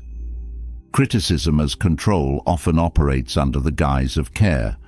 Phrases like, "I just want what's best for you," or "I'm only saying this because I care," frame their words as concern rather than judgment. But real care doesn't undermine or diminish. True support encourages growth, inspires confidence, and empowers you to see your strengths. Controlling criticism, by contrast, serves a different purpose. It diminishes, belittles, and chips away at self-esteem until you're left wondering why your life doesn't align with their vision. This control is subtle but powerful, masked as guidance, but designed to lead you away from your path and toward theirs. Breaking free from this type of influence begins with a clear understanding of your values and priorities. When your foundation is firm, it's harder for others to sway you with their opinions. You start to see criticism for what it truly is, an attempt to impose their preferences onto your life. This doesn't mean shutting out feedback altogether, but filtering it through your own values. When you can weigh others' opinions against your inner truth, you protect yourself from allowing unkind words to penetrate. This process reinforces your self-assurance, making it easier to navigate criticism without sacrificing your peace. Building these mental boundaries is essential but challenging. Repeated criticism can echo long after it's spoken, becoming a voice that questions your every choice, even when they're not around. Each time you catch yourself dwelling on their remarks, redirect your thoughts to affirmations that strengthen your confidence. Remind yourself of your worth, of the values that guide you, of the vision you hold for your life. Slowly, you'll notice the power of their words fade, replaced by a resilience that stands independent of anyone else's opinion. Reclaiming this mental space is how you cultivate true peace, the kind that doesn't crumble under someone else's disapproval. Responding to this kind of criticism requires discernment, a skill that lets you separate helpful feedback from controlling judgment. Not all critical remarks are designed to harm, but when you sense a hidden motive, a need to control, to manage, to make you feel small, it's time to pause. Ask yourself if the feedback aligns with your values, or if it's an attempt to impose someone else's vision upon your life. Discernment allows you to filter criticism without internalizing it, enabling you to listen without letting it erode your sense of self. This discernment, when practiced consistently, becomes a shield that guards your mind and heart from undue influence. Strengthening your response to controlling criticism involves cultivating an inner confidence that doesn't rely on validation from others. This confidence doesn't mean you need to counter every remark or justify yourself constantly. It's a quiet assurance that remains steady even in the face of disapproval. By developing this resilience, you free yourself from the pull of other people's opinions and your self-worth becomes independent, unshaken by others' views. This inner strength is not born of defensiveness, but of a deep-rooted understanding of your own worth, a self-worth that cannot be shaped by anyone but yourself. As your strength grows, those who rely on criticism to control may escalate their attempts to get through to you. They may amplify their remarks, making them more personal, more insistent, more cutting, hoping to provoke a reaction that reaffirms their control. In these moments, hold steady. Their intensity is not a reflection of your worth, but of their need to re-establish their influence. Each time you choose to respond with silence or calm, refusing to react defensively, you assert your independence. This is a powerful form of non-reaction, a choice to let their words fall away without altering your course. Overcoming controlling criticism also means recognizing your perceived vulnerabilities and embracing them with compassion. Those who use criticism to control will often zero in on areas where they think you're insecure, using your self-doubt as a tool to keep you tethered. By acknowledging your perceived flaws openly, by seeing them without shame, you weaken their power to exploit these areas. Self-compassion diffuses the control that critical words have over you, freeing you from the need to protect or hide any part of yourself. This acceptance is deeply liberating, a step toward wholeness that makes you resilient to criticism. When criticism is used as a tool for control, engaging with it only validates its power. Each time you defend yourself or explain, you allow the critic to shape the interaction. Instead, learn to listen without reacting. Practice hearing without internalizing, letting their words pass by without letting them take root. By observing their comments from a distance, you become a witness to their attempts at control without becoming a participant. This ability to remain unaffected is powerful. It shifts the dynamic, signaling that their words no longer have the authority to define you. In time, those who rely on criticism to feel in control may distance themselves when they realize their words no longer carry weight. The hold they once had begins to loosen, leaving you with a newfound freedom, a mental space where you are no longer shaped by their judgments. This distancing isn't a loss, it's a gain, a reclamation of emotional and psychological space that allows you to thrive. As you let go of their influence, you make room for people who appreciate, uplift, and respect you. People who encourage your growth rather than belittle it. Removing controlling criticism from your life doesn't mean avoiding all feedback. Constructive feedback offered with respect serves as a valuable mirror, helping you to grow and see yourself with honesty and kindness. The key is to learn to distinguish between feedback that empowers and criticism that diminishes.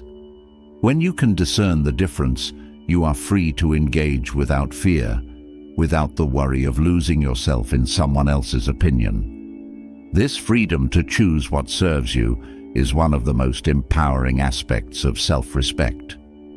As you continue to distance yourself from criticism that seeks to control, you reclaim ownership of your self-worth. You're no longer swayed by others' judgments or opinions. Instead, you define yourself based on your values, your dreams, and your truth. This shift transforms how you see yourself, allowing you to embrace your life without the weight of others' expectations.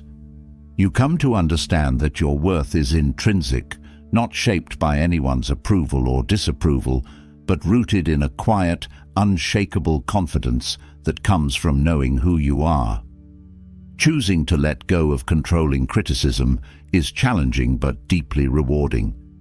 Each step away from judgment, each boundary you set, each choice to ignore harmful words, reinforces your autonomy. This journey is one of self-respect, of honoring your right to live freely and fully, without the burden of someone else's expectations. By reclaiming your voice, You make space for a life guided by your values, your passions, and your self-worth.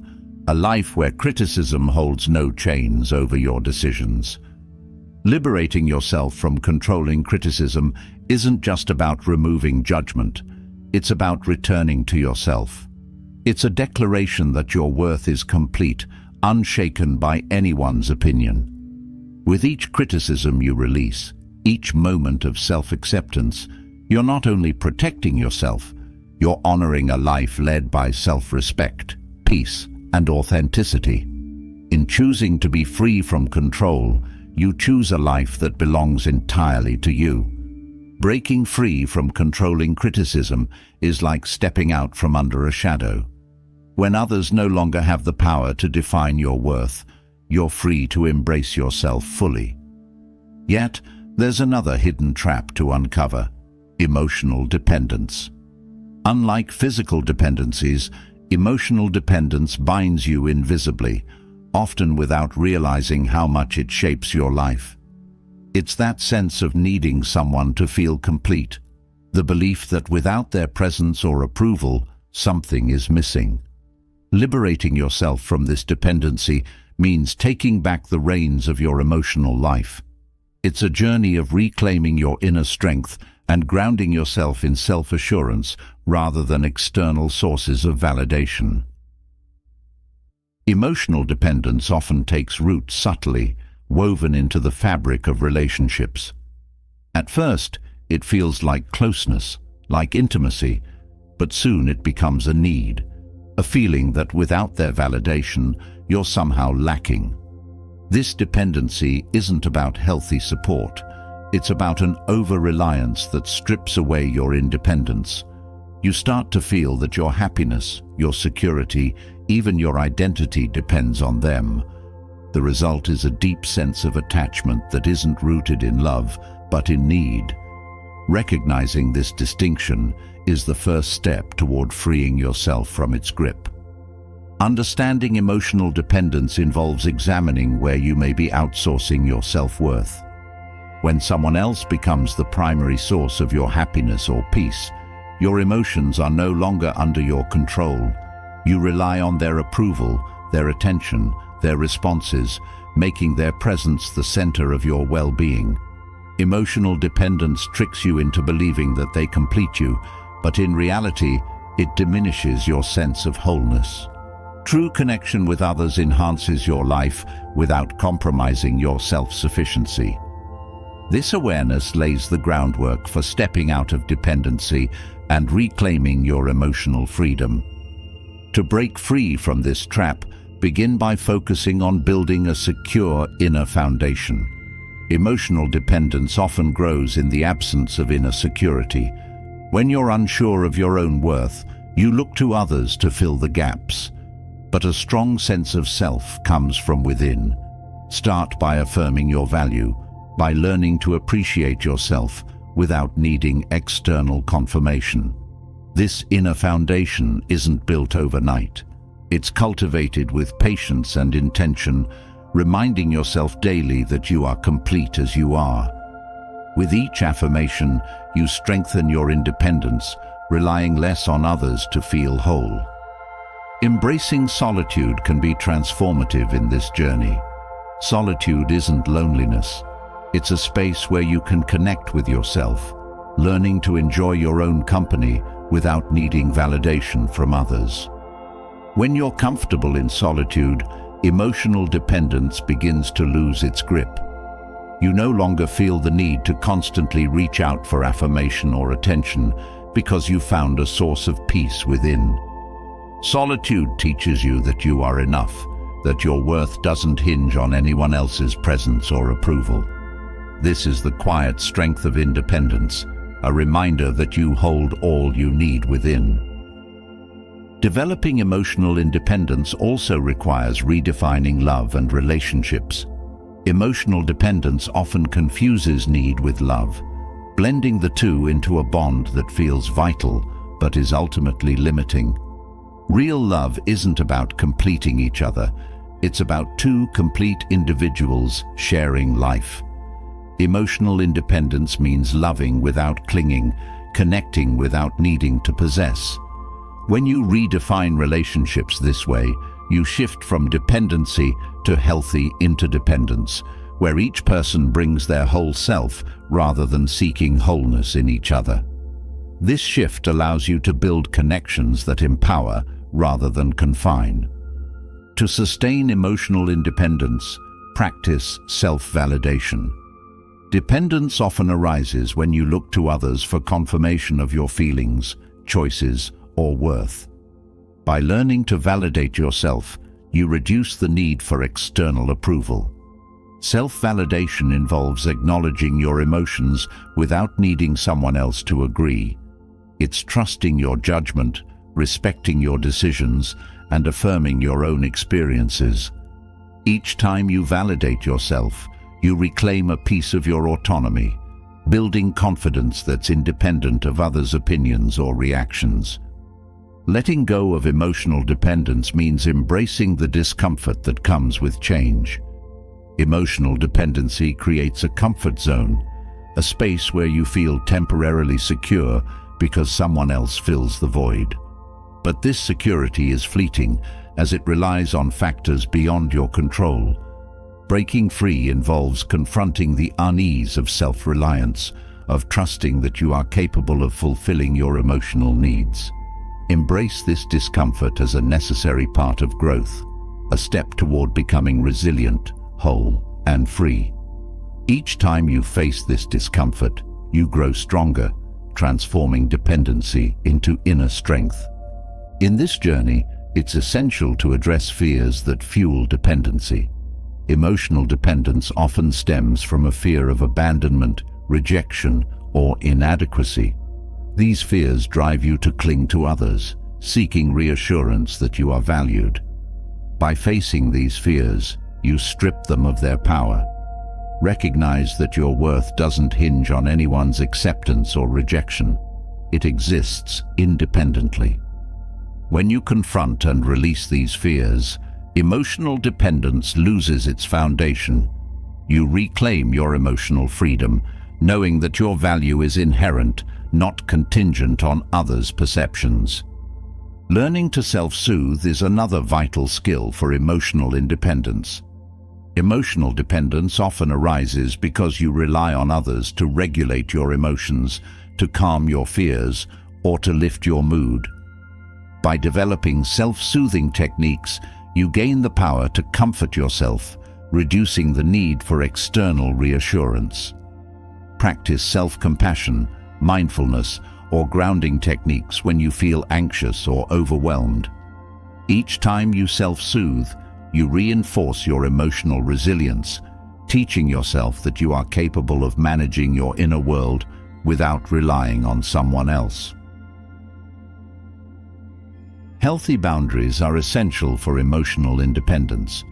When you're emotionally dependent, boundaries often blur as you seek constant closeness or approval. Setting boundaries allows you to maintain a sense of self within relationships, ensuring that you don't lose yourself in someone else's life. Boundaries aren't barriers, they're safeguards for your emotional health. They allow you to connect deeply without compromising your independence. Each boundary you set reinforces your self-respect, reminding you that your emotional well-being is your responsibility, not someone else's. Self-reflection is a powerful tool in overcoming emotional dependence. Dependency often stems from unmet emotional needs that you may be unconsciously seeking to fulfill through others. By reflecting on these needs, you gain clarity about your motivations and desires. This self-awareness helps you understand why certain people or relationships trigger dependency, enabling you to address these needs directly rather than outsourcing them. Through self-reflection, you identify and nurture the parts of yourself that crave validation, leading to a deeper sense of wholeness and autonomy. As you cultivate emotional independence, embrace growth over perfection. Emotional dependence doesn't disappear overnight, and setbacks are part of the journey. There may be times when you feel drawn back into old patterns, moments when the comfort of dependency seems appealing. Rather than judging yourself, view these moments as opportunities to practice resilience. Each setback is a chance to reaffirm your commitment to self-reliance. Growth is a gradual process, and each small step builds a foundation of lasting independence, freeing you from the need to rely on anyone else for validation. Rediscovering your passions and interests is crucial for emotional independence. Emotional dependence often leaves you neglecting your own desires as your focus shifts to someone else's life and needs. By reconnecting with your passions, you create a life that fulfills you independently. Engage in activities that bring you joy, that stimulate your mind, and that make you feel alive. Pursuing your interests reminds you that you are a complete person with a rich inner world, independent of any relationship.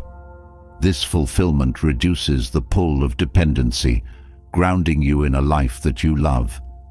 Surrounding yourself with supportive, emotionally mature individuals strengthens your journey toward independence.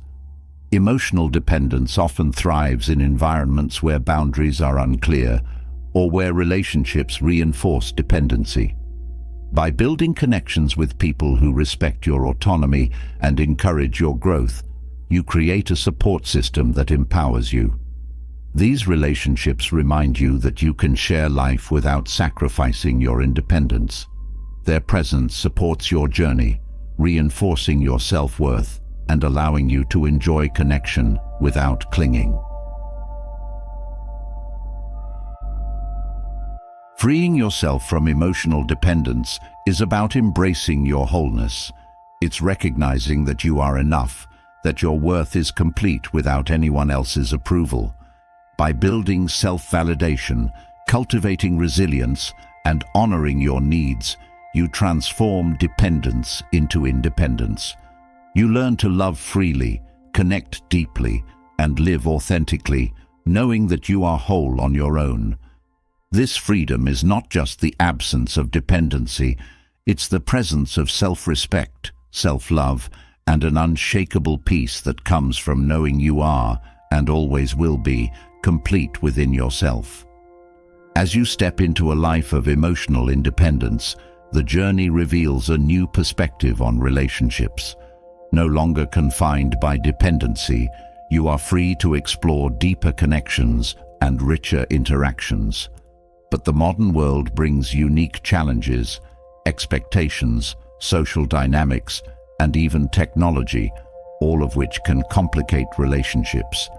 The wisdom of ancient thinkers, who understood human nature in ways that still resonate today, offers powerful insights to navigate these complexities. Drawing from their teachings can bring clarity and stability, grounding modern relationships in time-tested principles. Ancient wisdom transcends time because it speaks to the unchanging core of human connection.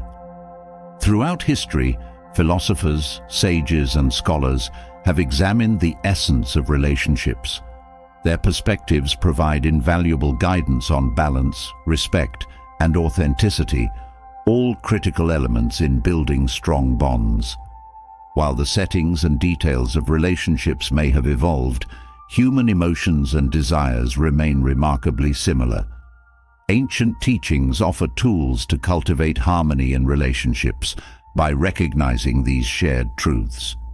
Their wisdom doesn't impose rigid rules, but encourages a way of life that respects both self and others, enabling genuine connections without the need to sacrifice individuality. One fundamental lesson from ancient wisdom is the importance of self-knowledge.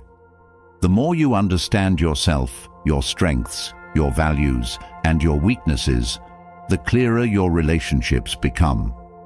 Ancient Greek philosophers like Socrates emphasized the value of self-inquiry as a path to wisdom. Self-awareness cultivates honesty, allowing you to approach relationships with clarity. When you know yourself, you are less likely to be swayed by fleeting desires or external pressures. This self-knowledge builds a foundation that enables you to connect with others authentically, creating bonds based on respect and mutual understanding rather than dependency or superficial attraction. Another valuable principle is balance. Ancient teachings, particularly from Eastern philosophies, emphasize the importance of balance in all things. This idea is especially relevant in relationships, where equilibrium allows both individuals to grow without overshadowing each other. Balance means nurturing a relationship while maintaining your sense of self. It prevents the dynamics of over-reliance or neglect, creating a space where both partners feel valued and free. When you bring balance into a relationship, you support an environment where both people can flourish, where connection enhances rather than diminishes individual freedom. The concept of respect runs deeply through ancient wisdom, highlighting its importance in all human interactions. In many ancient cultures, respect was viewed as essential, a foundation for all relationships. Treating others with respect doesn't only mean kindness, it means acknowledging their autonomy, their perspectives, and their uniqueness. This respect creates a space where each person can express themselves without fear of judgment or control. Relationships grounded in respect are resilient, as they honor each person's individuality while fostering a bond that's strong and enduring. Respect transforms relationships, making them spaces of growth, acceptance, and genuine support. Boundaries, too, have roots in ancient wisdom. Stoic philosophers like Epictetus taught that while we can influence others, we cannot control them. This principle underscores the importance of boundaries, allowing each person to take responsibility for their actions without overstepping. Boundaries are not about distance, they're about clarity. By defining where you end and others begin, you create a relationship dynamic that is free from unnecessary expectations and misunderstandings.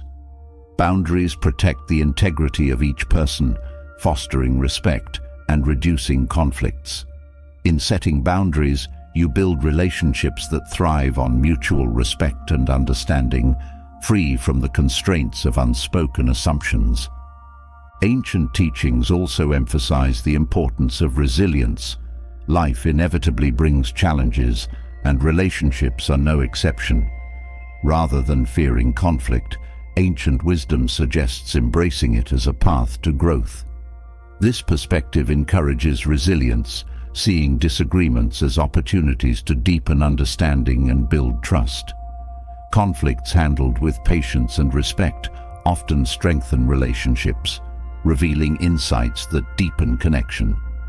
By approaching challenges as chances to learn rather than threats, you build a relationship that can weather storms, creating a bond that grows stronger with each test. Another key teaching is empathy, an essential element of connection highlighted in wisdom traditions across cultures. Empathy isn't about solving others' problems, it's about genuinely listening, feeling with them, and understanding their perspective. Ancient wisdom reminds us that empathy fosters closeness, building a bridge between two individuals. When relationships are rooted in empathy, they become sources of support and comfort. Empathy allows you to see beyond your own experience, understanding others more fully, which nurtures a profound sense of closeness and belonging. Patience is another value celebrated in ancient philosophies, a trait that's essential in relationships but often overlooked. In a fast-paced world, patience can be hard to practice, yet it is key to building lasting bonds. Relationships unfold naturally when given time. Ancient wisdom encourages a steady approach, trusting that with patience, deeper understanding and connection will develop. Patience allows each person to grow at their own pace, creating a sense of ease and stability. When you practice patience, you cultivate a relationship that isn't rushed but nurtured, allowing it to evolve meaningfully. Forgiveness is a cornerstone of ancient wisdom, that remains relevant today. In any close relationship, mistakes are inevitable and forgiveness becomes essential. Forgiveness doesn't mean overlooking harm, it means releasing resentment. By practicing forgiveness, you create space for growth and healing. This ancient principle teaches that holding on to grudges only hurts the one who holds them.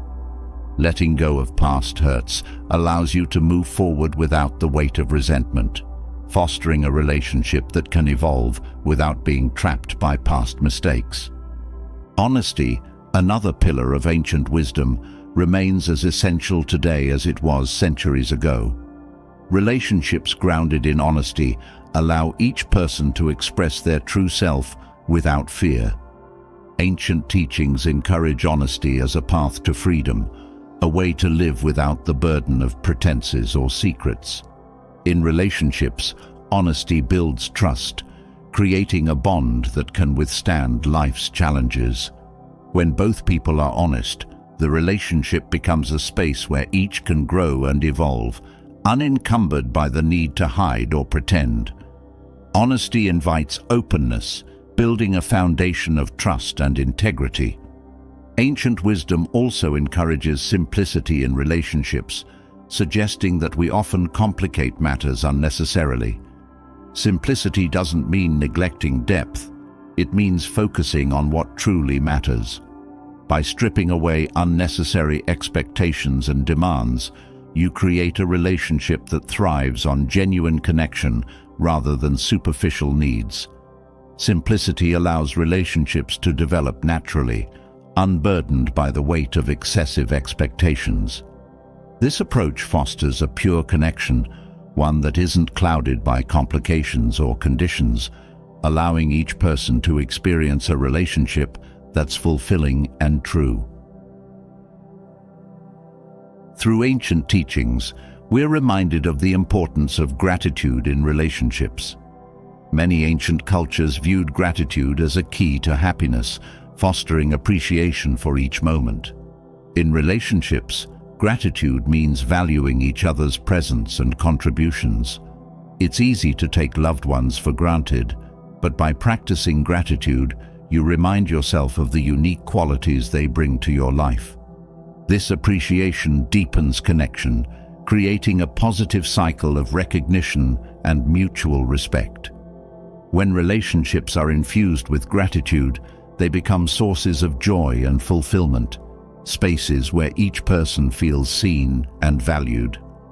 Letting go of control is another lesson rooted in ancient wisdom. Control often creates tension, stifling the natural flow of a relationship. Ancient teachings suggest releasing the need to control others, trusting that true connection thrives in freedom. When you stop trying to control outcomes or behaviors, relationships become more relaxed and authentic. Letting go allows each person to be themselves, creating a dynamic that's free from manipulation or force. This approach fosters a relationship based on respect and trust, one that allows each person to flourish independently and together. Ancient wisdom also encourages courage in relationships, the bravery to be vulnerable, to take risks, and to open up to another. Vulnerability is often feared because it involves exposing parts of ourselves, yet it's essential for true connection.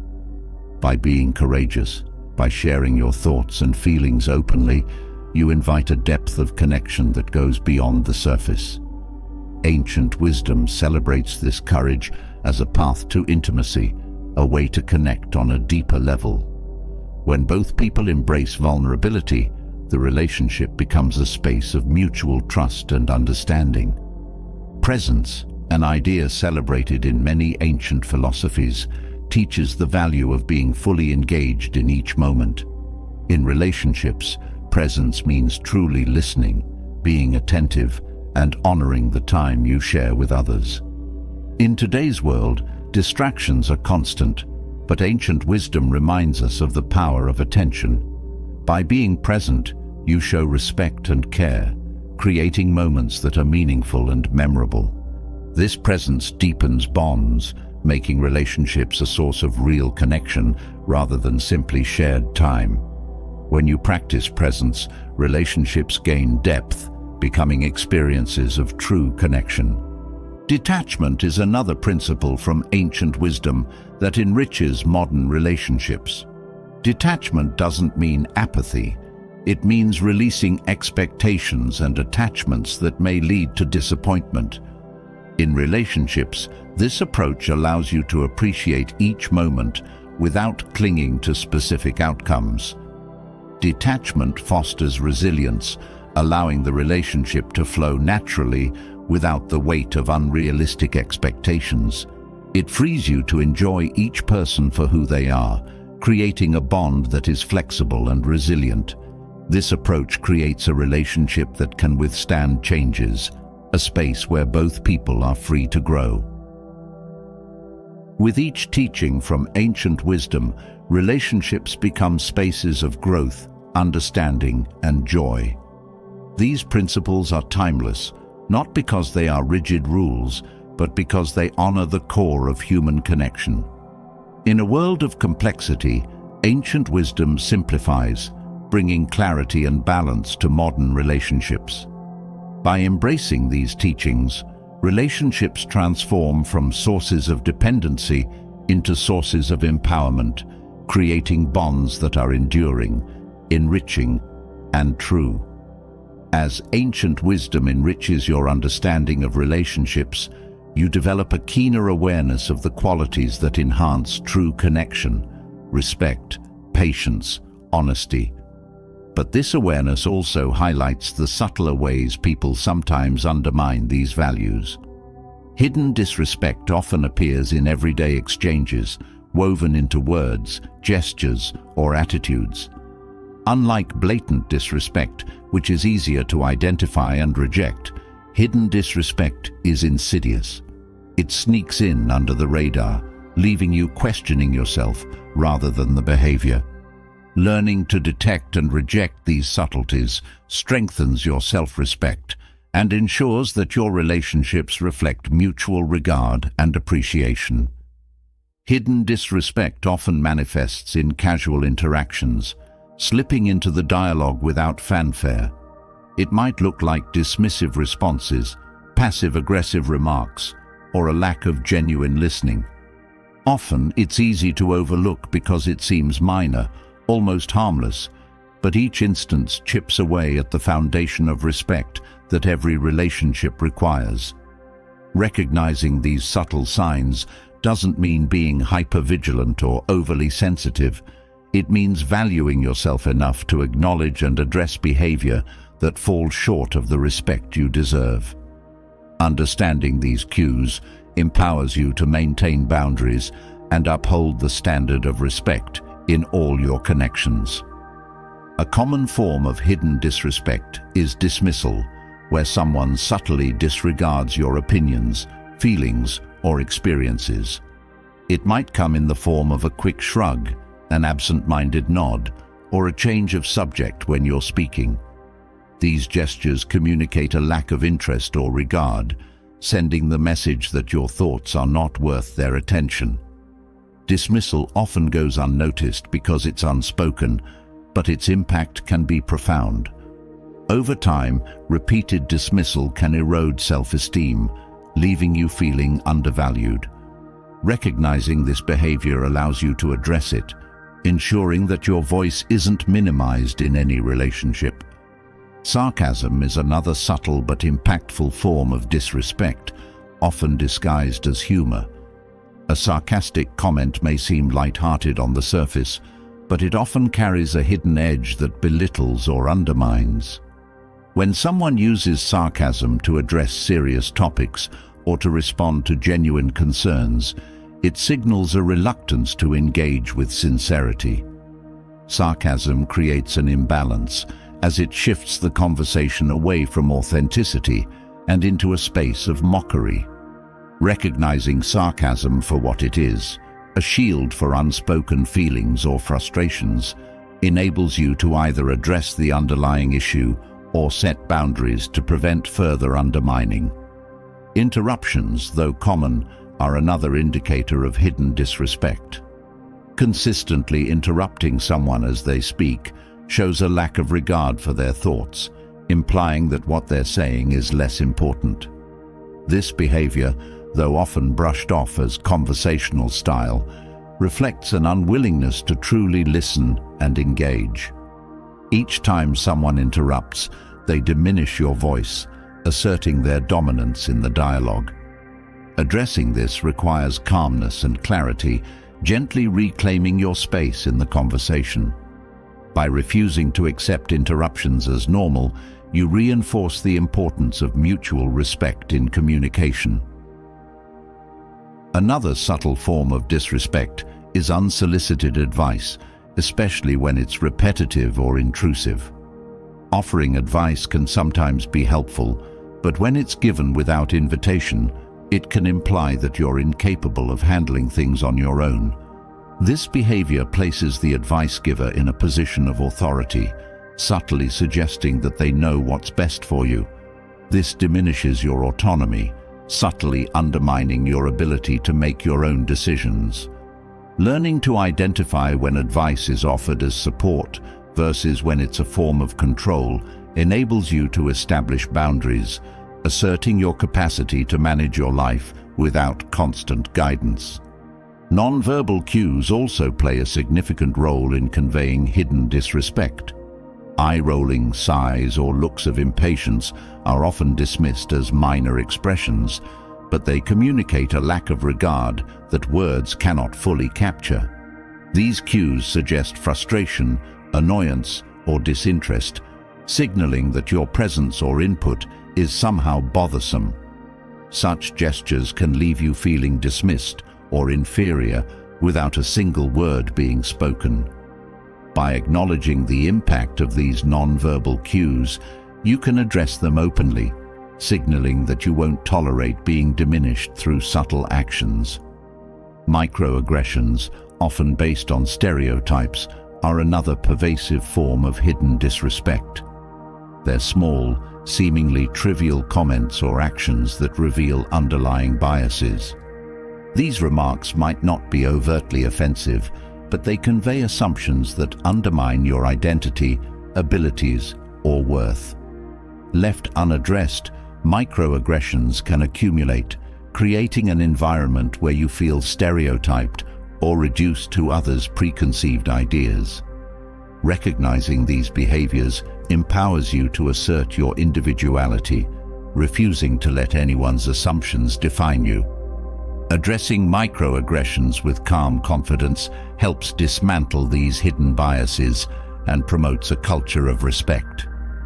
Another subtle but impactful behavior is the withholding of acknowledgement or appreciation. When others fail to recognize your efforts, contributions, or achievements, it can signal a disregard for your value. This form of hidden disrespect often leaves you feeling unseen or taken for granted. Recognition is a basic component of respect, and when it's absent, it creates an imbalance in the relationship. Acknowledging the impact of unspoken disregard allows you to advocate for yourself, ensuring that your presence and contributions aren't overlooked. Minimization is a tactic where someone downplays your experiences, making your concerns or feelings seem trivial. This can occur in statements like, "It's not a big deal," or "You're overreacting." By dismissing your experiences, the person minimizes your reality, suggesting that your perceptions are somehow flawed. Minimization creates self-doubt, leading you to question the validity of your own feelings. Recognizing minimization allows you to validate your experiences, standing firm in your perspective rather than allowing others to diminish your reality. Subtle comparisons are another form of hidden disrespect. When someone frequently compares you to others, they imply that you don't measure up, eroding self-confidence. These comparisons can be disguised as helpful suggestions or observations, but they often carry an implicit judgment. Instead of appreciating your unique qualities, they place you in a competition you didn't ask for. By rejecting unnecessary comparisons, you affirm your individuality, embracing your strengths and quirks without needing to measure up to anyone else's standards. Gossip, while often seen as harmless, can also be a vehicle for hidden disrespect. When people speak about you behind your back, they undermine trust and create an environment of secrecy. Gossip reduces transparency, allowing assumptions and rumors to shape others' perceptions of you. Addressing gossip requires directness and honesty, communicating that you value open dialogue over whispered judgments. By refusing to engage in or tolerate gossip, you establish a standard of respect that encourages genuine interactions rather than hidden agendas. Inconsistent behavior, where someone's actions and words don't align, can be another source of hidden disrespect. When people say one thing but do another, they create confusion and instability. This inconsistency may leave you questioning their intentions, leading to a lack of trust. Recognizing inconsistency allows you to assess the reliability of others, setting boundaries to protect yourself from erratic behavior. By holding others accountable to their words, you promote a culture of authenticity and respect, where intentions are aligned with actions. Another subtle form of disrespect is feigned forgetfulness, where someone repeatedly forgets commitments or promises. This behavior signals a lack of regard for your time and expectations. When someone consistently fails to follow through, it shows a disregard for the importance of your needs. Addressing this requires firmness, making it clear that respect includes honoring commitments. By rejecting this form of disrespect, you establish that your time and trust are valuable, setting a standard for reliability in your relationships. Subtle criticism or backhanded compliments are also common forms of hidden disrespect.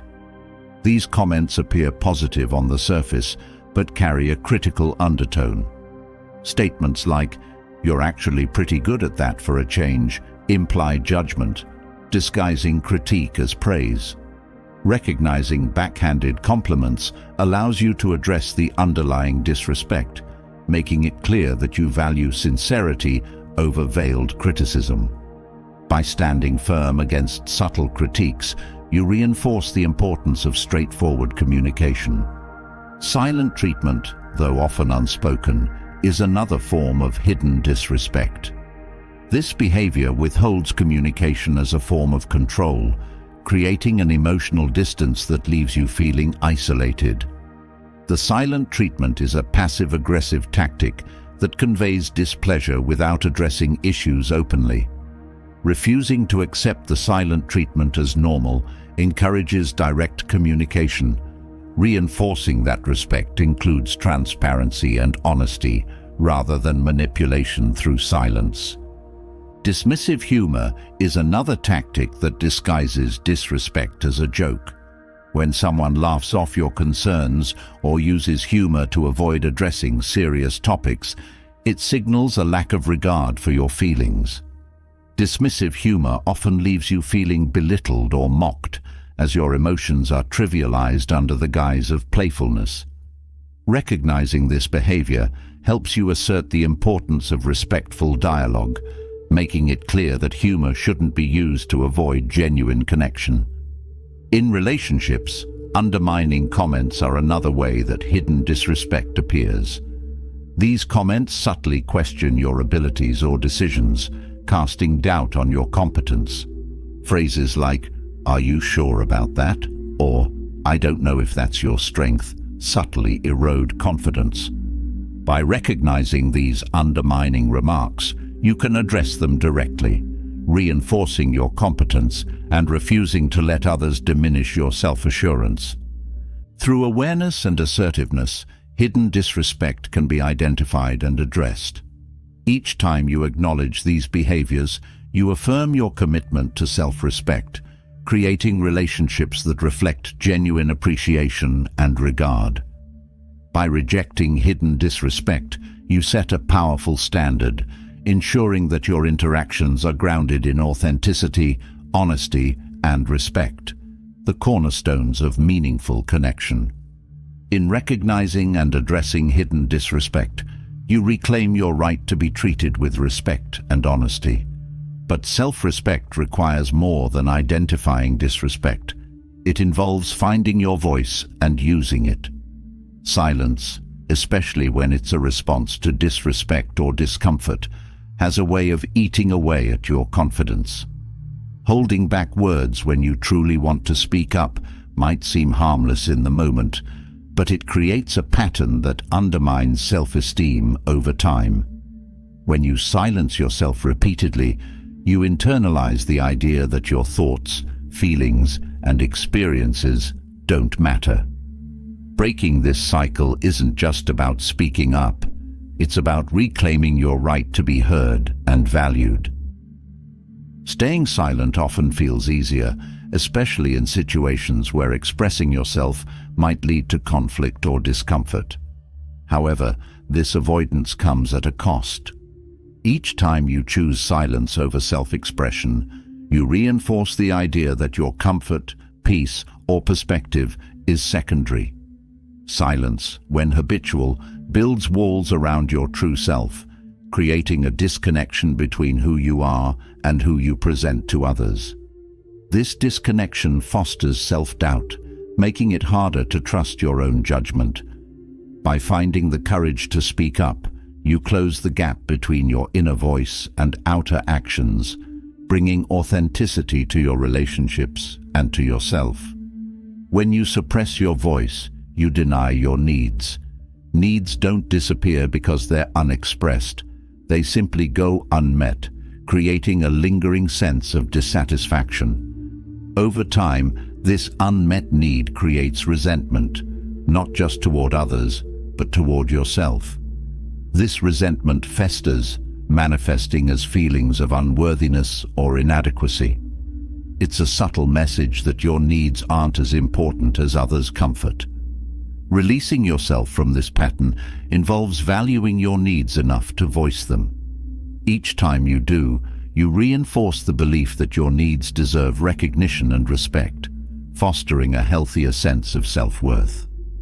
Silence can also create a cycle of self-criticism. When you choose not to speak up, it's easy to replay situations, wondering what could have been different if only you'd voiced your thoughts. This self-reflection can become self-criticism as you begin to label yourself as weak, timid, or unassertive. Rather than building confidence, silence feeds a negative self-image. This inner critique becomes a mental loop, reinforcing doubt with each missed opportunity to assert yourself. Choosing to speak up disrupts this cycle, replacing self-criticism with self-empowerment. Each act of self-expression builds self-respect, silencing the inner critic with a reminder of your strength. Choosing silence often means choosing comfort over growth. While it might feel safe to avoid potential conflict or rejection, this safety is temporary. Each instance of silence is a missed opportunity to grow, to learn resilience, to practice asserting yourself. By avoiding discomfort, you limit your experiences, narrowing the range of what you feel capable of handling. Over time, this avoidance creates a fear of confrontation or vulnerability, diminishing your confidence in handling life's challenges. Speaking up, even when it's uncomfortable, expands your resilience. With each expression, you prove to yourself that you're capable of facing discomfort, building self-assurance. When you silence yourself, you also prevent others from truly knowing you. Relationships thrive on authenticity, and without self-expression, there's a barrier between your true self and those around you. This barrier fosters loneliness, as the real you remains hidden. You may start to feel misunderstood or unseen, not because others don't care, but because they haven't been given the chance to see the real you. Breaking this silence allows for deeper, more meaningful connections. By sharing your thoughts, you invite others into your world, fostering relationships that reflect genuine understanding and respect. Silence can also become a habit that distorts your sense of identity. When you refrain from expressing your opinions or desires, you start to internalize the idea that they're unimportant. This belief chips away at your self-image, making you feel small or insignificant. Over time, you may even struggle to identify your own opinions, as they remain suppressed beneath a habit of deference. Reclaiming your voice is a way to reclaim your identity. Each time you express yourself, you affirm your individuality, strengthening your sense of self and reinforcing the idea that your voice matters. Holding back words also creates a dynamic where others may assume your agreement or indifference. Silence can be interpreted as consent or approval, allowing situations to unfold that you may disagree with. This passive participation reinforces the belief that your presence or perspective is inconsequential. Speaking up clarifies your stance, asserting your values and ensuring that your silence isn't mistaken for consent. Each time you voice your perspective, you establish your role in the conversation, demonstrating that your thoughts contribute value and deserve acknowledgement. Silence often stems from a fear of judgment, but this fear can become a self-fulfilling prophecy. When you refrain from speaking, you deny yourself the chance to test your own resilience against judgment. Instead, you remain in a bubble of self-protection, avoiding the potential sting of criticism, but also missing out on the growth that comes from facing it. Expressing yourself, despite the risk of judgment, builds a thicker skin. You learn that while others' opinions may influence, they don't define you. This resilience reinforces self-esteem, proving that you're capable of facing judgment without losing your sense of self. Silencing yourself in the face of disrespect can be especially damaging. Accepting disrespect without response suggests that it's acceptable, that your boundaries are flexible or non-existent. This passive tolerance can embolden others to continue, leaving you in situations that chip away at your confidence. Speaking up in these moments, even in small ways, establishes your boundaries and reinforces self-respect. Each time you assert yourself in the face of disrespect, you affirm your right to be treated with dignity, fostering a self-image rooted in strength and worth. Over time, silence can erode your ability to trust your instincts.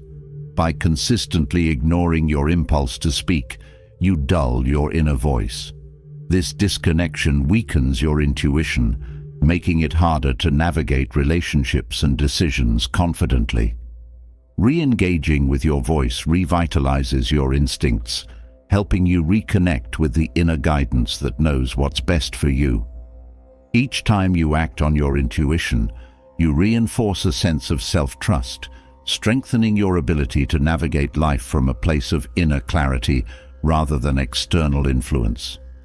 Silence also limits your ability to inspire others. By withholding your thoughts, you deny those around you the benefit of your insights, experiences, or encouragement. Your words have the power to uplift, challenge, or enlighten, but only if you choose to share them. Speaking up allows you to contribute positively, leaving an impact that goes beyond your own self-esteem. When you see the effect your words can have on others, your confidence grows as you recognize the value you bring to the lives of those around you. Learning to speak up also strengthens your ability to set and maintain boundaries. Silence often blurs boundaries, as unspoken limits are easily overlooked or dismissed. Clear expression allows you to define your limits, making it clear where you stand. This clarity reduces misunderstandings and fosters respect, as others come to recognize and honor your boundaries.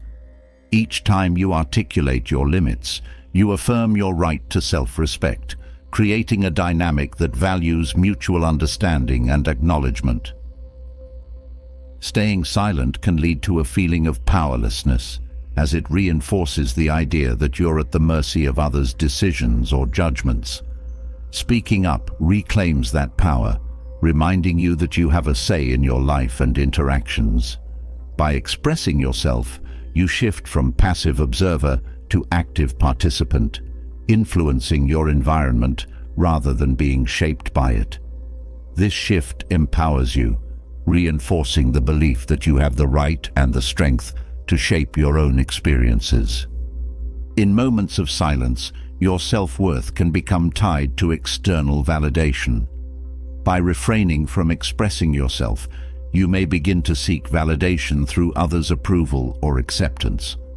This dependency erodes self-esteem, as your sense of worth becomes contingent on others' opinions. Speaking up breaks this cycle, anchoring your self-worth in your own voice and actions. Each act of self-expression affirms your value, reminding you that your worth is inherent, not defined by external approval. Choosing silence over expression also creates missed opportunities. Each time you hold back, you miss the chance to share an idea, ask for what you need, or voice your truth. These missed moments accumulate, leaving you wondering what might have been different if only you'd spoken up. Over time, these regrets can weigh on your self-esteem, creating a lingering sense of unfulfilled potential. Embracing self-expression ensures that you make the most of each opportunity, fostering a sense of fulfillment and confidence in your choices. Speaking up strengthens your voice over time, making it easier with each attempt.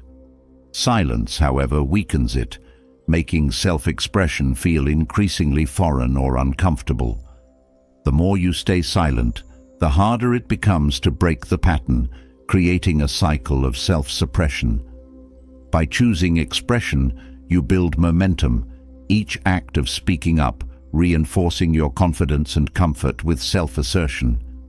This momentum shifts your identity from silent observer to active participant, creating a self-image rooted in strength and agency.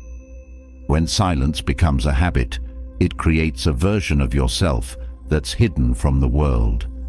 You may feel like an outsider in your own life, as the true you remains unexpressed and unseen. Reclaiming your voice allows you to step into your own story, presenting a self that reflects your values, desires, and perspectives. Each time you speak up, you align your outer world with your inner self, creating a life that feels genuine and fulfilling. Breaking the habit of silence is challenging but transformative. Each small act of self-expression reclaims a piece of your confidence, strengthening a self-esteem that doesn't rely on others' validation. By choosing your voice over silence, you embrace authenticity, honoring your worth with each word. The journey from silence to expression is one of liberation, where each step brings you closer to a self that's empowered, respected, and truly seen. As you discover the power of self-expression, you unlock the courage to speak up for your needs, boundaries, and truth. But there's a specific form of expression that often proves challenging yet transformative: saying no and truly meaning it. In a world that often pressures us to say yes to please others or avoid conflict, learning to say no is an act of self-respect and clarity. It's not about pushing others away, but about creating the space you need to honor your values, time, and energy. Assertiveness isn't a wall, it's a doorway to authenticity, allowing you to build relationships based on mutual respect and clear understanding. Saying no with conviction is an art, a skill that strengthens with practice and fundamentally shifts how you relate to yourself and others. The power of saying no lies in its ability to define your boundaries with unmistakable clarity. Each time you assertively say no, you communicate to others that your time, resources, and well-being are priorities. Boundaries are not about exclusion, they're about defining where you end and others begin. In setting these boundaries, you create a balanced relationship dynamic, one that doesn't drain you, but instead allows you to interact from a place of strength and self-respect. The act of saying no is like placing a marker on your emotional landscape, letting others know that your needs matter too. Saying no also helps cultivate a deeper trust in yourself. When you consistently agree to things out of obligation, you may start to feel disconnected from your own desires and preferences. By practicing assertiveness, you build a sense of alignment with your true self. Each no reinforces your commitment to honoring your values rather than sacrificing them for the sake of approval. Over time, this alignment becomes second nature, creating a powerful internal compass that helps you navigate life with confidence. This trust in yourself becomes a foundation for every relationship, allowing you to engage from a place of honesty rather than people-pleasing. Another essential aspect of saying no is reclaiming your time and energy. Every yes requires a commitment, a share of your resources that could be directed toward your own goals and well-being. When you say no, you're not rejecting others. You're preserving your capacity to show up fully for what truly matters. This isn't selfish, it's essential. When you're intentional about where you invest your time, you cultivate a life that reflects your values and priorities. Each time you decline an unnecessary obligation, you reclaim time that can be spent on things that genuinely enrich your life. Learning to say no also teaches you to resist the pull of guilt that often accompanies assertiveness. Many people struggle with feelings of guilt when they turn down requests, especially from those they care about. But guilt is often a response to unrealistic expectations, not a true reflection of wrongdoing. By understanding that saying no is a legitimate and healthy choice, you release the burden of guilt. Each time you practice saying no without regret, you reinforce the understanding that your worth is not tied to your willingness to comply. This freedom from guilt allows you to make decisions that genuinely serve you. Assertiveness is a skill that improves with practice, and saying no is one of the most powerful forms of assertiveness. Each time you assert yourself, you develop a stronger voice, one that's rooted in self-respect rather than the need for approval. Over time, saying no becomes easier as you build a confidence that isn't shaken by others' expectations. This confidence transforms your interactions, creating a dynamic where others learn to respect your boundaries without resistance. Assertiveness doesn't require loudness or confrontation. It's a quiet, steady strength that grows with each act of self-advocacy.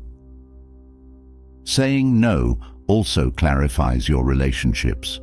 When you're honest about your limits, you encourage a culture of respect, where mutual understanding takes precedence over unspoken obligations. By saying no when necessary, you invite others to connect with you based on genuine appreciation, rather than on the assumption that you'll always be available. This honesty strengthens your relationships, as it eliminates the undercurrent of resentment that often arises when you overextend yourself. In relationships where respect is mutual, no is met with understanding, not disappointment. The art of saying no also lies in the way it fosters self-empowerment. When you decline requests that don't align with your goals, you affirm your control over your own life. This empowerment is a reminder that you have the right to make choices that serve you. Each no reinforces your autonomy, proving to yourself that you are in control of your path. This sense of ownership builds resilience, a self-assuredness that grows each time you prioritize your own well-being. The more you exercise this power, the more you reinforce a self-image rooted in strength and independence. Saying no can also be a tool for setting realistic expectations. When you agree to everything, you risk spreading yourself too thin, which can lead to burnout and disappointment for yourself and others. By setting limits, you ensure that you can fully commit to the responsibilities you choose. This approach allows you to deliver on your commitments with integrity, as your energy isn't divided across obligations you don't truly want to fulfill. By saying no to what isn't essential, you create space to excel in the things that truly matter, building a reputation for reliability and consistency. Practicing assertiveness in the form of saying no also fosters personal growth. Each time you assert your boundaries, you learn more about your values, your goals, and your capacity. This self-awareness is invaluable as it guides you toward choices that align with your authentic self.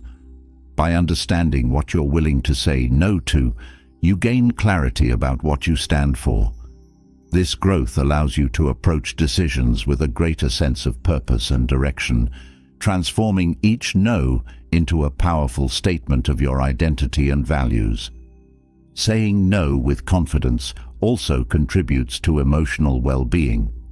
When you suppress your true desires, you create inner tension, a conflict between your actions and your feelings. By being honest with yourself and others, you align your actions with your emotions, creating a sense of harmony. This alignment reduces stress, as you no longer feel the need to pretend or perform. Each no brings you closer to emotional balance, allowing you to live without the pressure of meeting everyone else's expectations. This harmony fosters a deeper sense of peace, as your life becomes a reflection of your true self. In practicing assertiveness, you may find that some people resist or even challenge your no. This reaction is not a reflection of your worth, but of their adjustment to the new boundaries. When others are used to you saying yes, a no might initially surprise or disappoint them. But by standing firm, you teach them to respect your choices.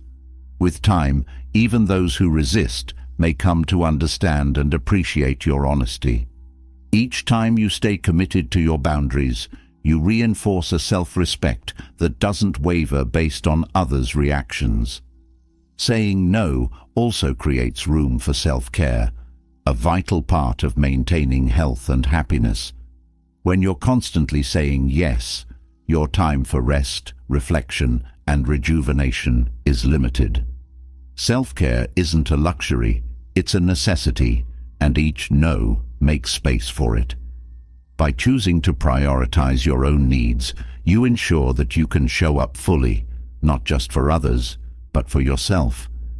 This balance between giving and replenishing is essential for a fulfilling life, one where you can offer your best self without compromising your own well-being. The art of saying no also helps you avoid the trap of resentment. When you agree to things reluctantly, a sense of resentment often follows, directed either at others or at yourself. This resentment builds over time, creating a tension that affects both your relationships and your self-esteem. By saying no when you need to, you prevent this resentment from taking root, fostering a sense of openness and positivity in your interactions. Each honest no is a step toward a life free from resentment, allowing you to interact with others from a place of genuine goodwill. By practicing saying no, you also encourage others to embrace their own boundaries. Assertiveness can be contagious, inspiring those around you to recognize and respect their own limits. When others see you standing firm in your choices, it gives them permission to do the same. This mutual respect for boundaries strengthens relationships, creating a culture where everyone's needs are honored. In this way, each no contributes to a larger environment of respect and understanding, transforming interactions into spaces where honesty and individuality are celebrated. The ability to say no is a form of self-love.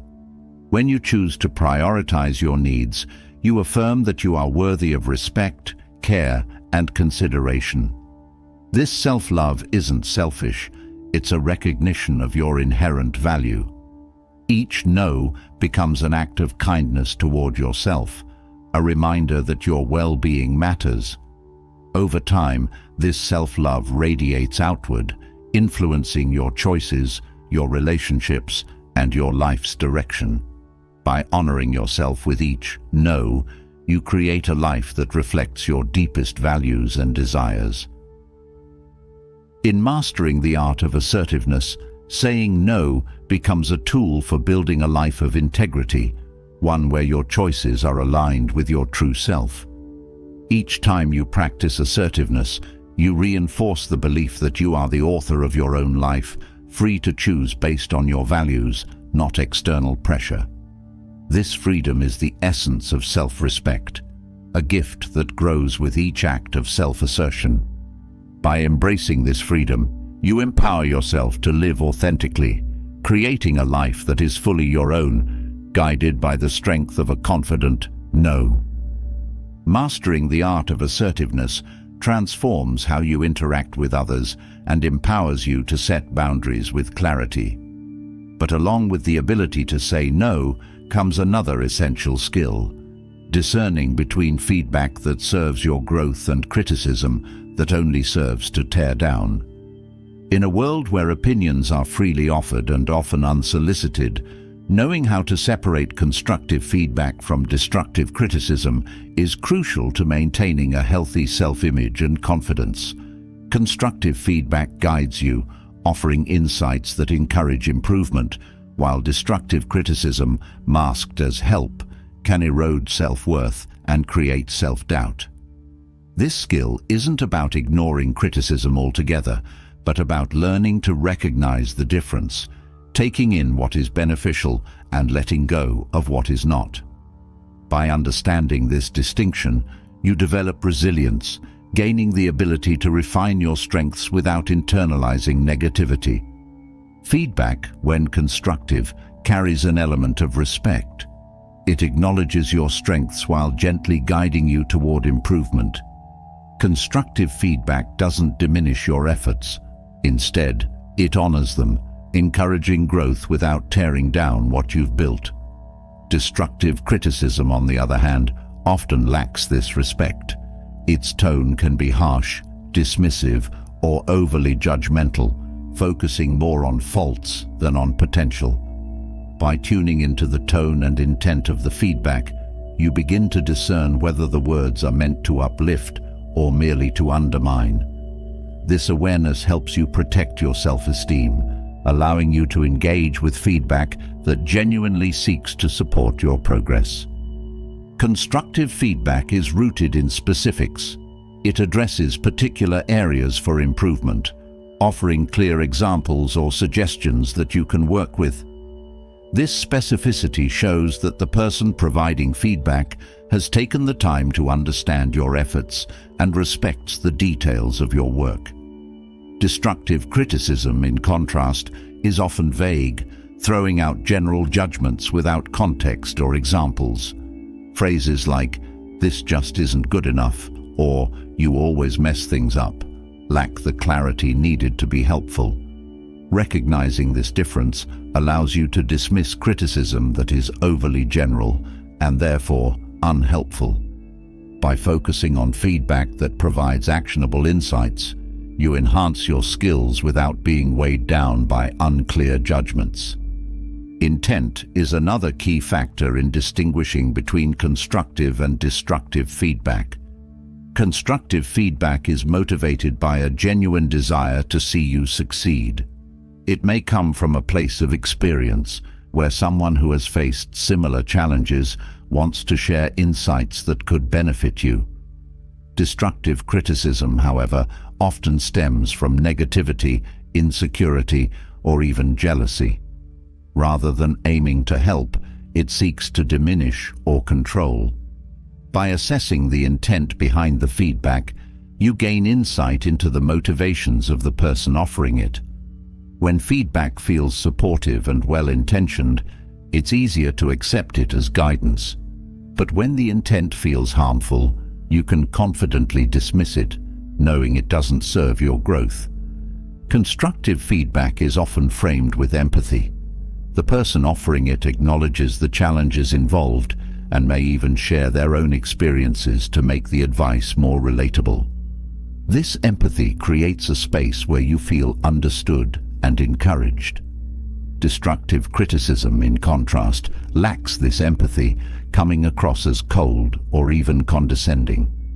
This lack of empathy often makes you feel judged rather than supported. Recognizing the presence or absence of empathy in feedback helps you gauge whether the words are meant to help you improve or simply to highlight your perceived shortcomings. Timing also plays a significant role in determining the nature of feedback. Constructive feedback is often offered thoughtfully, at a time when you're receptive and able to process it. It respects your emotional state, understanding that timing can affect how you receive and implement advice. Destructive criticism, however, is often abrupt, delivered without consideration for your readiness to hear it. It can feel like an interruption rather than a conversation. This disregard for timing reflects a lack of care for how the feedback will affect you.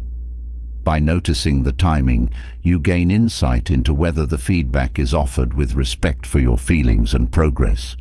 The language used in feedback can also reveal its intent. Constructive feedback uses language that's neutral or positive, focusing on what could be improved rather than on what's wrong.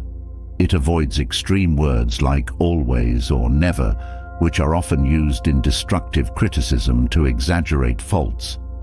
Destructive criticism tends to be absolute, using harsh language that leaves little room for growth. It may focus on personal qualities rather than specific actions, shifting from "this needs work" to "you're just not good at this." By listening to the language, you learn to identify feedback that respects your potential over criticism that aims to label or limit you. Constructive feedback often leaves you feeling motivated. Even when it highlights areas for improvement, it inspires you to keep going, to refine your work with new insights. This positive feeling isn't about ignoring faults. It's about feeling equipped to address them. Destructive criticism, however, often leaves you feeling discouraged, questioning your abilities or worth. Instead of offering a path forward, it creates a sense of inadequacy. Noticing how feedback makes you feel afterward is a powerful way to assess its value. Feedback that energizes rather than drains is far more likely to be constructive and worth considering. Destructive criticism often lacks follow-up or continued support. Someone who offers constructive feedback is usually willing to continue the conversation, to clarify points, or offer further guidance if needed. This follow-up shows that their intent is genuine, that they're invested in your progress. Destructive critics, however, often withdraw once they've offered their opinion, showing little interest in how you respond or grow. This lack of support reveals that their criticism wasn't about helping, but about making a statement. By observing whether feedback includes follow-up or support, you can distinguish between those who genuinely care and those who simply wish to critique. A constructive approach to feedback often includes an acknowledgement of your strengths. Those offering constructive criticism will recognize what you're doing well, building on these strengths as a foundation for improvement. Destructive criticism, however, focuses solely on weaknesses, ignoring your successes or positive attributes.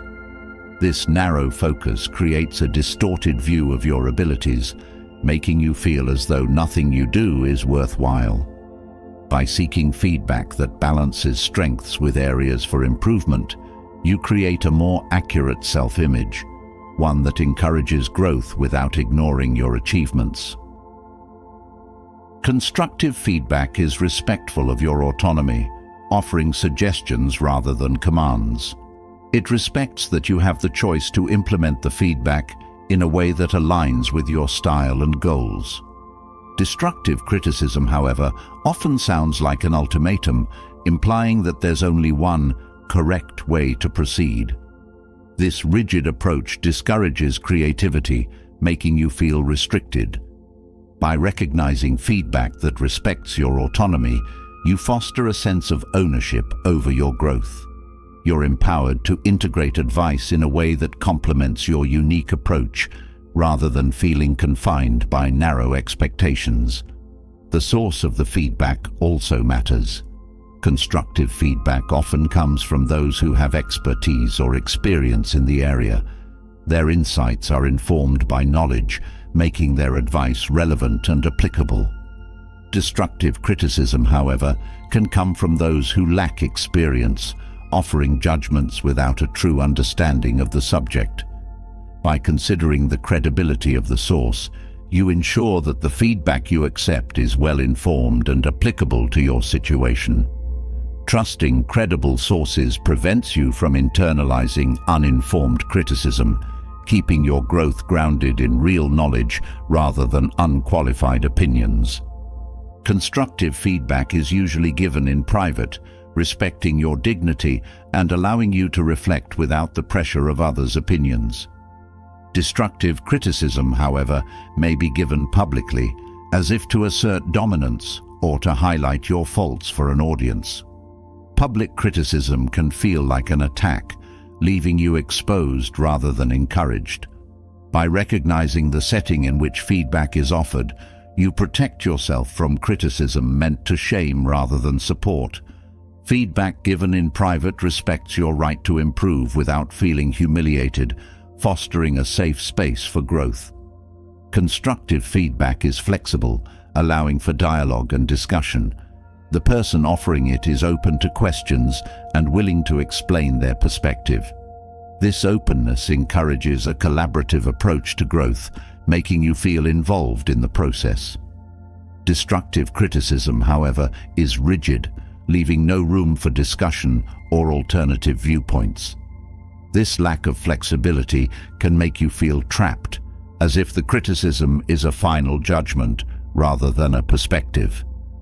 By engaging with feedback that invites dialogue, you reinforce a sense of mutual respect, fostering growth that feels collaborative rather than imposed.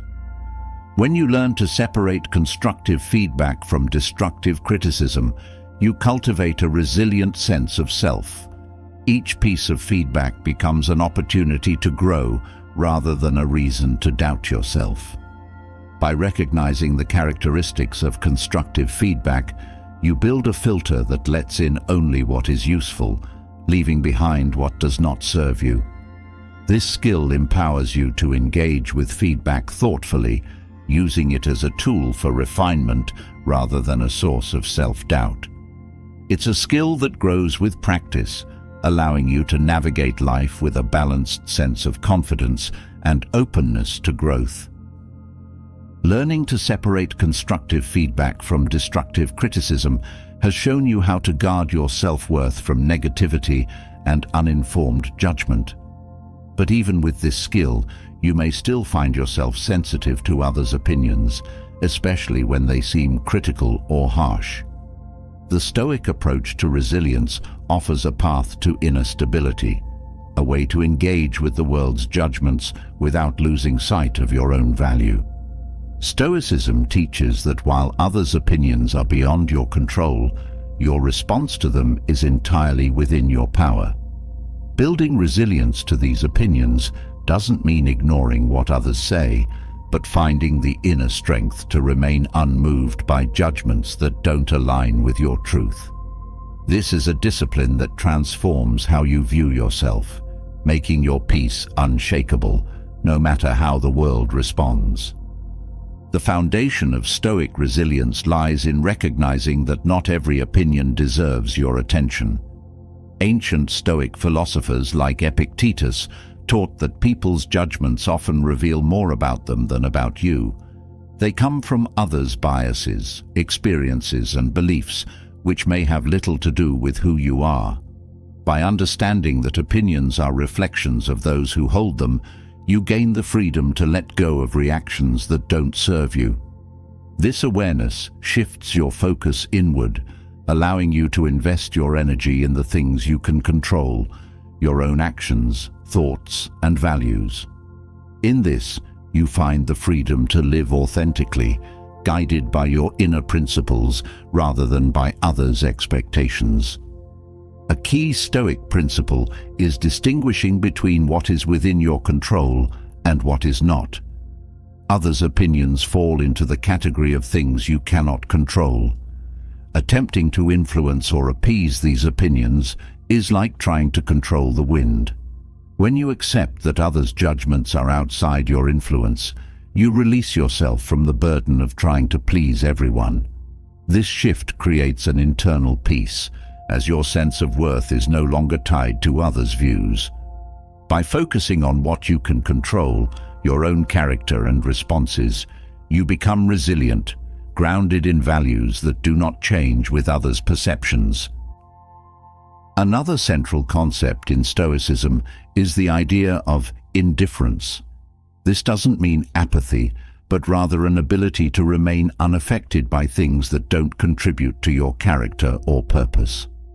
Others' opinions, especially those based on superficial judgments, fall into this category of indifferent matters.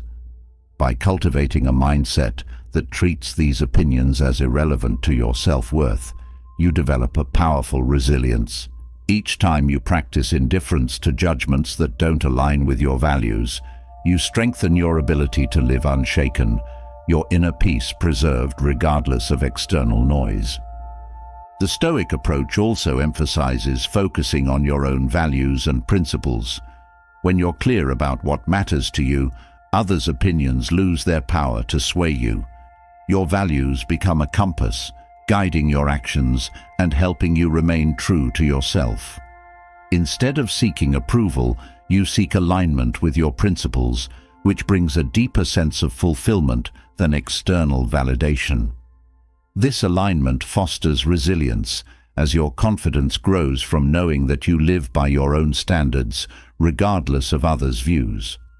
By grounding yourself in values, you create a foundation that withstands the changing tides of public opinion. Developing resilience to others' opinions also involves practicing emotional discipline. The Stoics believed that while emotions are natural, we have the power to manage how we respond to them. When faced with criticism or judgment, emotional discipline allows you to pause, observe the reaction, and choose a response rather than reacting impulsively. This discipline builds strength, as you're no longer at the mercy of others' words. Each time you respond thoughtfully instead of emotionally, you reinforce your independence, creating a space where your self-worth is protected from external influence.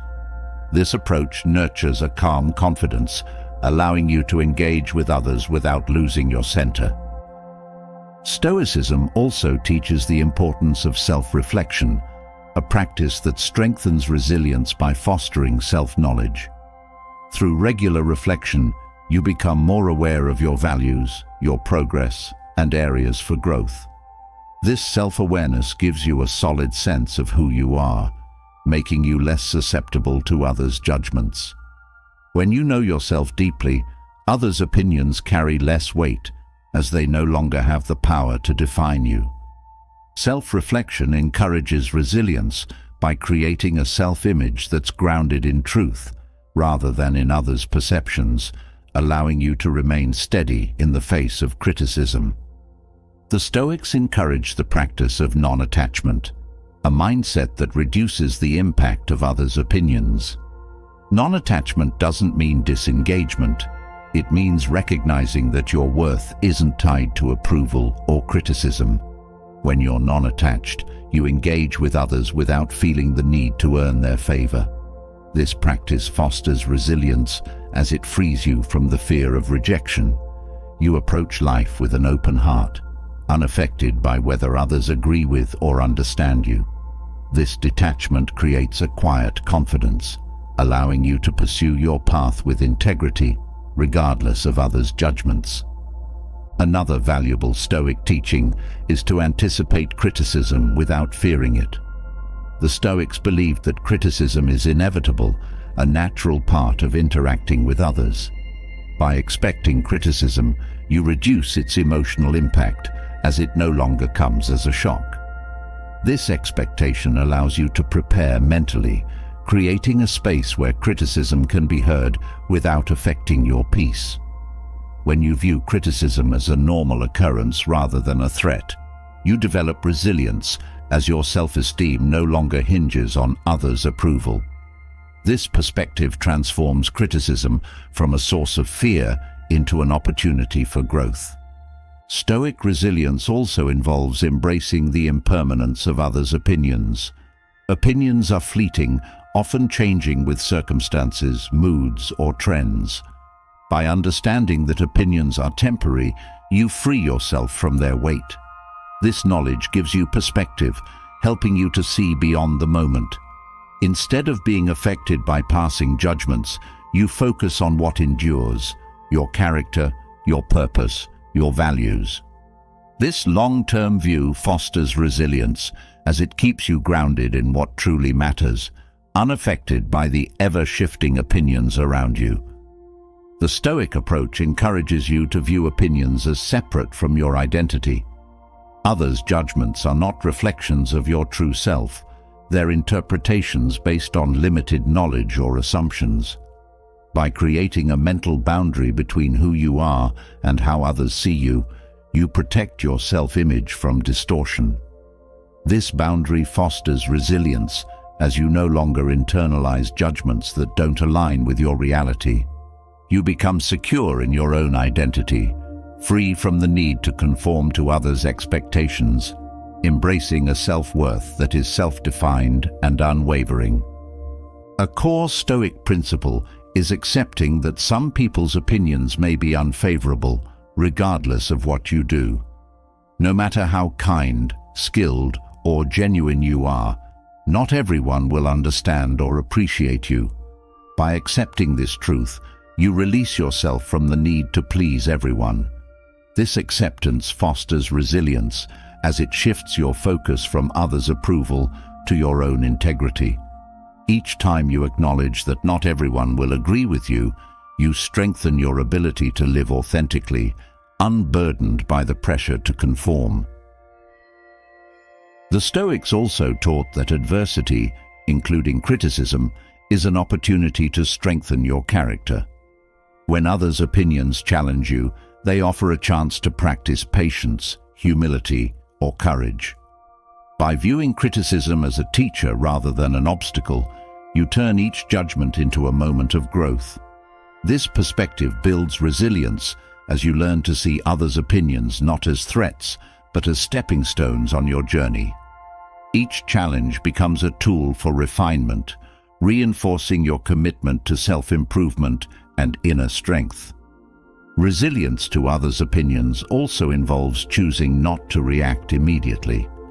The Stoics valued measured responses, recognizing that immediate reactions are often driven by emotion rather than reason.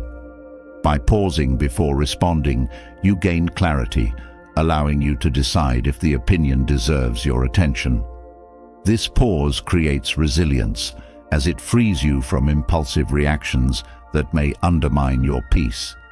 Each time you choose patience over reaction, you reinforce your self-control, proving to yourself that you're capable of facing others' opinions without being swayed. Building resilience in the face of others' opinions is a journey of self-empowerment. By learning to focus on what you can control, to separate yourself from others' judgments, and to accept criticism as a natural part of life, you develop an unshakable confidence. This Stoic approach transforms how you relate to the world, allowing you to navigate life with a calm strength that remains steady, regardless of external noise. In this resilience, you find the freedom to live authentically, guided by your own values and unbound by others' perceptions. As we wrap up this journey through the timeless wisdom that remains as relevant today as it did centuries ago, remember that the true power of this ancient guidance lies not just in knowing it, but in living it. Setting boundaries, embracing self-worth, Mastering assertiveness and learning to silence the noise of others' opinions are the stepping stones to a life of purpose, resilience, and authenticity. Each principle is a reminder that, despite the pace and complexity of modern life, the keys to a fulfilling life have always been within reach. Start small. Practice saying no when you need to. Choose relationships that honor your values and let go of what no longer serves you. These steps, rooted in ancient wisdom, will build a life that reflects your truest self, a life of strength, peace, and unshakable self-respect. If you found value in these lessons, share your thoughts in the comments below. Which of these principles speaks most to you, and where will you start applying it in your own life? And if you're inspired to explore more about living authentically, hit the subscribe button and join our community. Here, we're all on a journey of growth.